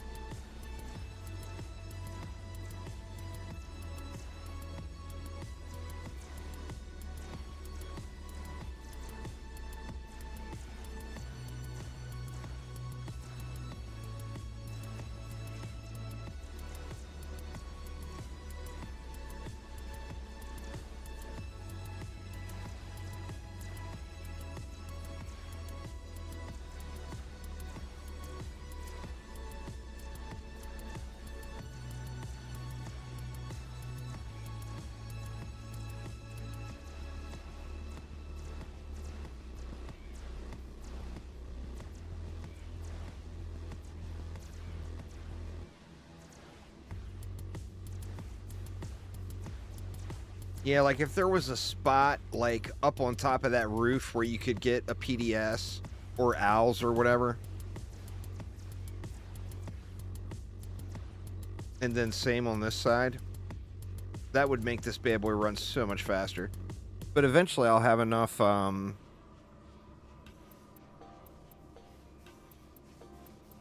range where it's not an issue.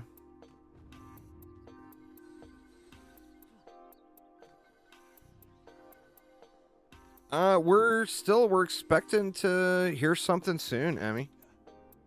Remember the cross saves and all that stuff we're still waiting on that. And it's partially complete.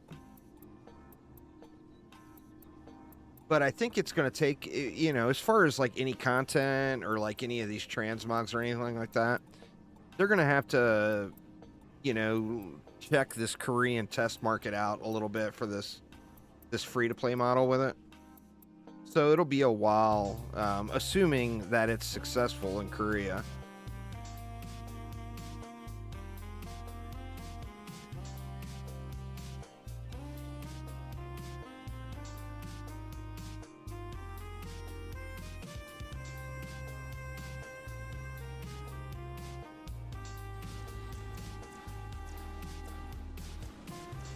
God, it feels like it just slowed to a creep. I'm not even certain it's going to be 38. Might be 39 or 40.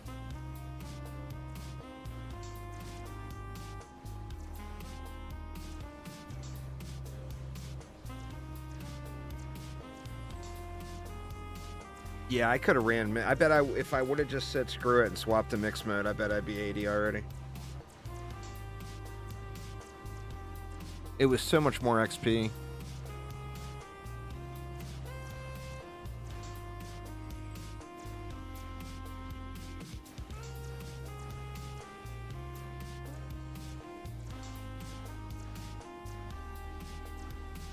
It is a super fun game. I'm hoping that things go well with it as well.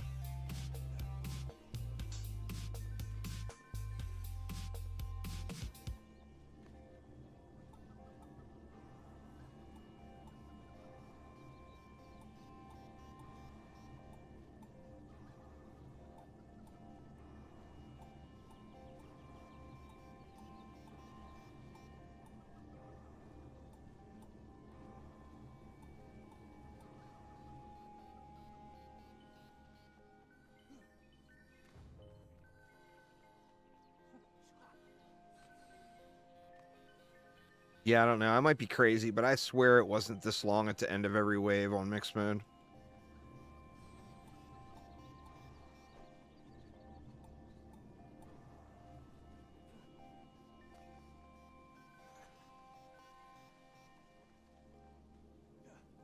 If I could import a tower from DDA to DD2, what would it be? That's easy. The Deadly Striker Tower. If it could go from DDA to... Or from DD2 to DDA?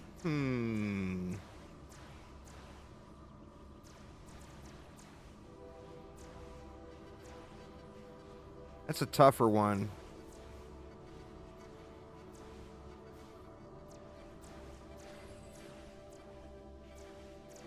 Or you know what? If I could go from DDA to DD2, the one thing that would really change the metas in DD2 that would make it a whole new game and offer so much versatility would be the Strength Drain aura. If you could bring the Strength Drain aura from DDA or DD1 and put it in DD2, that would completely change the game. I don't know from DD2 to DDA.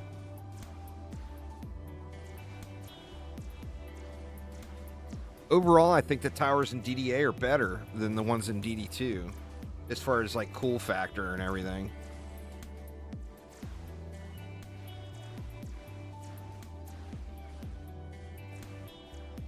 Maybe the Nimbus or the Dragons, or maybe even something basic like the Earth Shatter Tower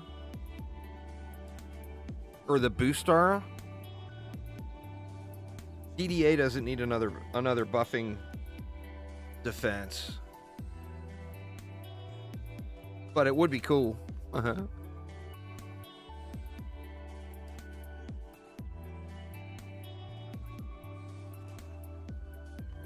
don't know. You might be right. It might be 37 there, Emmy. I mean, by the time it's complete, figure we got what, like a quarter of a level to go. It's going to be close. I think it'll be 37 or 38. Getting close, though. That's the important part.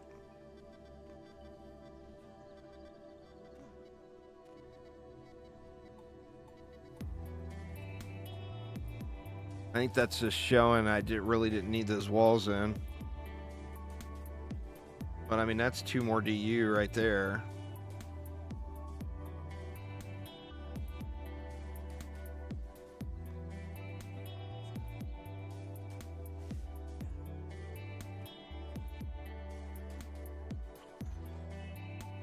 Oh yeah, it's going to be at the end of 37. I think you're right. I think it's gonna be there. Let's just let it fly here, and God, I hope you're right. Got a bunch more giraffes. They're probably all Garbo. Yeah, that's what's slowing it all down, is the copter eggers at the end of the wave.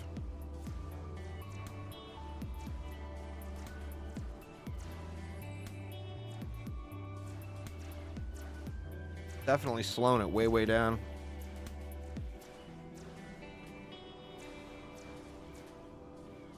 Tell you what though, y'all, the coffee is running through me, so I gotta run to the little boys' room real quick.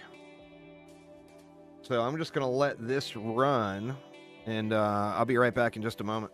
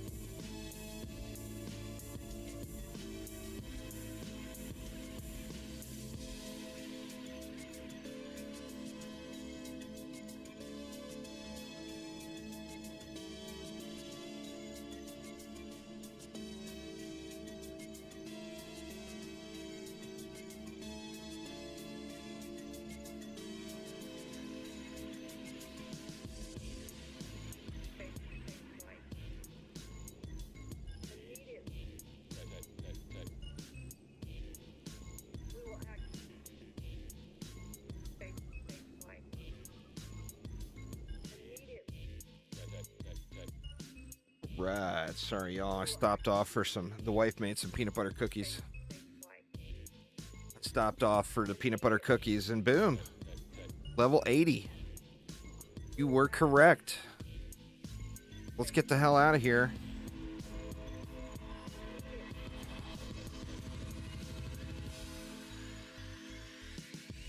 And it is time for the massacre.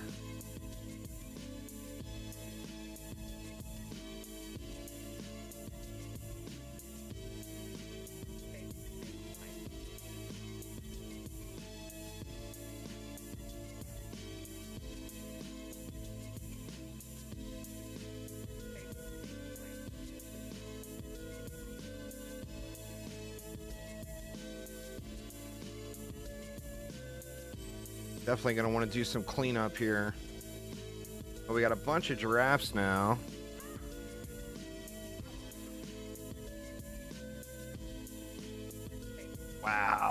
big upgrade. Holy crap. This on item power? It is. Alright, so we'll equip you. Actually, I got some good accessories, too. Oh, shit. Yeah.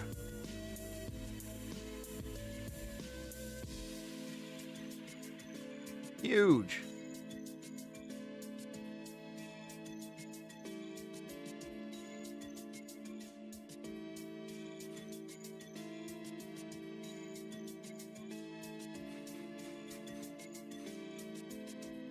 Let's see what else we got.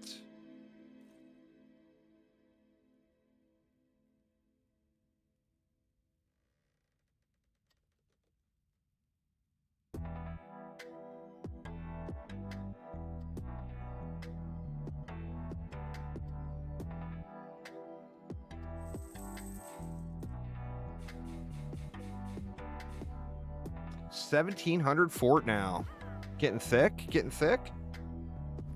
Got nothing there. Gonna have some accessories though, all right?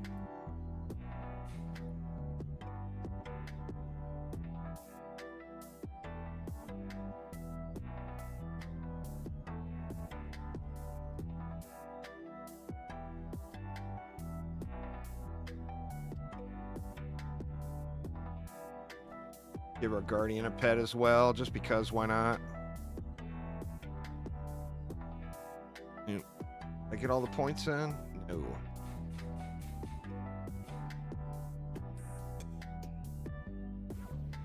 Alright, I already did the EV, right? Fort power in range. Nice big power gains.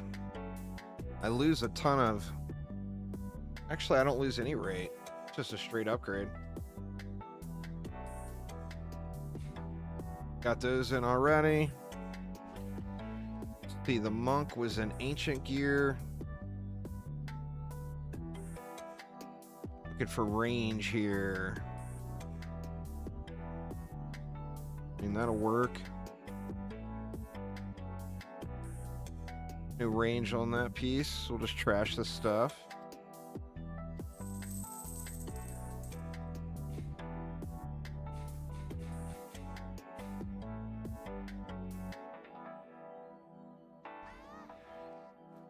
We don't need to bother with that.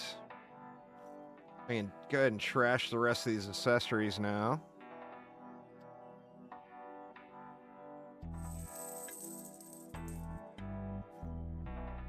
I'll save that.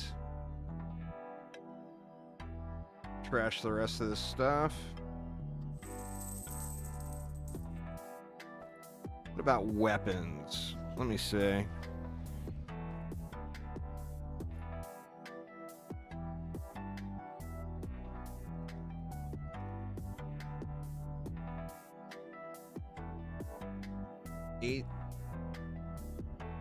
That's a big DPS gain. Holy crap.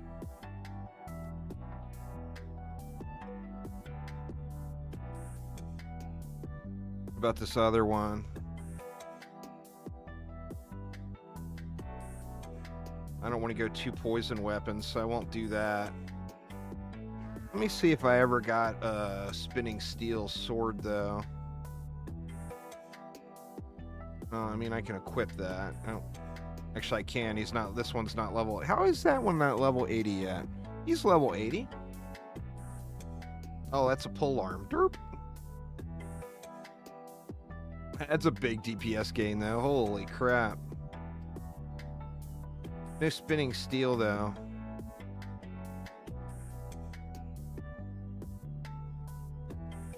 What's going on there, Brent? Thank you so much. I do appreciate it a ton. Does DDA have caps? It does have caps, but it's not realistic to think you're going to hit them.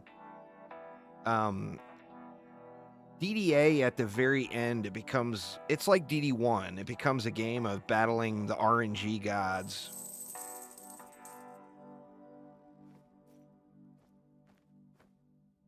See, we had one malicious might piece. That goes here. Big ups.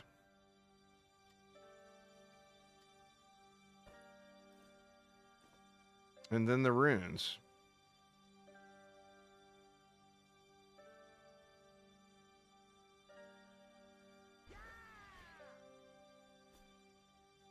Yeah, so all I got is runes and pets, but we are now headed to Massacre. Oh, yeah. So I want to get one Massacre run in before I switch over to Rifted. So we are going to go Ancient Mines. We're going to have to do the Wave 1 start since it's a brand new tier. But we should see massive, enormous upgrades through this.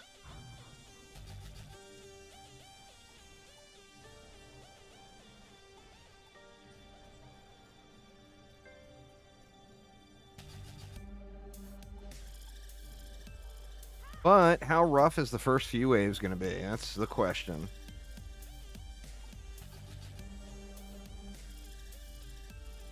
They are going to be rough. All right, we're going to EV it on this one because we're going to have to DPS. Copter Ogres right out of the gates, man. That is so rough. Oh, Jesus. Oh, my God.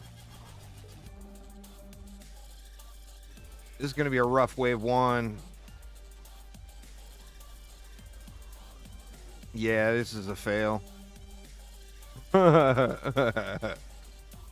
Oh. Oh, the delusions of grandeur were big. There's no way in hell I'm going to make it through wave 1. What's going on, Doug? It's all about surviving wave 1.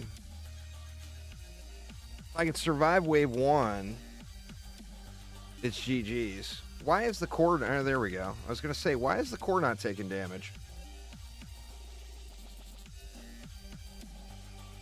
I feel like it should be dead by now. This is something bugged. Where are we at? Oh, there it goes. Okay, so it's not bugged. It's just extra tanky.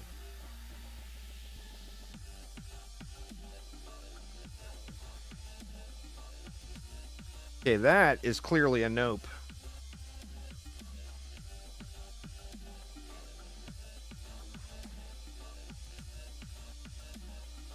What do we have to start the wave? I only got 200 DU. That's the problem.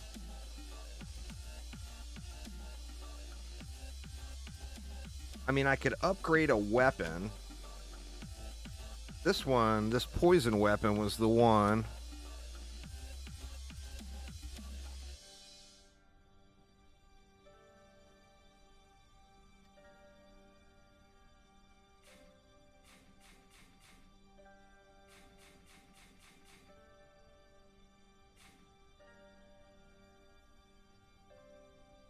$109,000 DPS.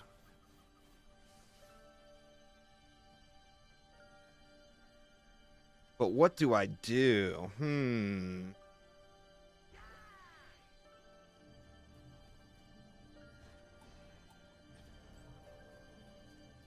Well, it's wave 1. I've got to get enough mana to do it.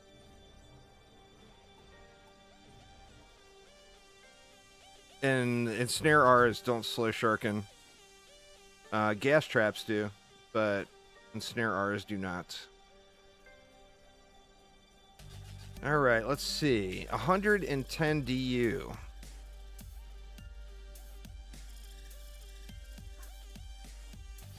Well, what I could do is try doing this.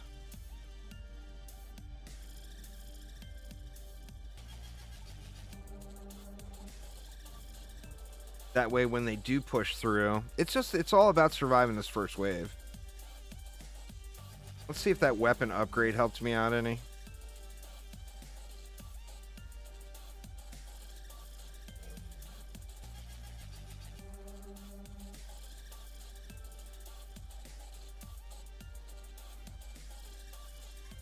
No, not enough.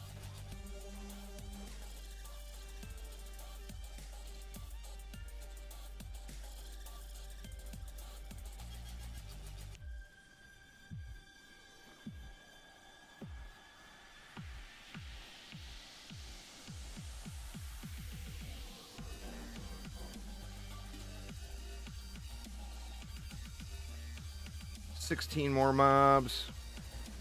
The owls are already destroyed.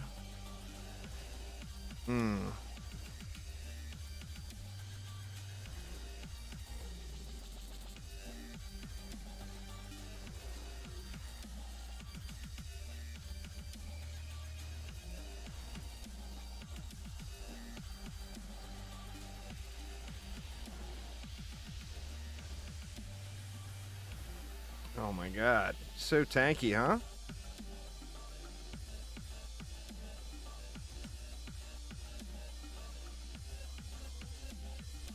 Copter ogres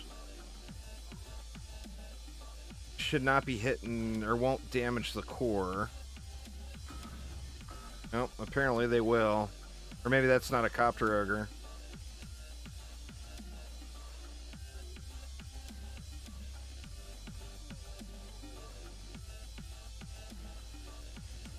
Oh no, don't die.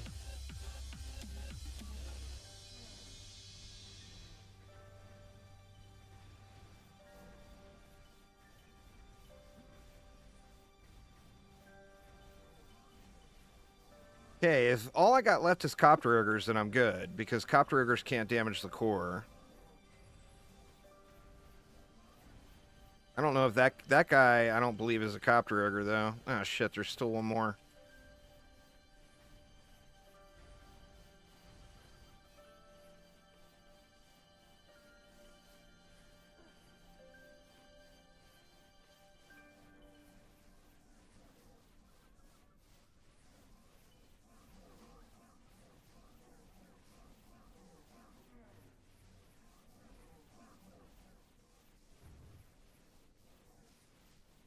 Woo, so sketchy, huh?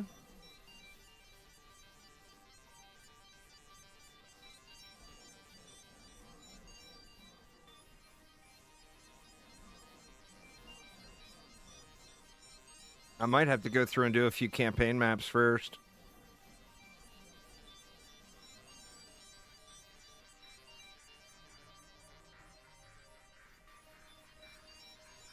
Want to see if I'm even going to have there, you know, is there going to be enough mana laying around to get a decent build going? 374. Wow. 400. So it's basically going to be a rinse and repeat of the last one. I think gas traps are the way, but sadly, I don't have a Huntress leveled.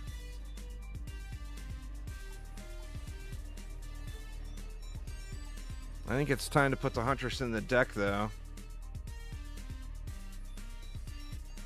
Oh shit, I never made a Huntress. How is it still locked?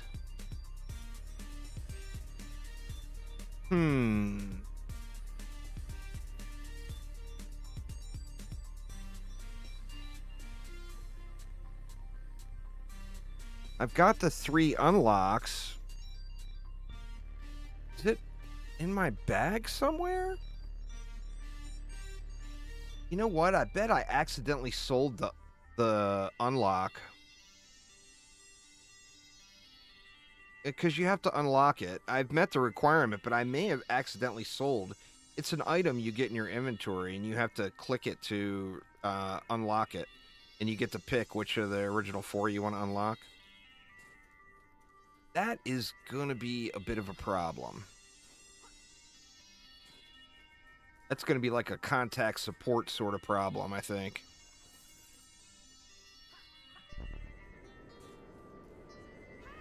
Well, let's see what we can do. Okay, we know the Shark in Charge is still coming.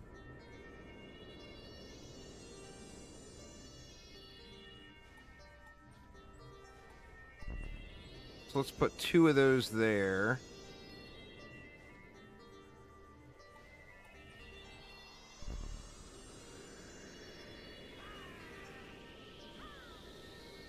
This is going to be rough to get enough mana to get this going. Holy crap.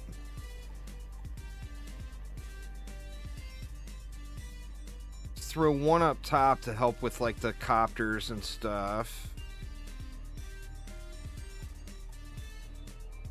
And hopefully that doesn't get destroyed. All right, let's see if we can survive another wave. That's weird. I never saw, or I don't recall getting that item, but I've clearly met the requirements. It shows you what you got to do. Like you start with the Squire, then you get one for the Dungeon Raider, one for From the Depths, complete all Act 1 maps, and then one for Iron Man. But you see, I've completed them all.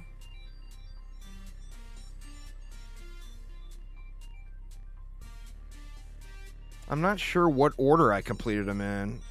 Well, From the Depths was first, Dungeon Raider was second. I think Iron Man didn't give me the unlock, or I accidentally sold it, which, you know, I'm not sure. All right, I don't have enough for a buff beam. I got 40 mana left. What can I do with 40? I could get an ensnare R down, which, you know, would kind of help. What are the symbols on the hero picks?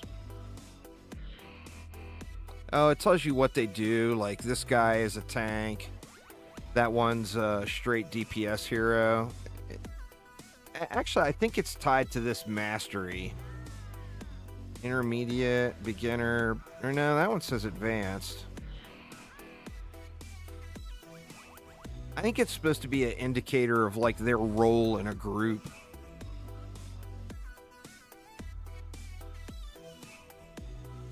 Yeah, I think that's what it is.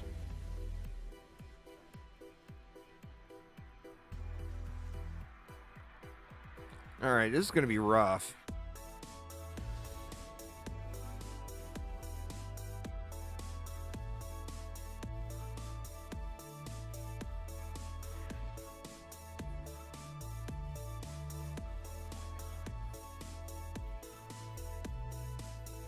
Shit, siren. I forgot about the sirens.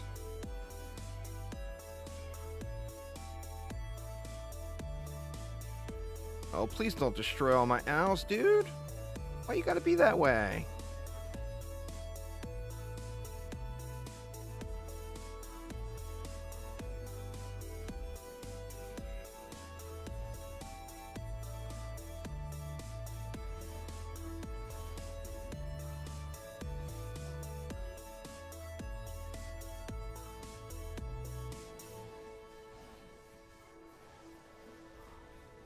This is brutal, man.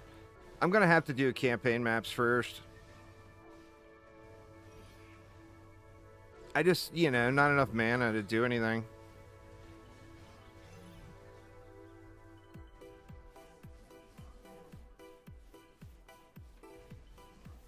That is definitely a ground ogre.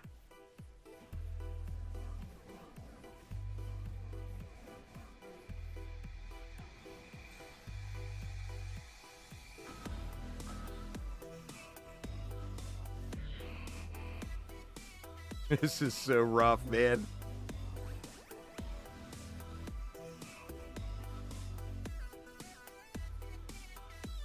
I mean, I got a lot more mana that time.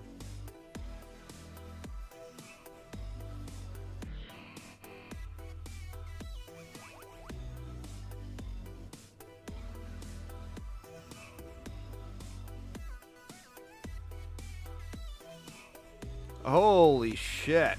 Wow. I need to get like 2,000 mana is the problem. Because I got to rebuild the whole map again. Everything's destroyed.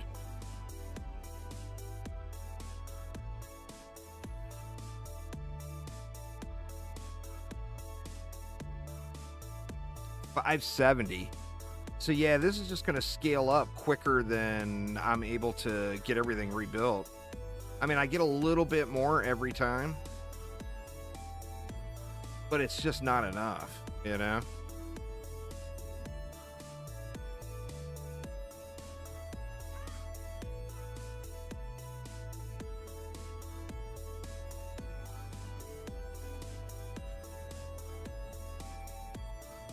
See if we went 3 there this time.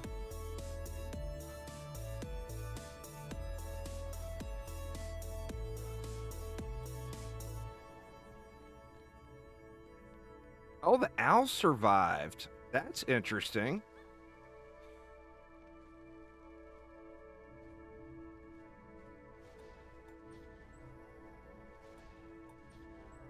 Is that enough for a buff beam?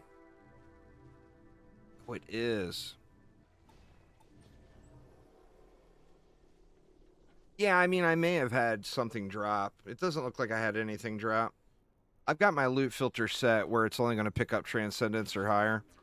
And since it's such early waves, nothing better.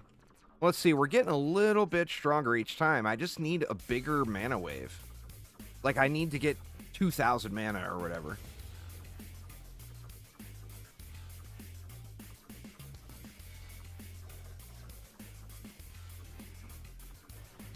Uh-oh. Uh-oh. God, and still not enough to take out the copter ogres.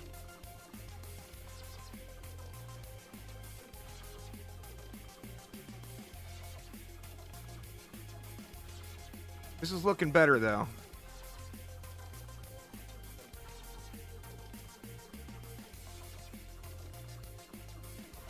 This side got destroyed. Ooh, and it's over. Wow, this is just going to be so rough. I don't ever remember it ever being this rough. And you know where I've screwed up? I screwed up by getting lazy and not wanting to collect the loot, because I would have gotten massive upgrades that would have made this a way different experience.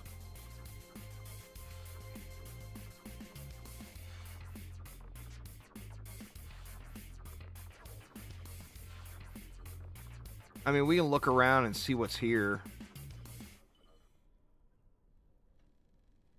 See if there's any real standouts.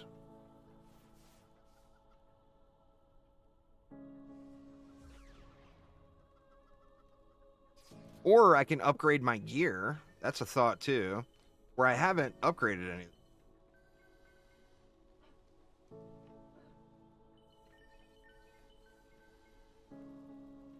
I mean, it just doesn't look like there's much. Actually... No, that's the wrong... That's fire. Let me pick it up anyway. And it's the wrong element. Or the wrong set bonus.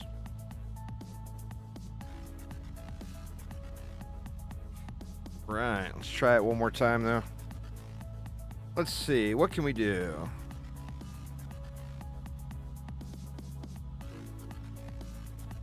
I mean... This can just replace that. Actually, no, I can't because it's the wrong set. That primitive power piece. Is it better than what I've got? Not really. I mean, slightly, I guess. With the fortify, but... I don't think it's worth. This is what I'm going to do, though.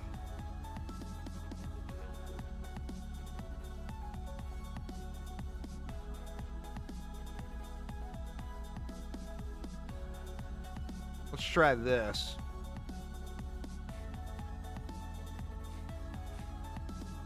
It's so cheap to upgrade this stuff.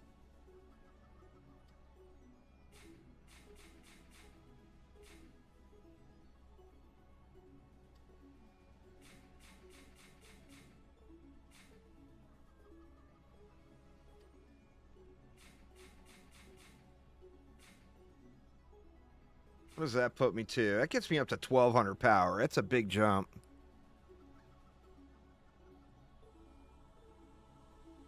Oh, you know I'm too stubborn for that, Emmy. I'm gonna sit here. I'll sit here and smash my face against the wall.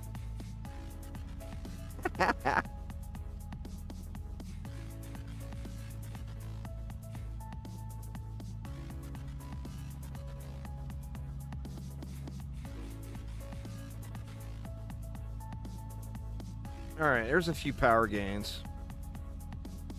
Another thing I can try is what? We got 200 mana. That's 4 owls.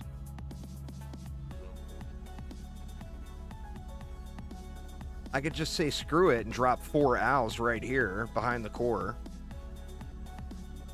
And pray. Let's just see. This is probably sketch, but...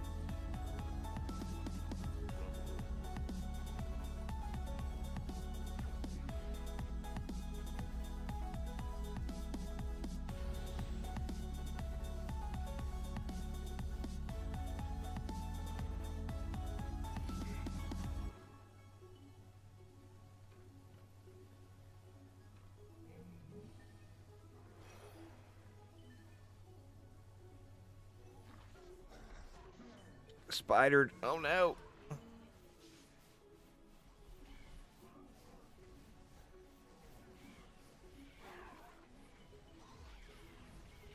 Don't smash the owls.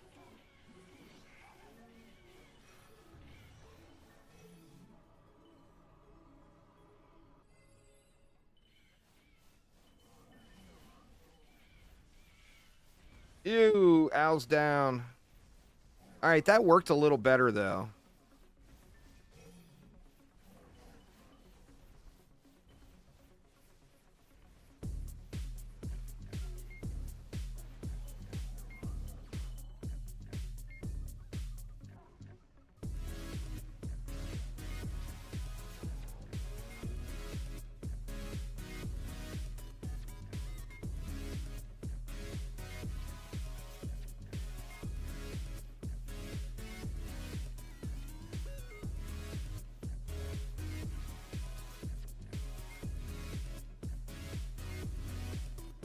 All right, I think it's nothing but copter ogres left, and they can't, of course, can't hit the core.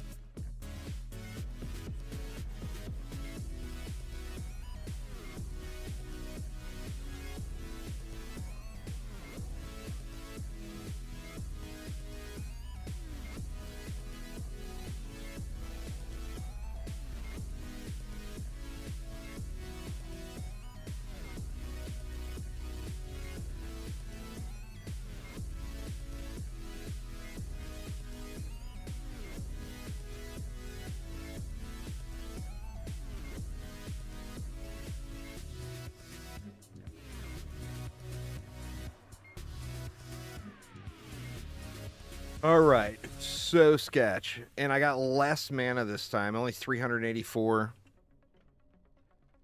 Wow. I feel like the mana's a little light.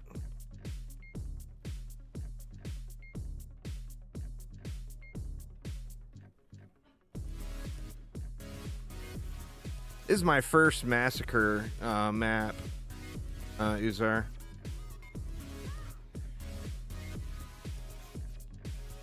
All right. Let's keep going with that thought process.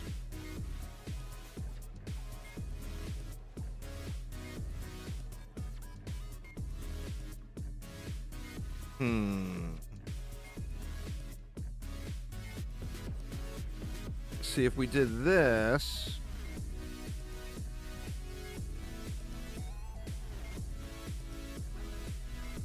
Then we could throw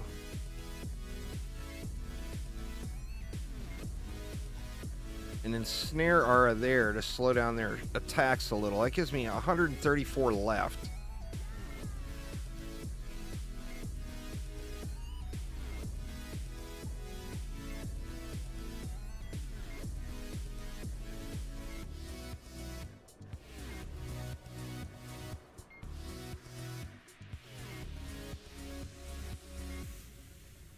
All right. So sketchy.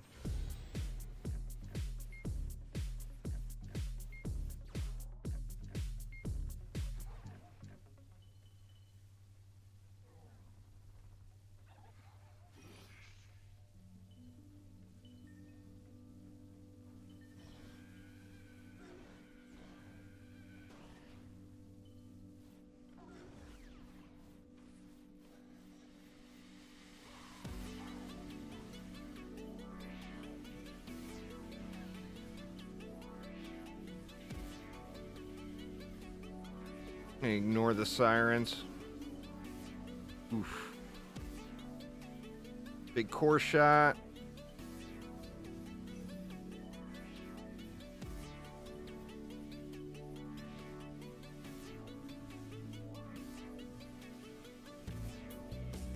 All right, we lost no owls that time.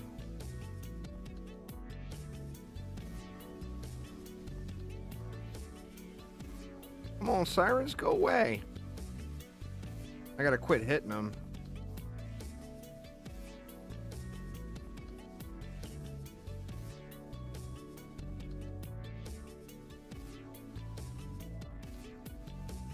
Let me see, are the siren gonna go away?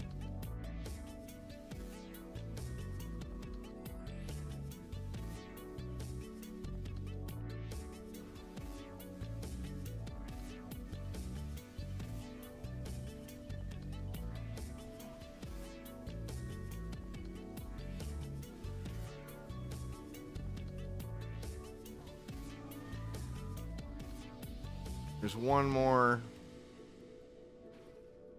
Oh, there's an ogre stuck up top.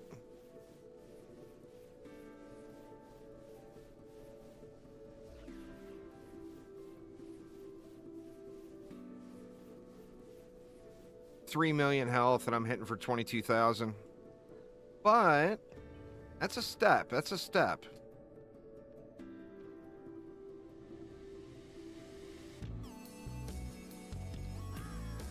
All right, let's get our Terabad walls down. It gives 534.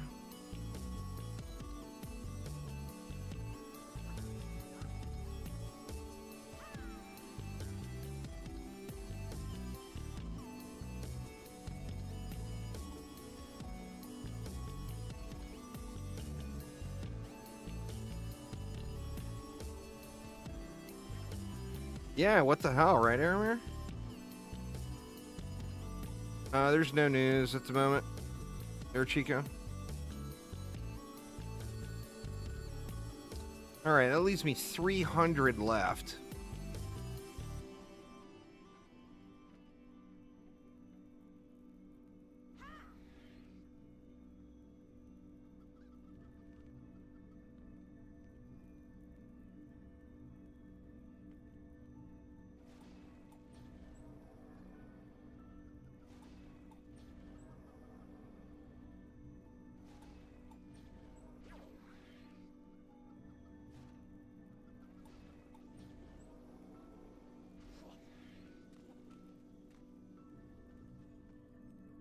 No, no juicy crystals. Get an ensnare there. I still got 64. I tell you, if I could survive one more wave, I think I might be good.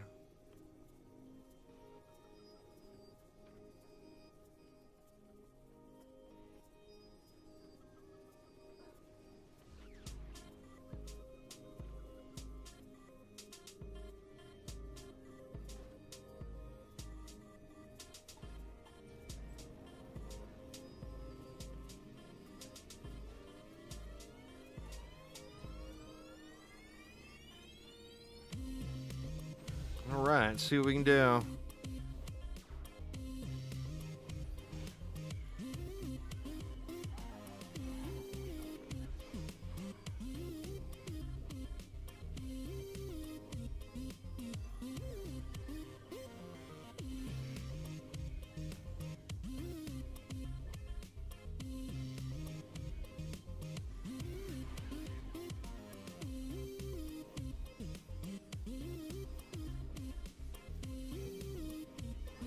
The whole new gas traps thing is going to be a problem. That's for sure. Oh, shit. We wrecked it. What? That was a beatdown right there, y'all.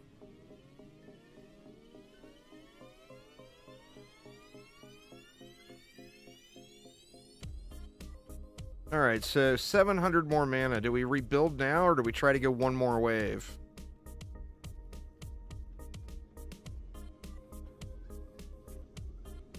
Part of me almost feels like one more wave.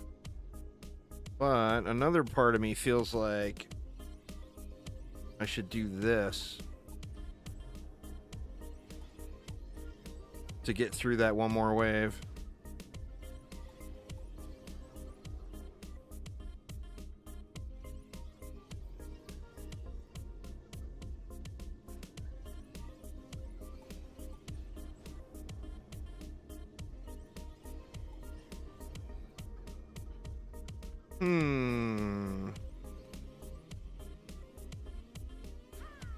Well, this next wave should be a nice bit. There's 227 enemies, so it should be a bit more mana. I tell you what can counter... Or no, shock beams were removed. That's right.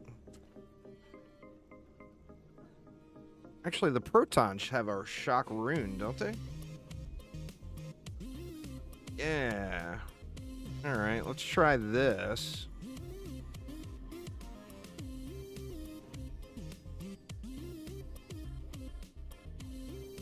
See if this makes a difference. It should help with this Sharkin. Because remember, Sharkin are immune to slow, but not stuns. And then to get more range, we'll throw a couple of upgrades there.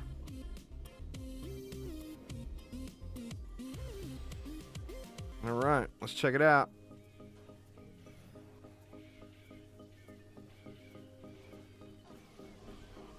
Oof.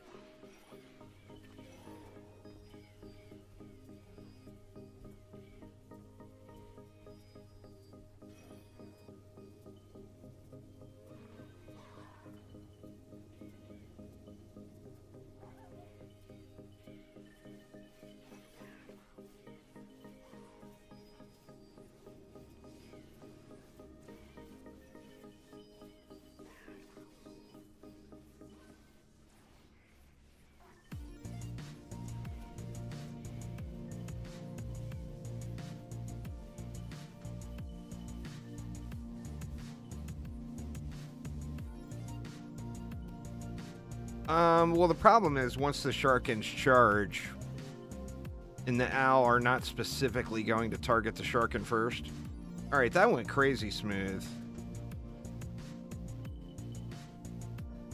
I feel like since I don't have gas traps, I need to get a shock beam in over here as well, but I'll think about that when I do the rebuild. Let's go one more wave.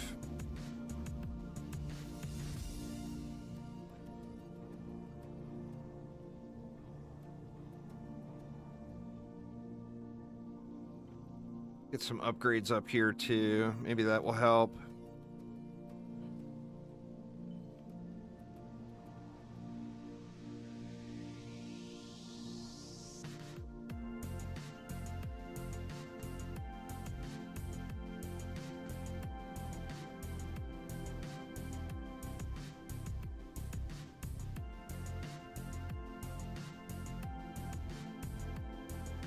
There we go. I don't remember it ever being this rough. I think it's because I didn't pay attention to the gear and I ignored the gear during that grind. Because, I mean, no doubt there would have been some upgrades there, right? I mean, now we're just shredding it.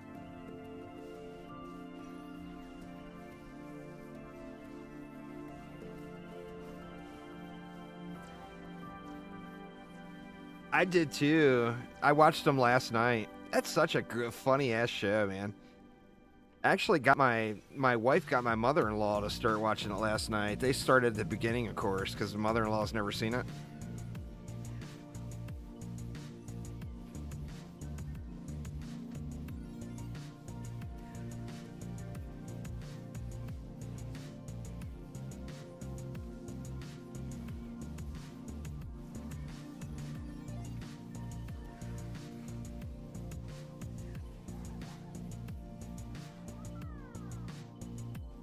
All right, there's 1,000.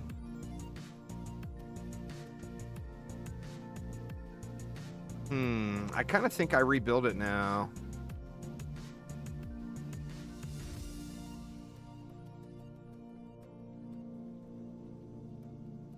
Now the time?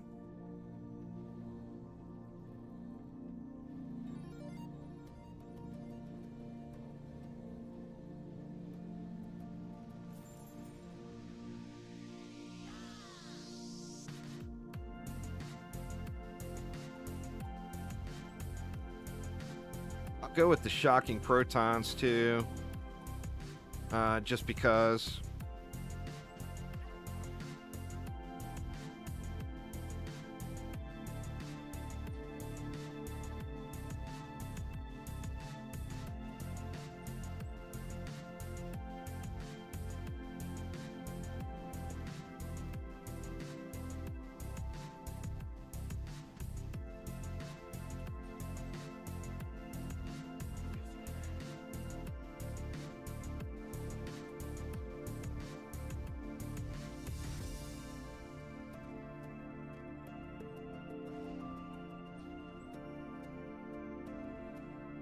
We give each side its own. Why not?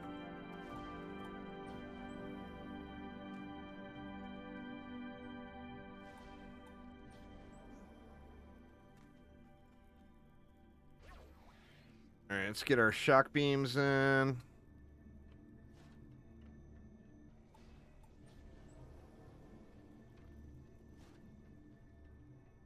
That hopefully will deal with the shark in. Oh, wow.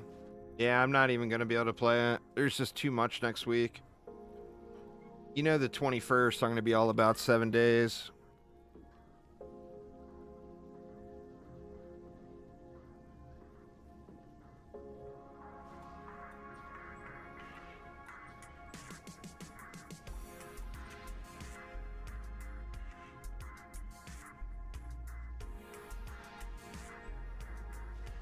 I mean, Rift Breaker's an awesome game. But there's just too much. DD2 update on the 18th. I'm still not going to be done with this series by then. And then the 7 Days to Die.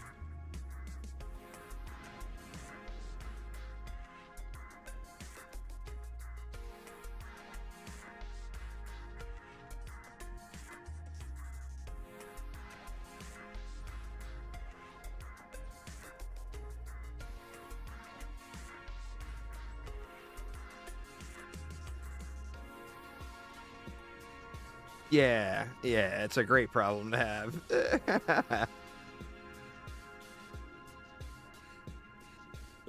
All right, man, I just don't feel good about this. It feels too light still.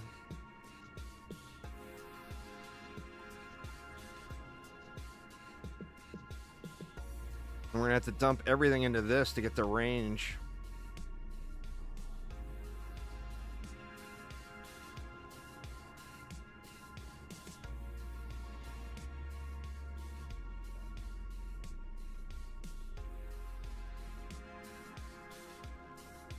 I don't know about this, y'all. Let's fire it up and see.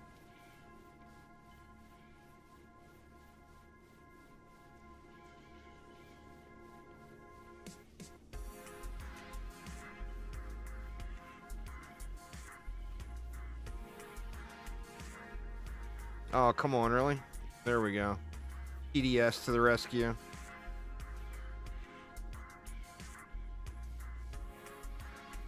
Oh, we're actually shredding.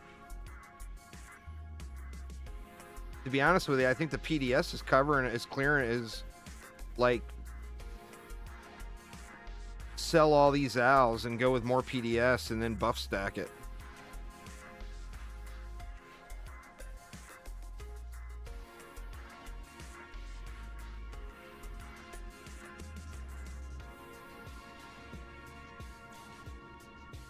Enough juice yet. Don't blow up my stuff, dude.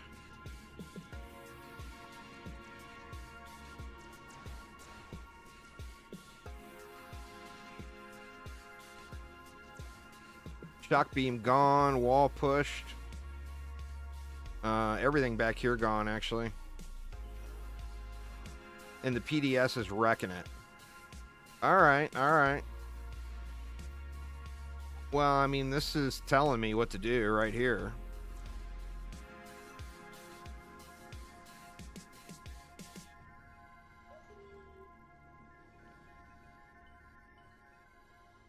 Have I gotten any loot?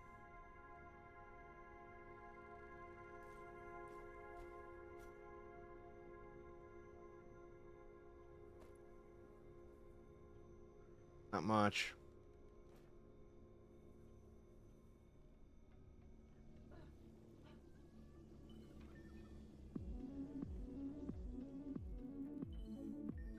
Well, the owls would scream, but you got to give them time to... You got to give them time to get upgraded, to get the range, you know? I think I'm going to do this, though.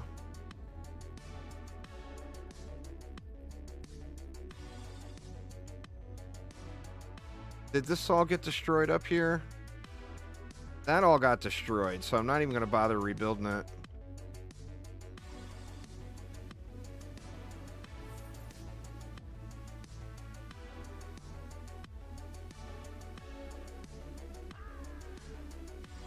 Let's go. Ensnare. Ensnare.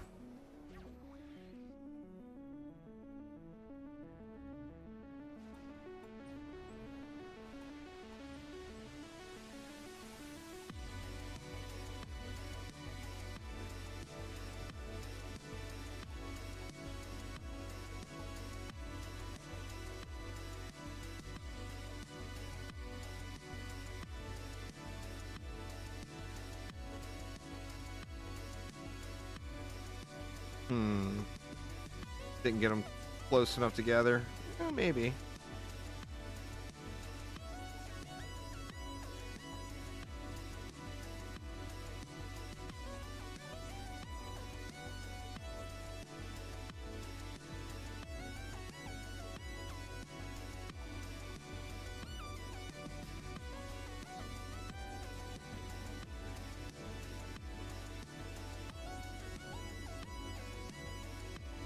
All right, so if we do that, we got 15 left. I could do that proton business. Go like that.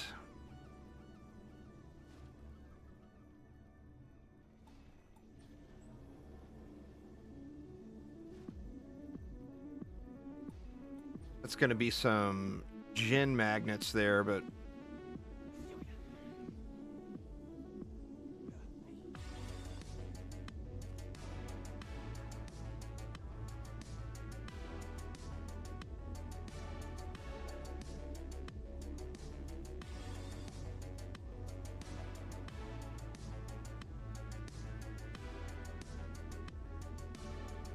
pinned comment up above there, Smokey.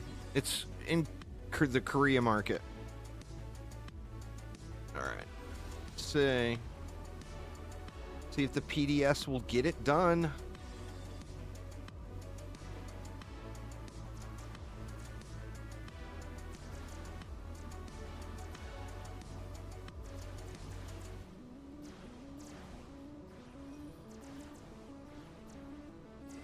The ogre's going to be too much. This is not going to clear the map, but it may get me some gear anyway. Figure I'm, what, 4 or 5 more ways away?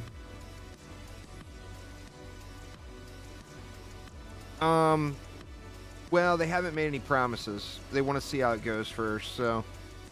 Yeah, I mean, I think it's a trial now. And see, obviously, if it fails in Korea... If any free-to-play game fails in Korea, it's not going to work nationally, or internationally, you know? Korea is like the ultimate friendly free-to-play game market.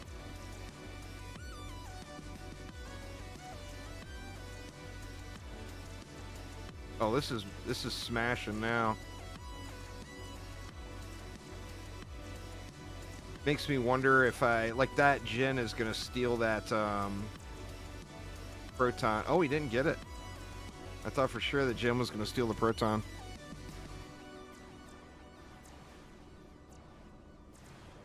See, y'all telling me to go do campaign. You guys know I've got a whole nother level of stubborn, and I'm going to sit there and smash my face against the wall until I figure it out. You all know this.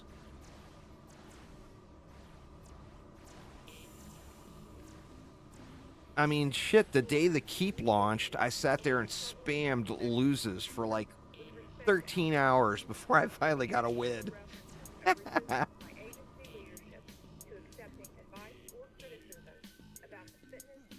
All right, we got to dump this all into the PDS to get the range up.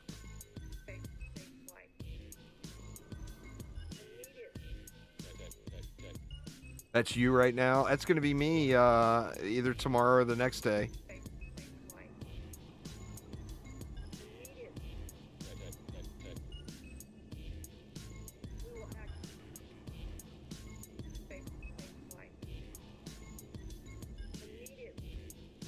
Now, if I had a speedy gemstone, oh, that would make a world of difference here. Well, the Sharkin are getting their charges off is why I put them in, Phil. I've got that stun rune. It actually looks like we got enough range going on the PDS now. We should be in pretty good shape.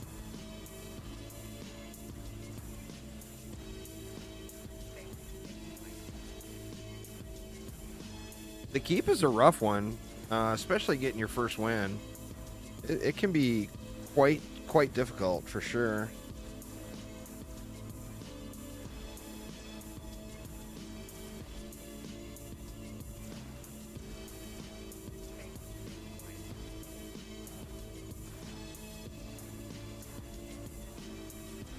Now, if I did sell those protons and go with walls, that would free up 12 DU, where I could do something else with the 12.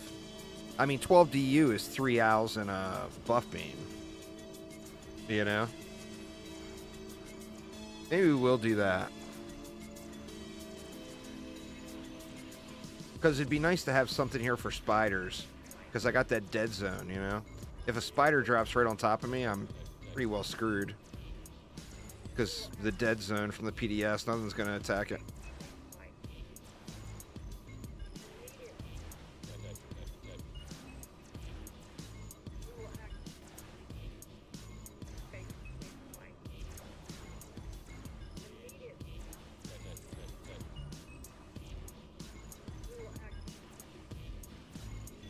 Or I could do 1 owl on 1 buff beam, 1 owl on 1 buff beam, and have 1 owl on each side. That would be 12. I think you're onto something there, Sith Phil. I think you're onto something.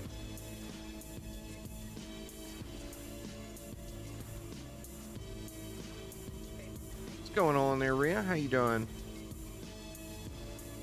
Yeah, we getting it now, y'all. We getting it.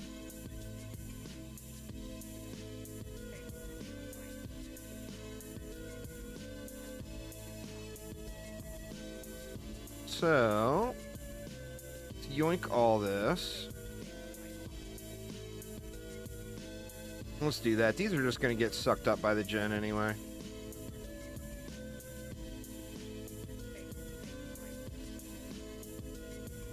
Well, let's go back a little with them, though. Go something like right here.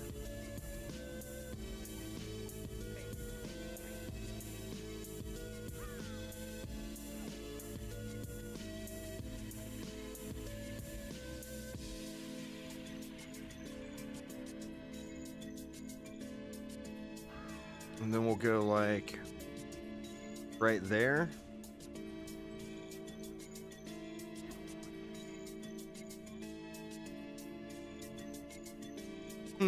Now what do I want to do for those owls? Part of me thinks I just stick them right here.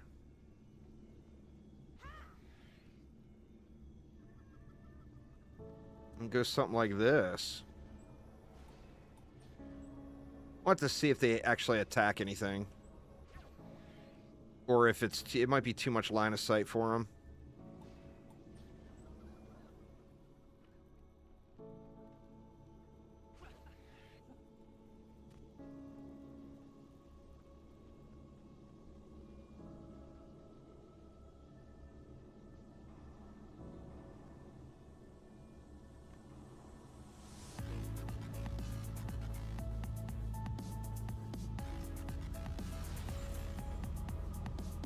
Alright, here comes the gear.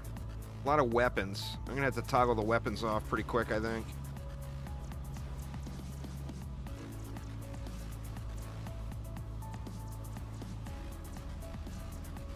The owls are getting out there.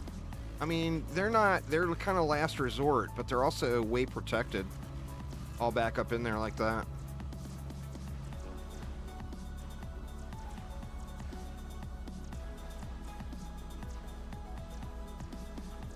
I'm wondering too, and if an apprentice would be a better choice to get the speed boost going on these instead of the power.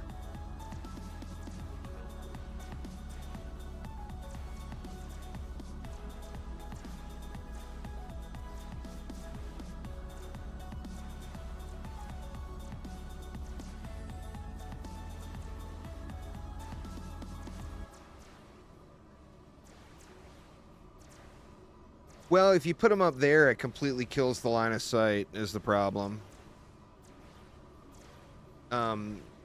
Like, they wouldn't attack anything until something was at the wall, which they're not really doing much attacking now anyway.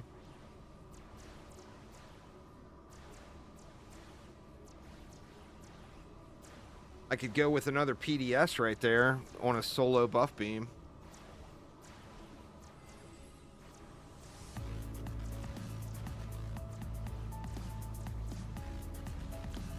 I need to get this gear flowing here and get my apprentice set up.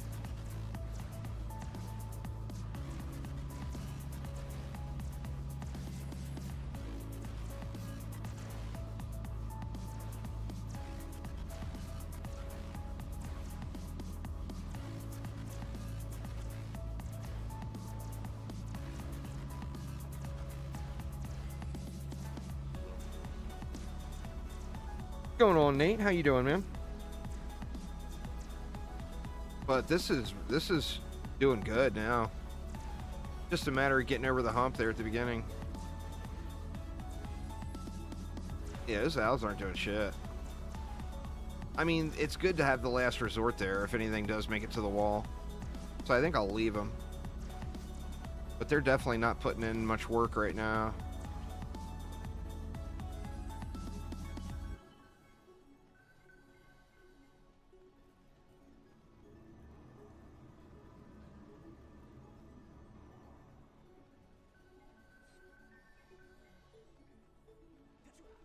Right. Let's see. We can definitely get our two buff beams jacked now.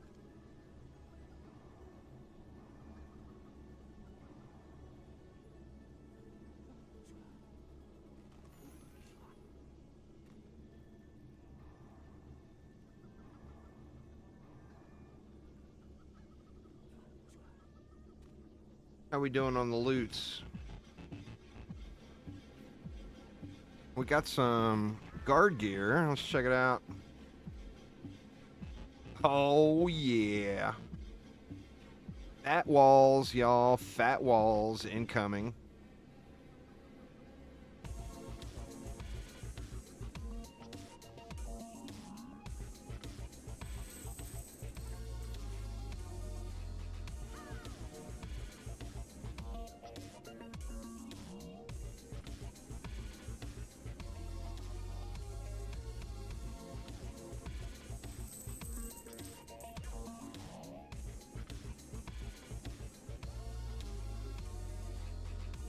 Wow.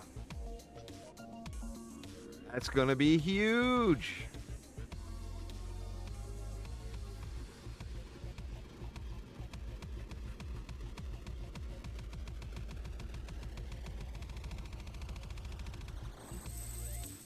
I'm doing good. What's going on, the boss? How you doing?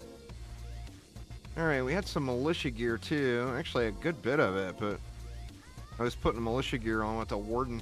Oh, that's what I should have done. Is put wisps here.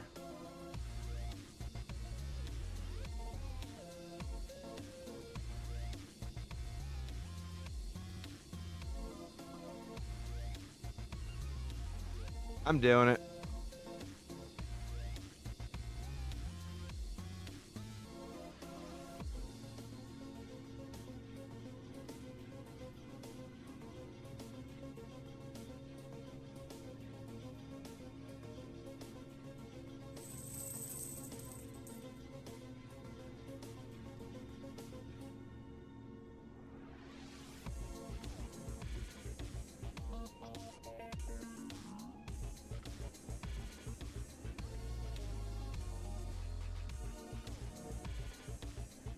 Because the wisps I can actually put inside here. They won't get hit by anything.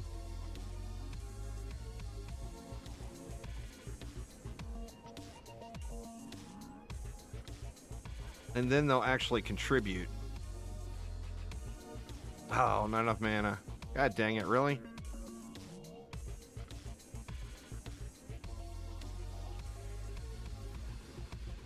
Well, I mean, gotta get the mana. We'll tough it out for a wave here.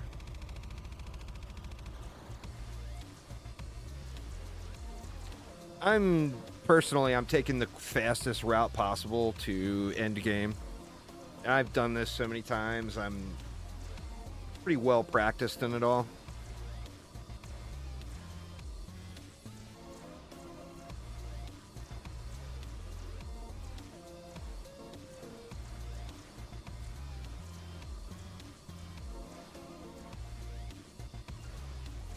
Of course, we have no way of checking it with the Korean version, but I'd like to try to get the world first keep clear again. I got it on PlayStation, Xbox, and then I've got second on PC. Yeah, for sure. No doubt there, Scars.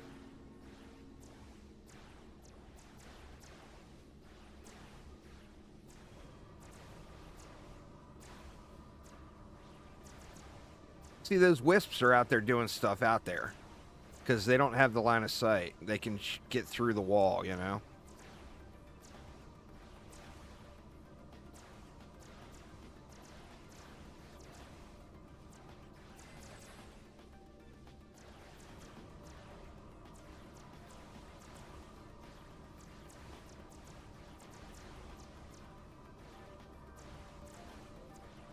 Yeah, I mean, that was the strat way, way back in the day. It's not necessarily the best strat anymore.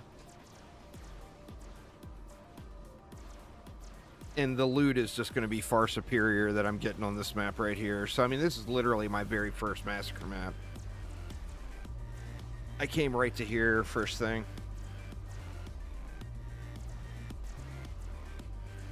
That was the strat when Massacre first came out and no one was capable of clearing the content, so everybody went to Monster Fest.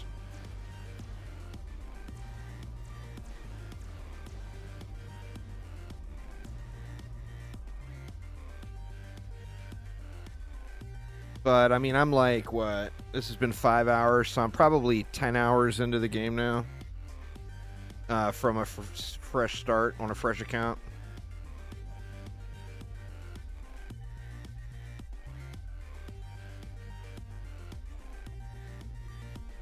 Alright. Get a buff beam on these.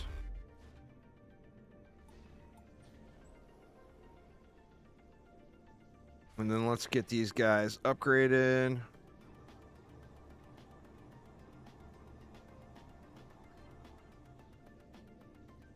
Just those 2 wisps are going to be putting in some work. I mean, the gear keeps dropping.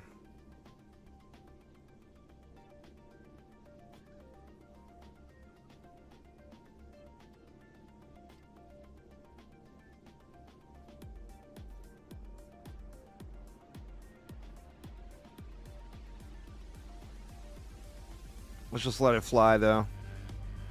I'm going to have to toggle off weapons here pretty soon, I think.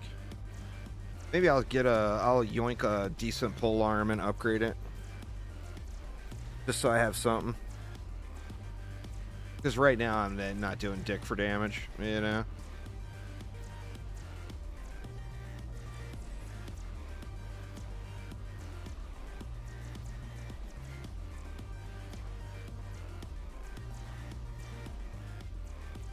Yeah, we're shredding now, though.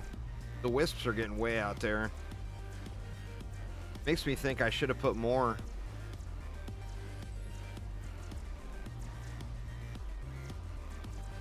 They just getting it. Like if that's 24, that's 28 DU right there. Just one row of PDS. 28 DU would be another wisp on that stack, then another 3 wisp stack, and that would still leave me 9 DU left over. That would give me 6 wisps over there on 2 different stacks.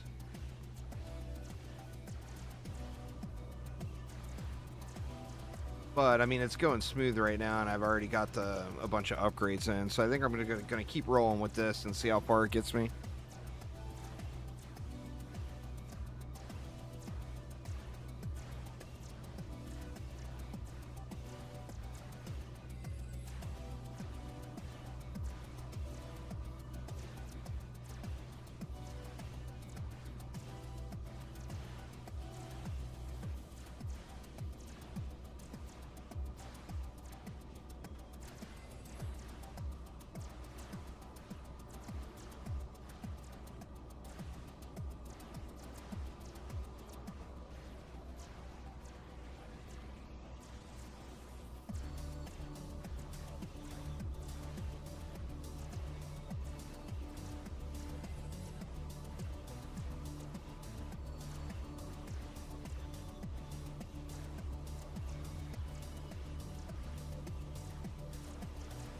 Well, there's not really a skill level, Nate. It's just I've just done it so many times.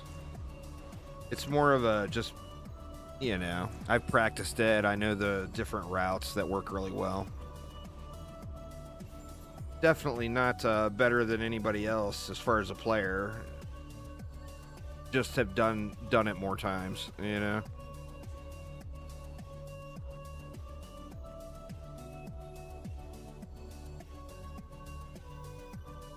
think let's definitely do this.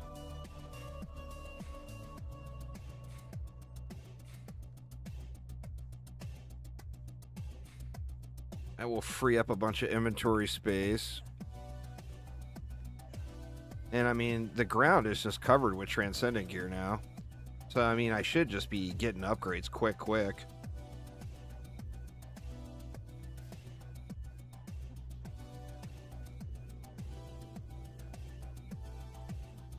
All right, let's go into this.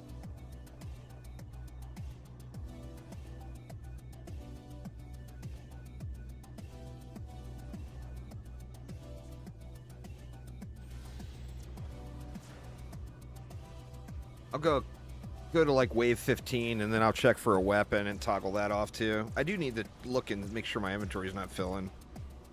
You see, there's a lot more stuff coming.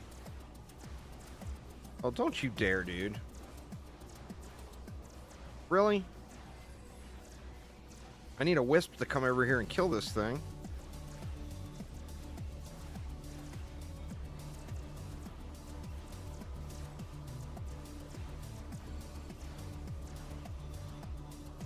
Luckily, he didn't take anything out. That would have sucked.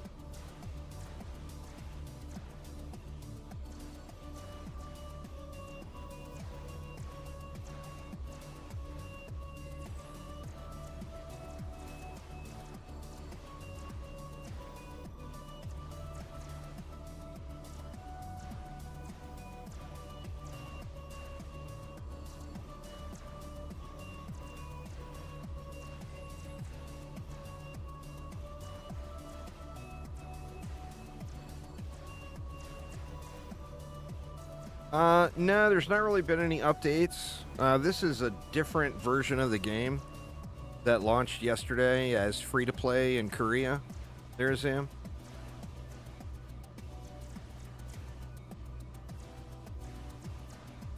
Gonna try to beat easy and then start medium. That's fair. You do you, man. You probably, I mean, medium is pretty easy. You could probably start medium and then go to hard. I started hard, and it was definitely a little more difficult than I remember starting at hard.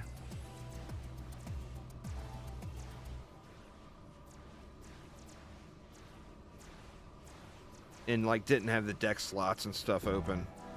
So I pretty much went through the majority of the campaign with the Squire. And then when I got to level 20, I started adding buff beams. And then after I got a little bit of stats, I switched over to the owls and the PDS. It's definitely shredding though.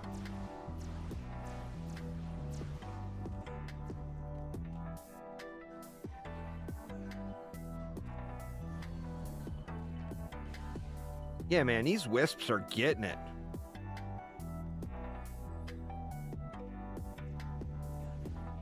I'm feeling like I should have went wisp heavier.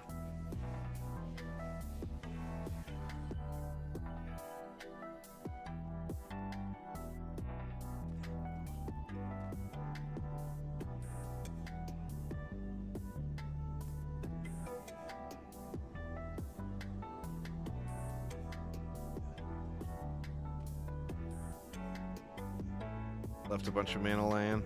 How is my inventory? 141 already. Wow, look at it filling up. Man.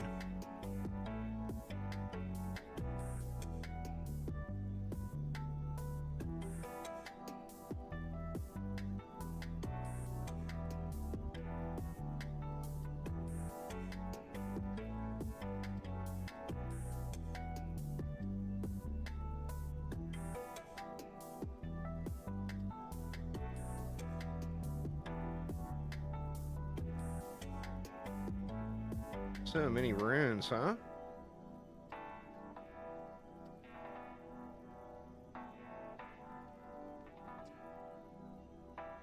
It's filling up because of weapons.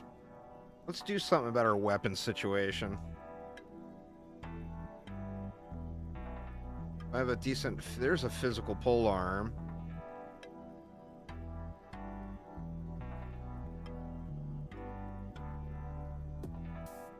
Alright, what's the set on it? Spire. Let's take that.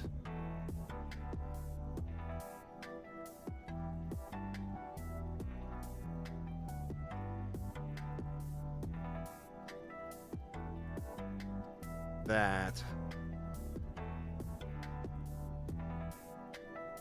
I got some good staffs too. You know what?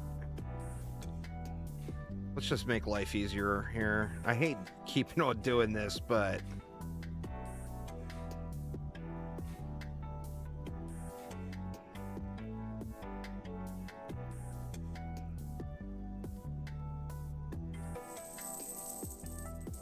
that was just the bulk of what was there. I should have looked for spinning steel stuff, but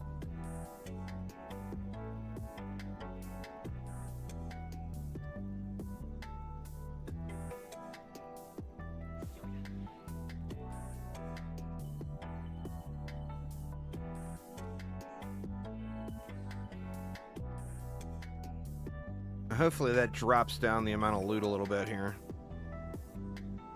Let's see.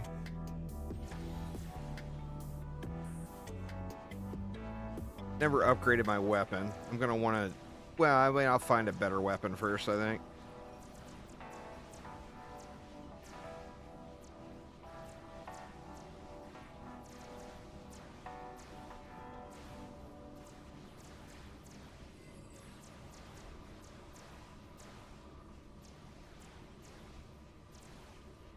Try to... Well, we'll go to wave 15. I'll check again. Definitely going to be a lot of gear, a lot of loot upgrades here. Man, a striking gemstone right now would be all the difference in the world.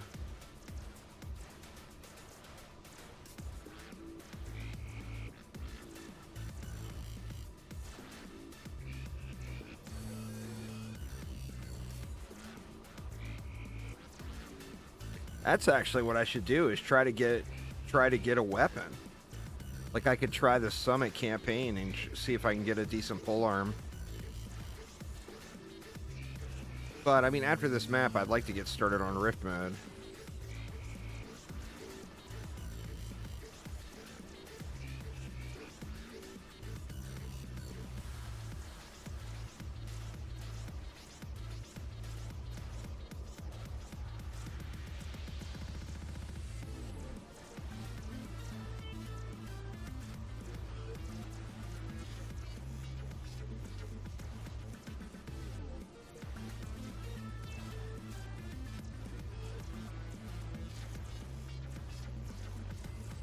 All except the original 4, Daniel. The original 4, you have to unlock them. You can't buy them.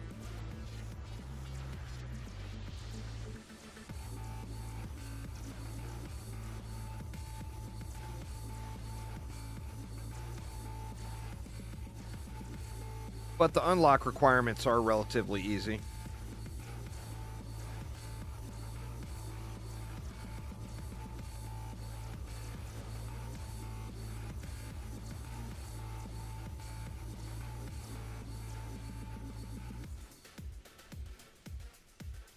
It's like complete Act 1 on any difficulty unlocks one. Complete all acts on hard mode unlocks another one. Or complete the first 3 acts on hard mode. The base campaign, basically. And then the third is make it to level 10 in survival on at least insane difficulty. So they're all very, very achievable relatively early in your gameplay.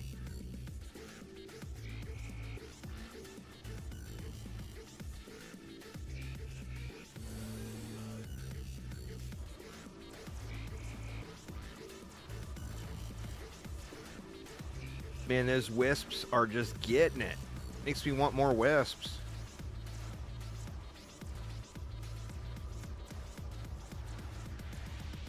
I think for the rifted mode attempts, definitely go wispier. But we'll get our round of upgrades here first.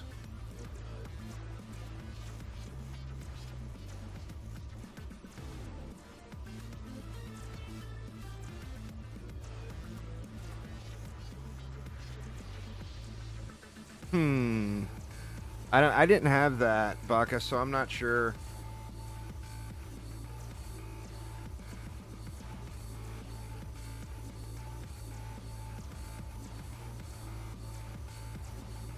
In that, the whole region lock to Korea is, like I said, that didn't happen to me. I just had to give him an email, and I was good to go. But the whole region lock thing is still a discussion. Not necessarily set in stone yet. I'm hoping they actually lift it and make it so it's not region locked.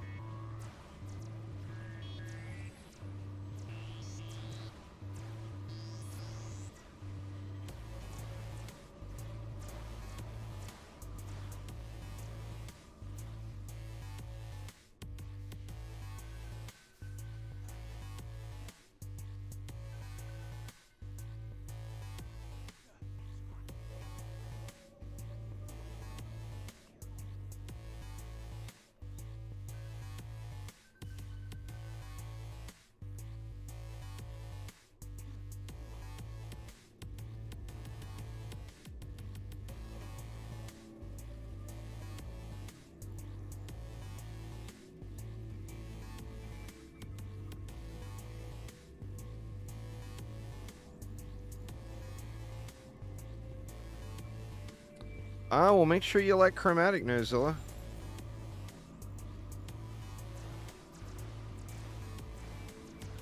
Alright, we're getting a lot of pickups now. I think after this wave, we'll check for upgrades again.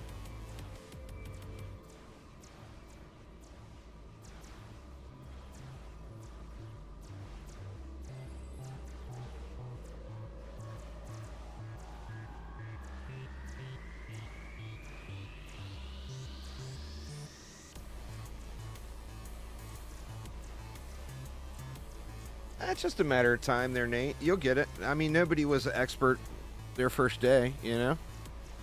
Or their first times through. Once you get the hang of all the defenses and how they work and how you want them the targeting set and everything else, you'll be wrecking.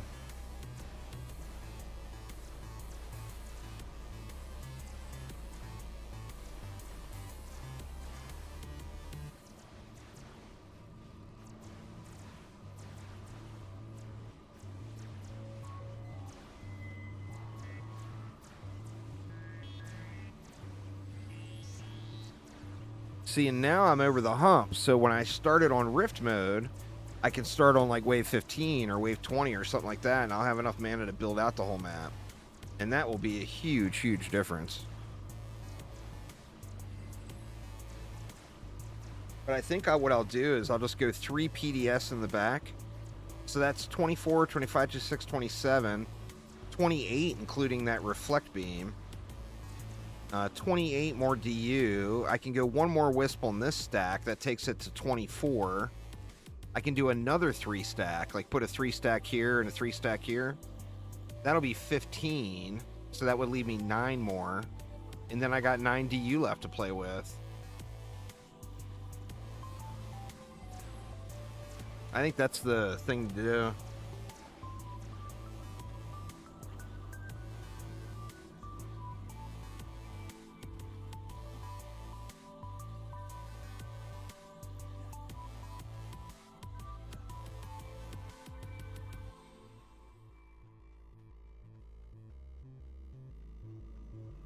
Oh, you know what? I want to start leveling my summoner. Who do I ditch? Sorry, apprentice. God, I don't want to ditch the apprentice. You know what? Let's ditch the squire. How do I not have a summoner? I almost remember making it.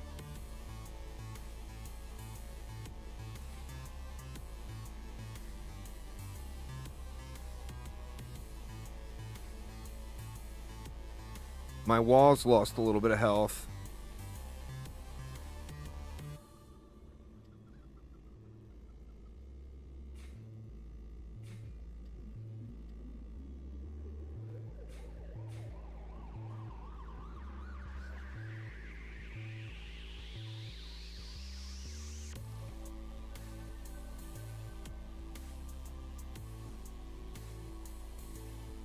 Yeah, you can start Rifted. Like I said, I just personally I take the fastest way.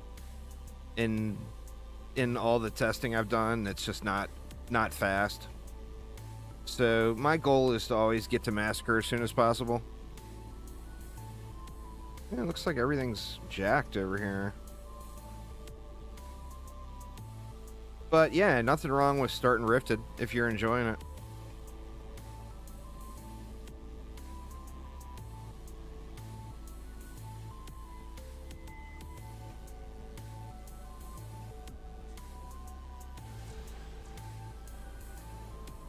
Forgot to check for upgrades. After this wave, we'll check for upgrades and clear the inventory again.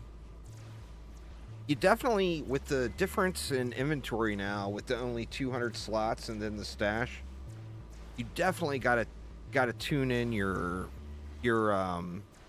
loot filter a little better. Got to get a little bit heavier on the requirements for the loot filter.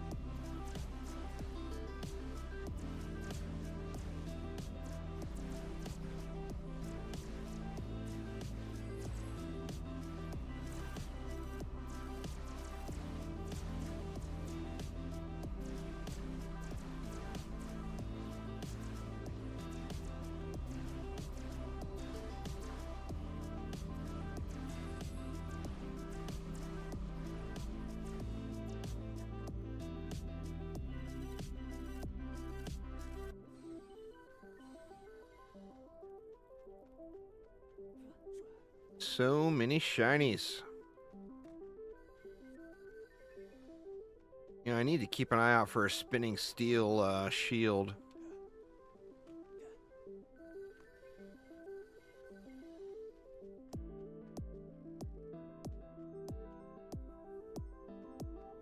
I've got a junker one, but I need something a little better.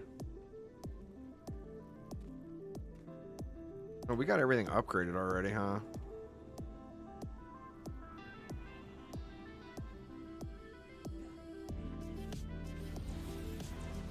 Shoot, I forgot to check for upgrades again. Alright, after this wave. I mean, it's just spamming into the inventory now.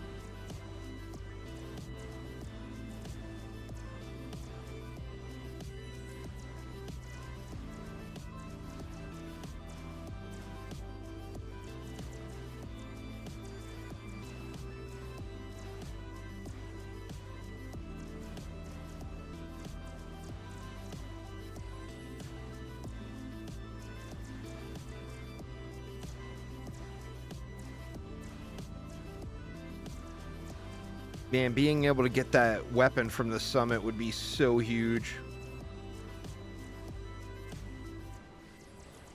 But I'm going to have to do it on campaign first, I'm pretty sure. Actually, it'll be better to farm it on for a little while on campaign anyway to try to get some gemstones.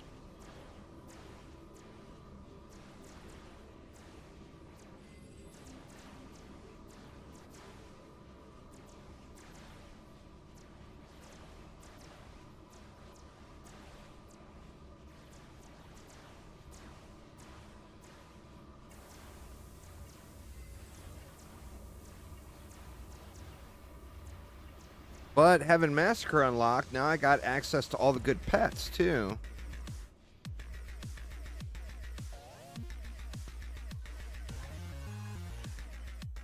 Alright, let's do a gear check here. I'm sure my inventory is... Oh, yeah, inventory is getting pretty full.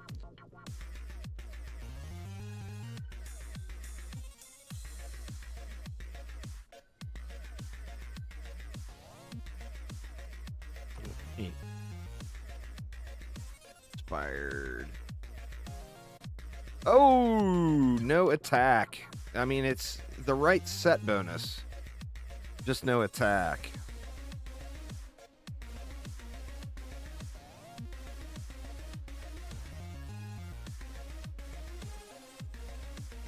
Not seeing any other shields on the ground.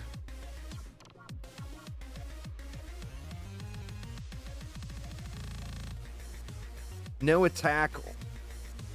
Well, I mean, no vitality is the main stat, but that one, I think I pick it up just because it is a spinning steel weapon. So I've actually got a spinning steel set now. Obviously, it's trash, but... Alright, let's start right here. Oop, that's the wrong character. Let's start right here instead. It is... Oh my god, look at all the gear. Woo! Damn! Oh shit! Holy upgrades, Batman. Would you look at that? This is the part of DDA and DD1 that I just fucking love. You don't get this loot rush in any other Dungeon Defenders game. I love the loot rush. Look at the upgrades. It's so huge.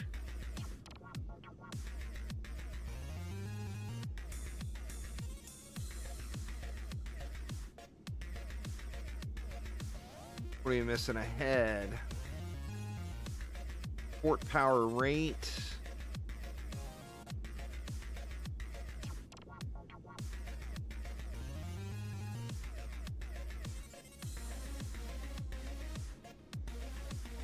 God, that's mad upgrades. Look at this. I jumped up so high all of a sudden out of nowhere.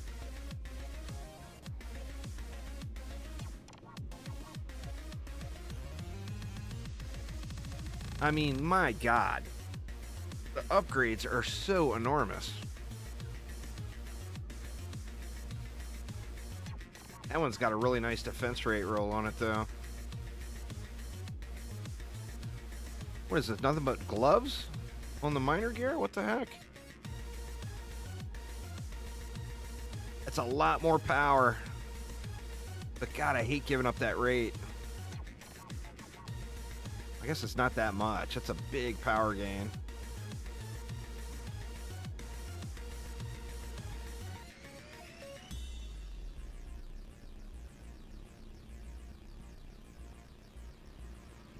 I mean, same thing there. It's a huge power gain. Actually, it's still a rate gain. Even though it's kind of a garbo piece.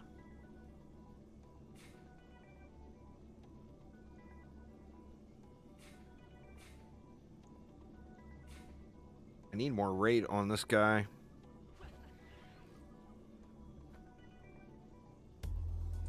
Huge.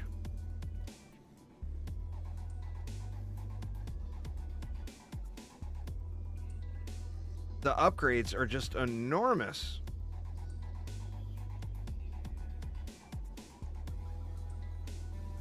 No range is a main stat.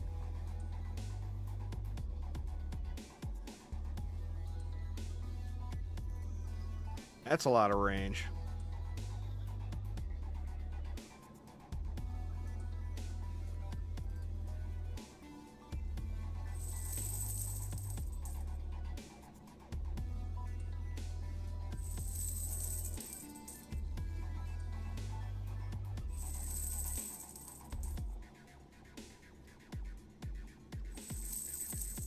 Never looked at the...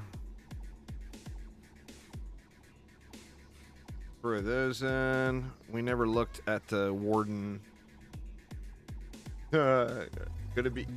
Oh, I already sold everything. God dang it. Oops. Whoopsie.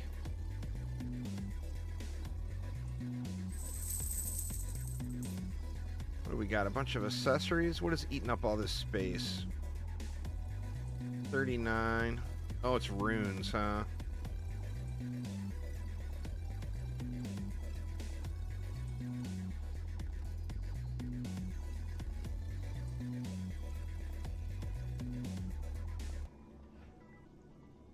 God, I'm gonna have to start unlocking some of these. But they're so expensive. I mean, let's unlock that one, because I am going to be using the summoner soon. What else do we want?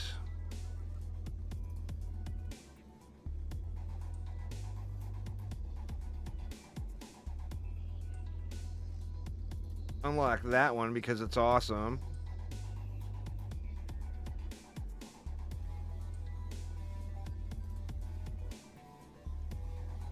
Unlock that one because it's awesome.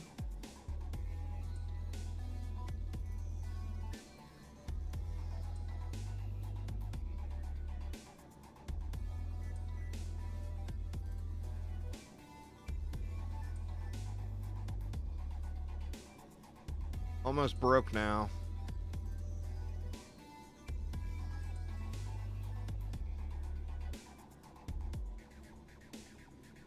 Let's hit immolation.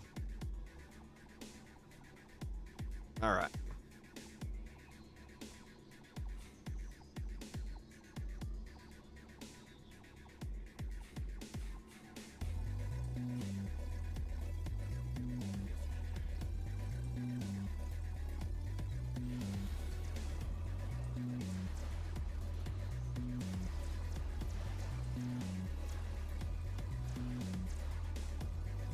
Hopefully this will get me through to the end. I'm not sure. The inventory might fill up. I'll just look at the inventory count when I get to like 22 or 23 and see where I'm sitting.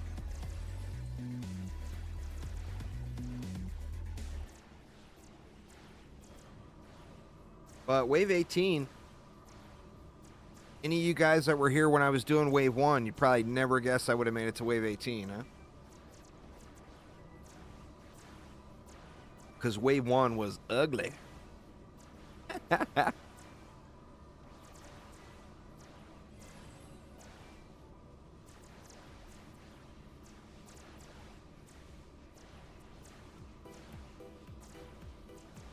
You're on 9 now? Nice.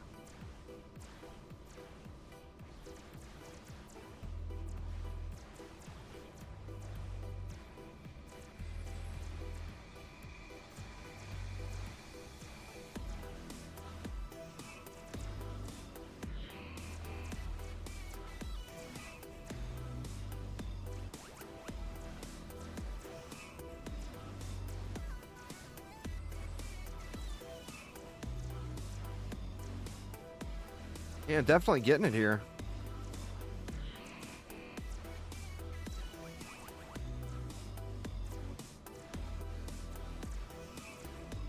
So I think the to-do list is some summit survival, or pardon me, some summit campaign for gemstones.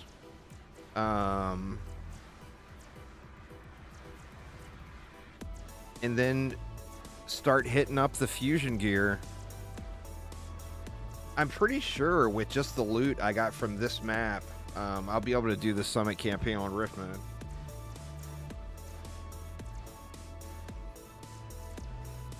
The Guardian is really good. The thing with the Squire is just broken OP as a DPS hero. Plus harpoons are incredibly good. Harpoons are definitely an S tier defense.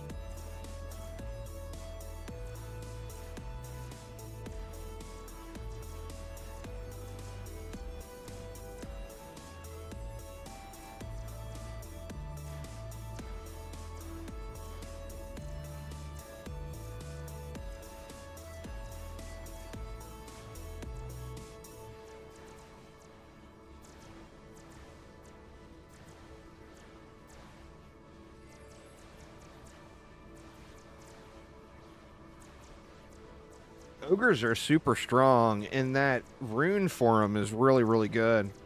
The one that gives them the kobold bro. It's incredibly powerful. The thing with ogres is not only are they really, really tanky walls, but they hit really, really hard.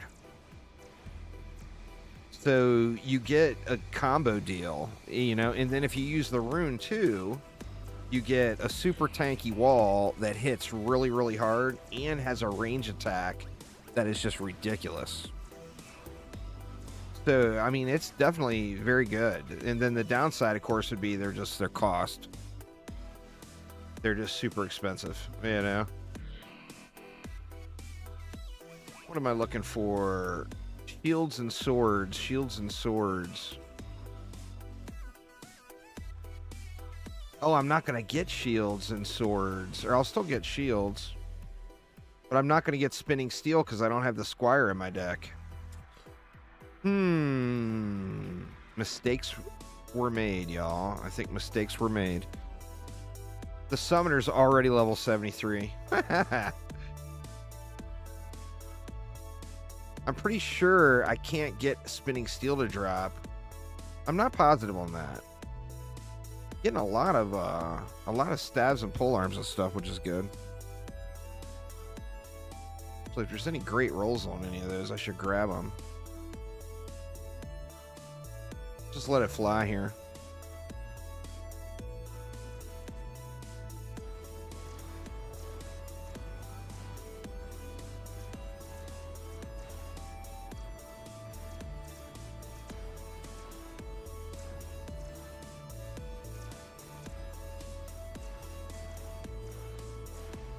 Starting to get warriors up on me.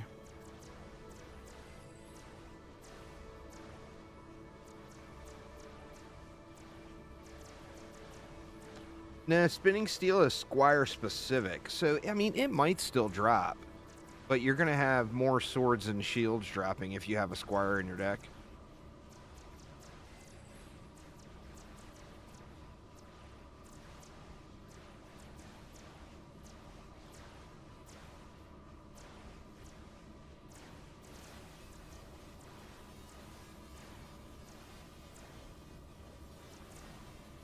Yep, always buff beams first. The only reason you upgrade anything else first is if you need the range, because a lot of defenses do get really good range value out of upgrades. But definitely good practice to always upgrade your buff beams first.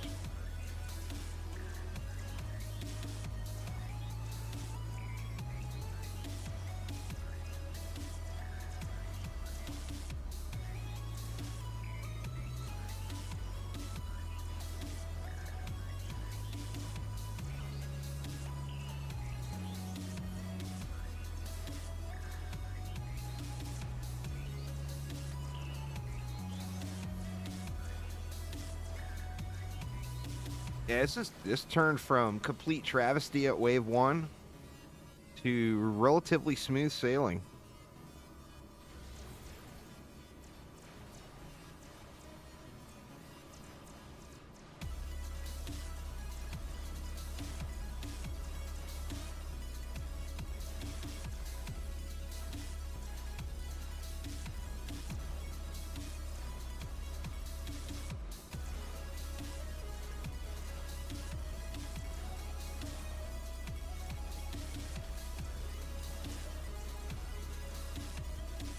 Definitely getting it though.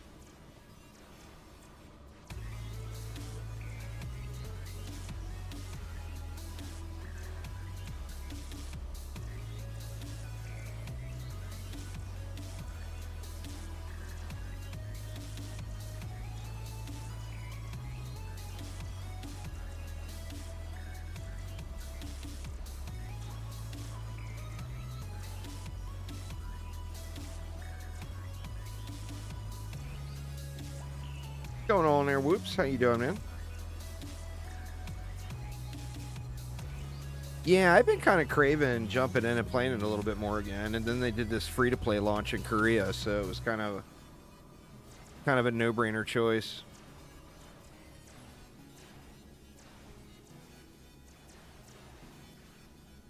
Well, safe is greater than anything else, Nate. Speed comes later. Having a good safe build is the way to go.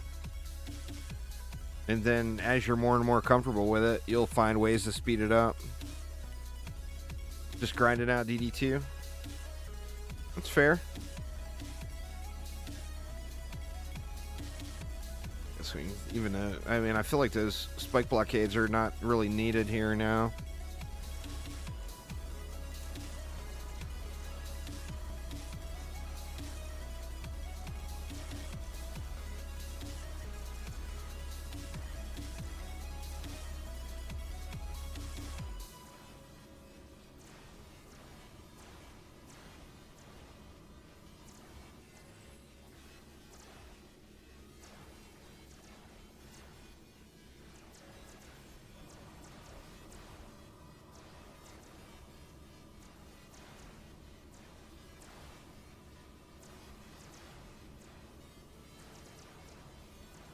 No, it's not cross-platform. Oh, I didn't see S before. Oh, wow. DD2 is too old to be cross-platform. It's just not compatible with the engine.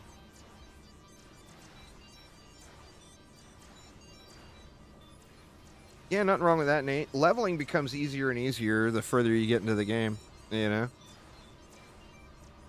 You'll get to a point where leveling is just kind of, easy peasy.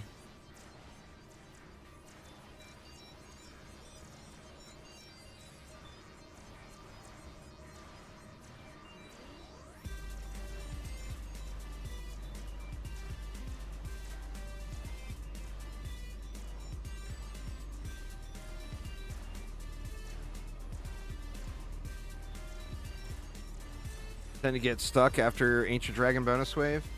Yeah, the keep is the hardest thing to break into in the game. It's weird too because you get, you beat the keep finally, and then you can go do the Lycan King bonus waves on maps. But it's way harder to beat the keep than it is to do the Lycan King bonus waves on most of the maps, So it's definitely a pretty big milestone to get past. I'm hoping I'll be there, tomorrow or maybe Sunday. Yeah, serious. I'm not seeing any shields or swords now that the Squire's gone from the deck. There's one shield.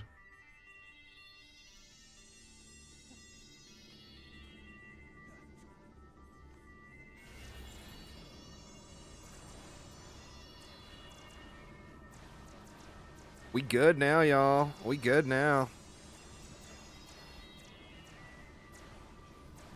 We can do wave 20 starts and farm up all kinds of gear.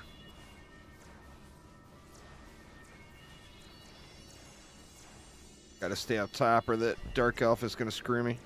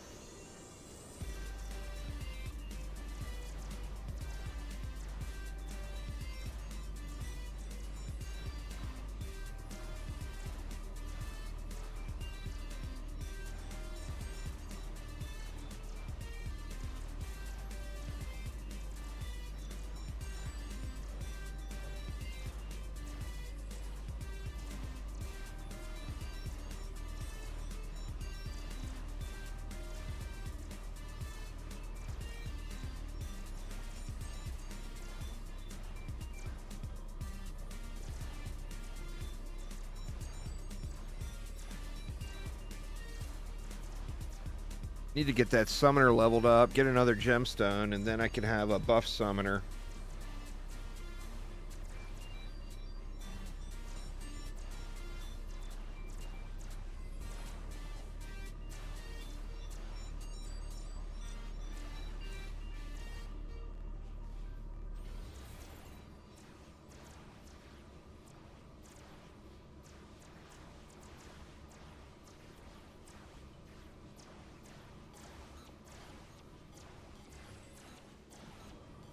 Oh, the walls are finally taking a little damage.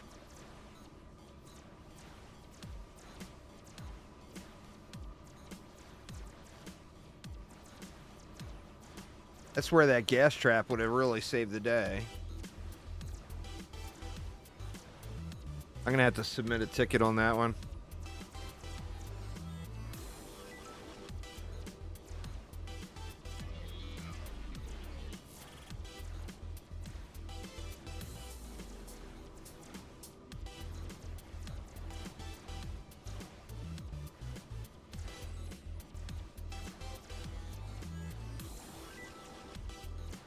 Oh yeah, it's on there, Villa. That's good stuff, man. It's super fun. Not only is it crazy powerful, but it's super fun as well, and that's a good combo, you know?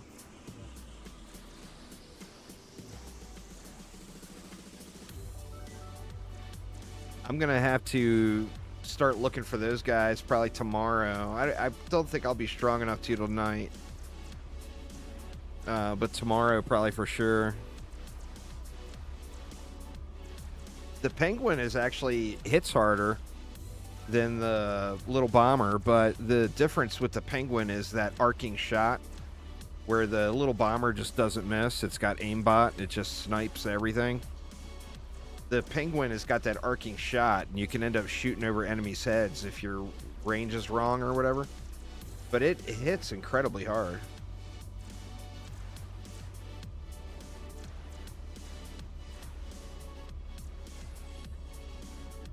All right, how we doing? Oh, shit. 183, we're filling up already.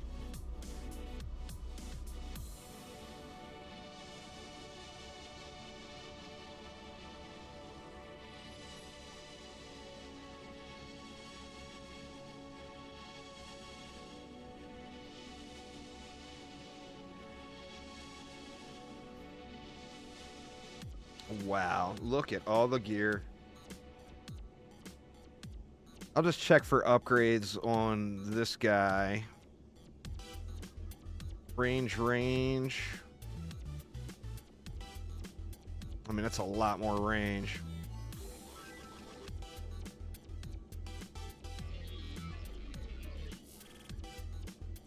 See if that's enough to get me through the wave. I think this will be enough to get me through the wave. Oh, or maybe not, because wave 25 as well. I might have to trash some more gear here for wave 25.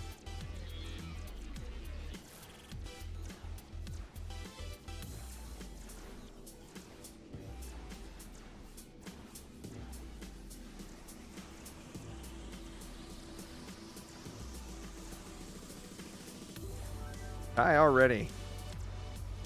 Quit jumping up and down on my head.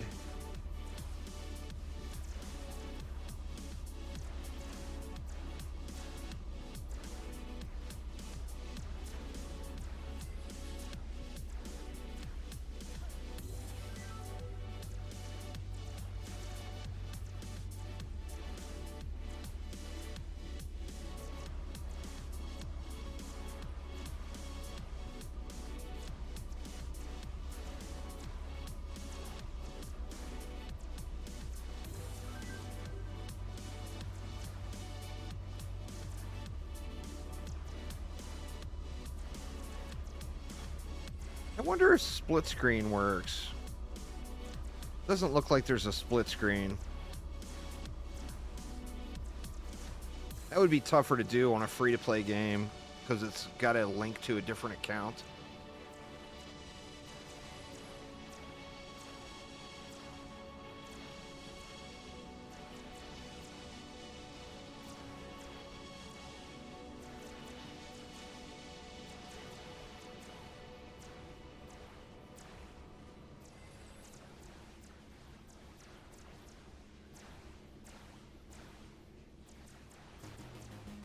Oh, yeah. I'll definitely be going for that. Actually, I might try to go for that tonight at some point. I'm going to have some chill time in after dinner that I will do some grinding. And there we go, y'all. First Massacre map is the first Massacre win. How we doing? We might have enough room.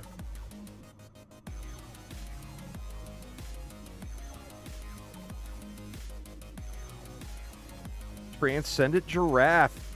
Fat stats. Look at this. Look at the difference. Oh my god. Huge.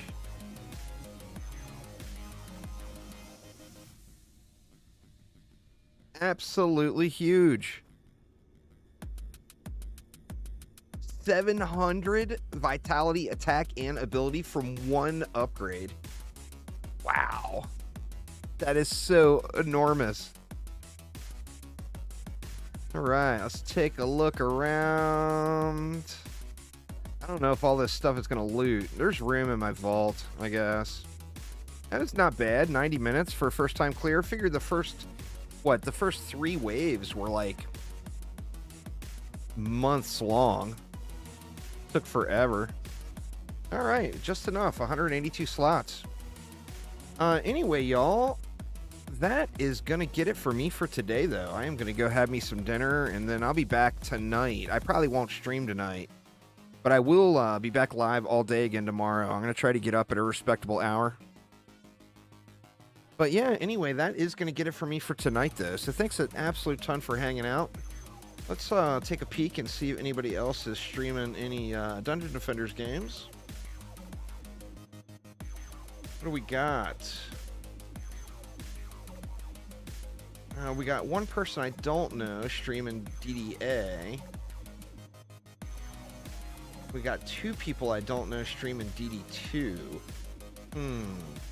That is a bummer. So no one that I know to raid here. But yeah, anyway, y'all, thanks an absolute ton. Hopefully everybody's having a wonderful, wonderful day. As soon as I get more info of the game, I'm going to be putting out a bunch of videos on it. I'll do a comparison video on what the difference is between the full Steam version and the free-to-play Korean version. Then additionally, like how to play, how to access in Korea for anyone that's uncertain. But yeah, anyway, thanks a ton, y'all. Have a wonderful afternoon, and I will see you all tomorrow. Take it easy, y'all. Oh, one more thing. Anybody that's in my Discord server, I'm going to be posting up the library that I use for music. I want to put together a new playlist because I know you guys are getting sick of hearing these same songs over and over again. And so am I, to be honest with you. It's been years. So I'm going to put together a playlist. It's all got to come from a specific library. But I will post that up. If you guys have any songs you want to hear added to the playlist. What up, Chico? But anyway, thanks a ton, y'all. Have a wonderful afternoon or evening, I guess I should say. And I'll see you all tomorrow. Take it easy, y'all.